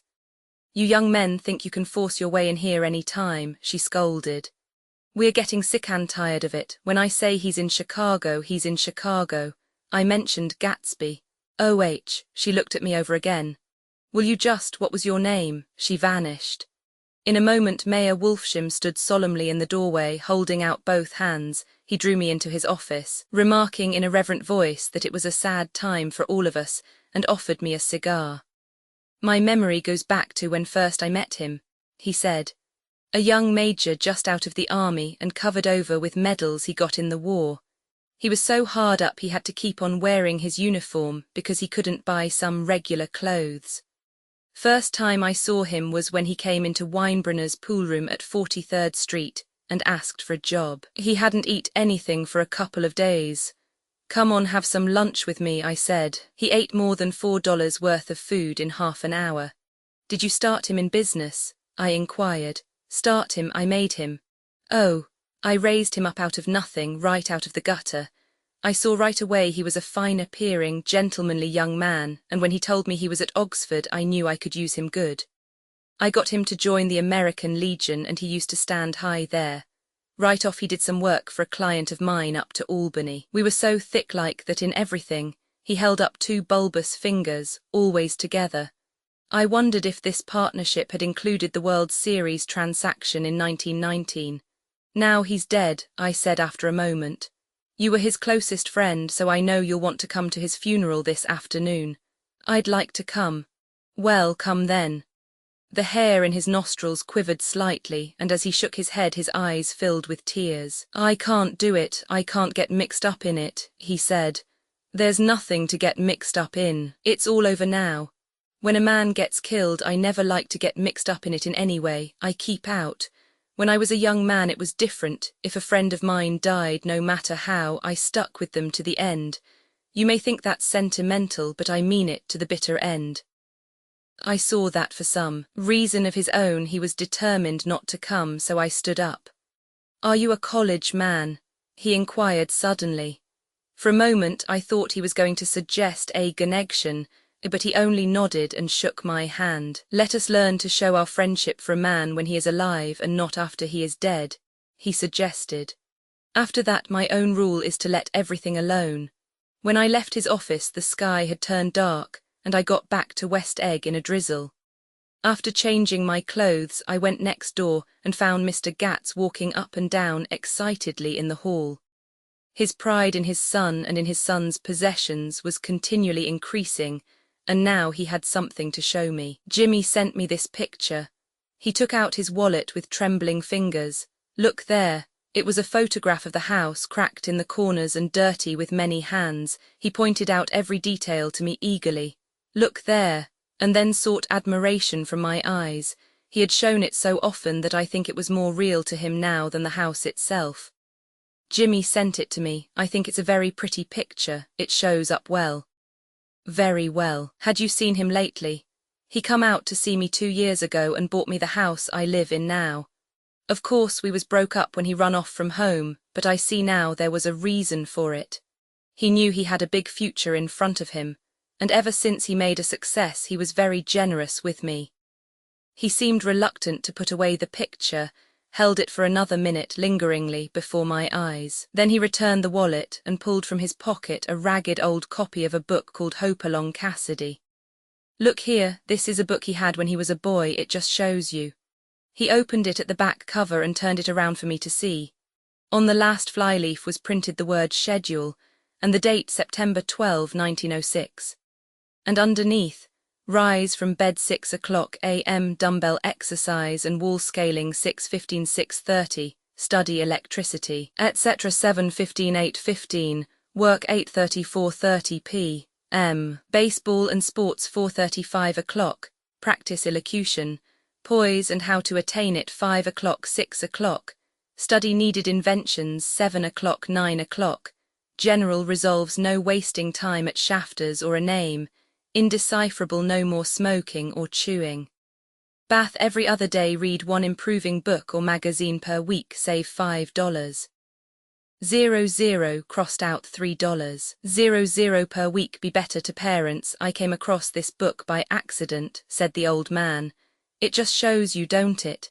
It just shows you. Jimmy was bound to get ahead. He always had some resolves like this or something.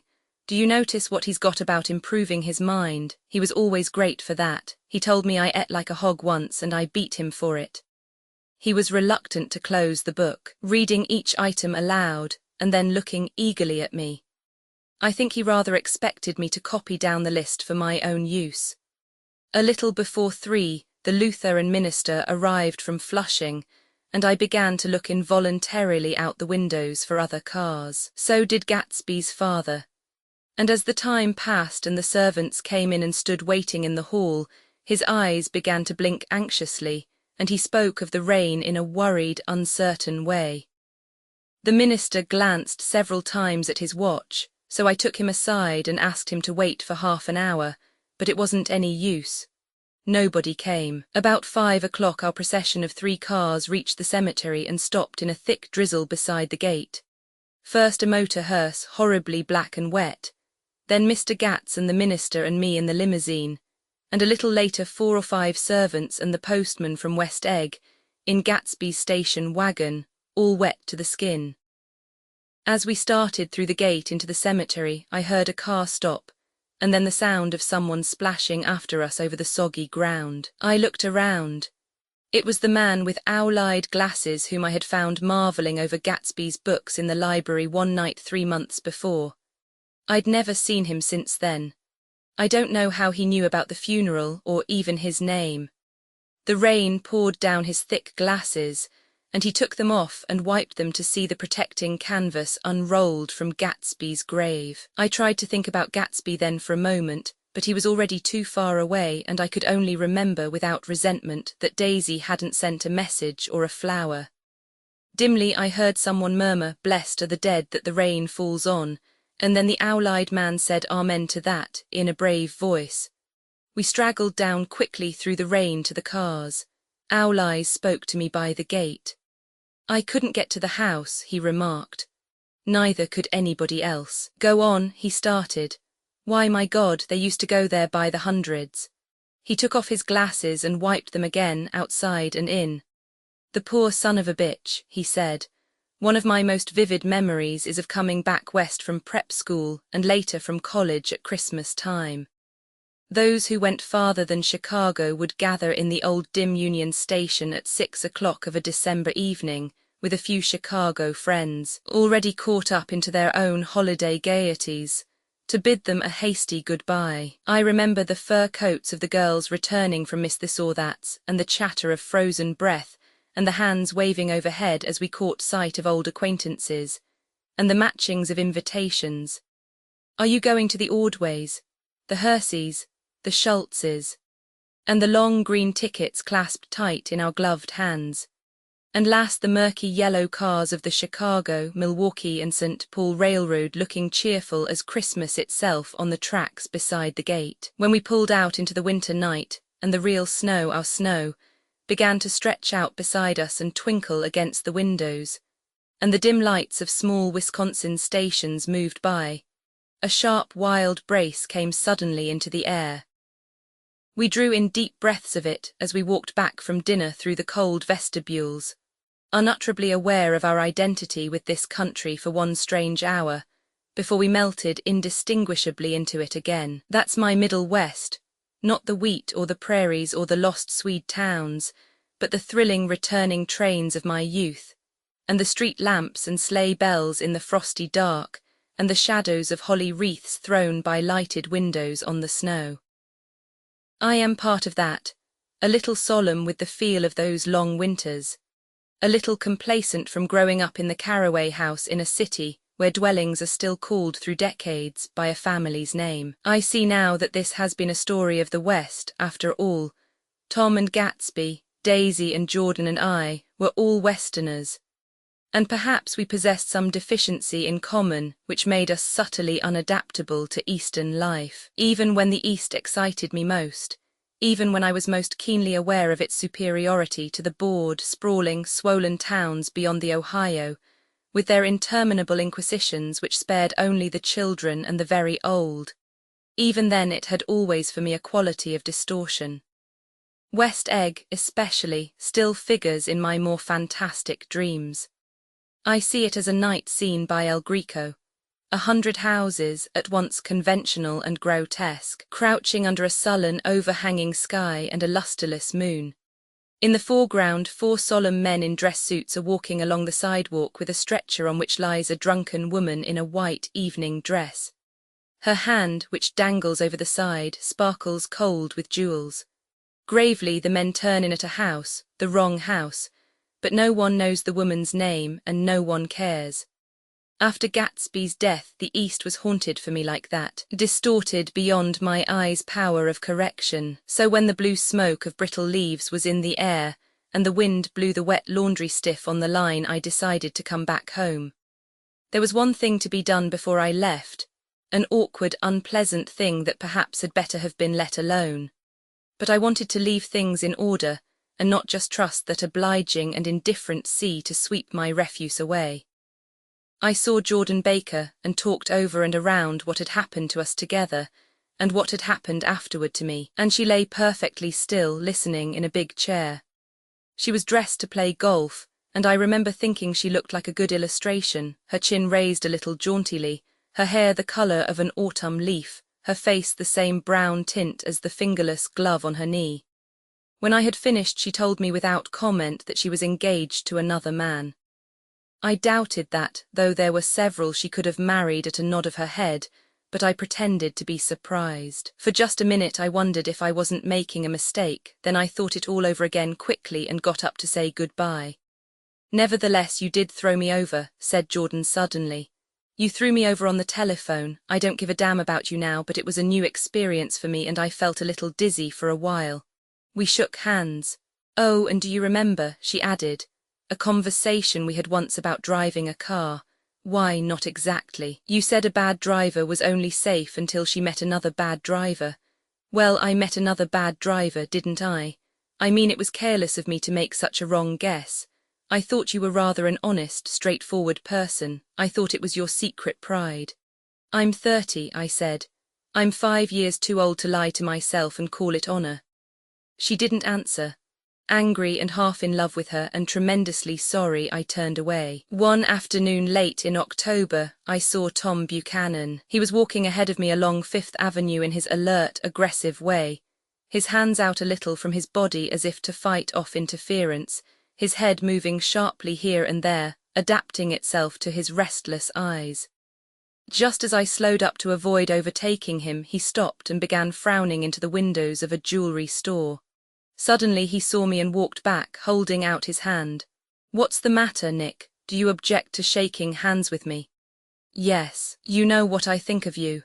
"You're crazy, Nick," he said quickly.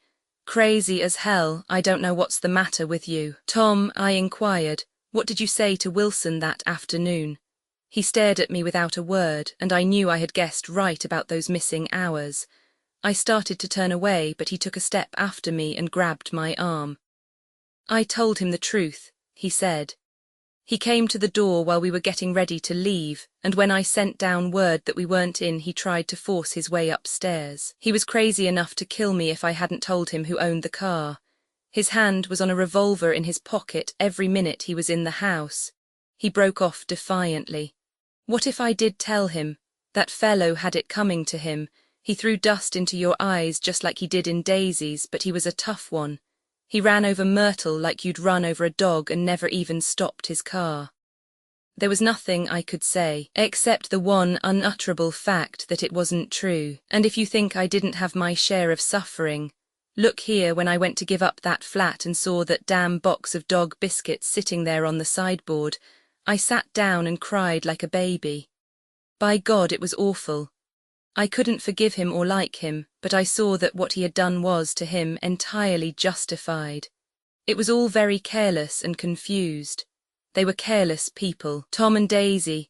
They smashed up things and creatures and then retreated back into their money or their vast carelessness, or whatever it was that kept them together, and let other people clean up the mess they had made. I shook hands with him. It seemed silly not to, for I felt suddenly as though I were talking to a child. Then he went into the jewelry store to buy a pearl necklace, or perhaps only a pair of cuff buttons, rid of my provincial squeamishness forever. Gatsby's house was still empty when I left. The grass on his lawn had grown as long as mine. One of the taxi drivers in the village never took a fare past the entrance gate, without stopping for a minute and pointing inside. Perhaps it was he who drove Daisy and Gatsby over to East Egg the night of the accident, and perhaps he had made a story about it all his own. I didn't want to hear it, and I avoided him when I got off the train. I spent my Saturday nights in New York because those gleaming, dazzling parties of his were with me so vividly that I could still hear the music and the laughter, faint and incessant, from his garden, and the cars going up and down his drive. One night I did hear a material car there and saw its lights stop at his front steps. But I didn't investigate. Probably it was some final guest who had been away at the ends of the earth and didn't know that the party was over. On the last night, with my trunk packed and my car sold to the grocer, I went over and looked at that huge, incoherent failure of a house once more. On the white steps an obscene word, scrawled by some boy with a piece of brick, stood out clearly in the moonlight, and I erased it, drawing my shoe raspingly along the stone. Then I wandered down to the beach and sprawled out on the sand. Most of the big shore places were closed now, and there were hardly any lights except the shadowy, moving glow of a ferryboat across the sound. And as the moon rose higher, the inessential houses began to melt away, until gradually I became aware of the old island here that flowered once for Dutch sailors' eyes, a fresh, green breast of the New World. Its vanished trees, the trees that had made way for Gatsby's house, had once pandered in whispers to the last and greatest of all human dreams. For a transitory, enchanted moment man must have held his breath in the presence of this continent. Compelled into an aesthetic contemplation, he neither understood nor desired, face to face for the last time in history, with something commensurate to his capacity for wonder. And as I sat there brooding on the old, unknown world, I thought of Gatsby's wonder when he first picked out the green light at the end of Daisy's dock. He had come a long way to this blue lawn, and his dream must have seemed so close that he could hardly fail to grasp it. He did not know that it was already behind him, somewhere back in that vast obscurity beyond the city, where the dark fields of the Republic rolled on under the night. Gatsby believed in the green light, the orgiastic future that year by year recedes before us. It eluded us then, but that's no matter. Tomorrow we will run faster, stretch out our arms further, and one fine morning, so we beat on, boats against the current, borne back ceaselessly into the past. Colophon, The Great Gatsby was published in 1925 by F. Scott Fitzgerald. This ebook was produced for Standard eBooks by Alex Cabal, and is based on a transcription produced in 2018 by Al Haynes, Cindy Bayer, and distributed Proofreaders Canada for Faded Page, and on digital scans from the Internet Archive. The cover page is adapted from Celestial Eyes, a painting completed in 1925 by Francis Cugat. The cover and title pages feature the League Spartan and Sorts Mill Gaudi typefaces created in 2014 and 2009 by the League of Movable Type. This edition was released on June 30, 2026, 248 a.m., and is based on revision 194 DC 11. The first edition of this ebook was released on January 1, 2021, 10:22 p.m. You can check for updates to this ebook, view its revision history, or download it for different e-reading systems at Standard Books. org/ebooks/F. Scott Fitzgerald/The Great Gatsby. The volunteer-driven Standard eBooks project relies on readers like you to submit typos, corrections, and other improvements. Anyone can contribute at Standard Books. Org. Uncopyright, may you do good and not evil. May you find forgiveness for yourself and forgive others. May you share freely, never taking more than you give. Copyright pages exist to tell you that you can't do something. Unlike them, this uncopyright page exists to tell you that the writing and artwork in this ebook are believed to be in the United States public domain. That is, they are believed to be free of copyright restrictions in the United States. The United States public domain represents our collective cultural heritage, and items in it are free for anyone in the United States to do almost anything at all with, without having to get permission. Copyright laws are different all over the world, and the source text or artwork in this ebook may still be copyrighted in other countries. If you're not located in the United States, you must check your local laws before using this ebook. Standard ebooks makes no representations regarding the copyright status of the source text or artwork in this ebook in any country other than the United States. Non-authorship activities performed on items that are in the public domain, so-called sweat of the brow, work, don't create a new copyright. That means that nobody can claim a new copyright on an item that is in the public domain for, among other things, work like digitization, markup, or typography. Regardless, the contributors to this ebook release their contributions under the terms in the CC01 Universal Public Domain Dedication, thus dedicating to the worldwide public domain all of the work they've done on this ebook, including but not limited to metadata, the title page, imprint, colophon, this uncopyright, and any changes or enhancements to, or markup on, the original text and artwork.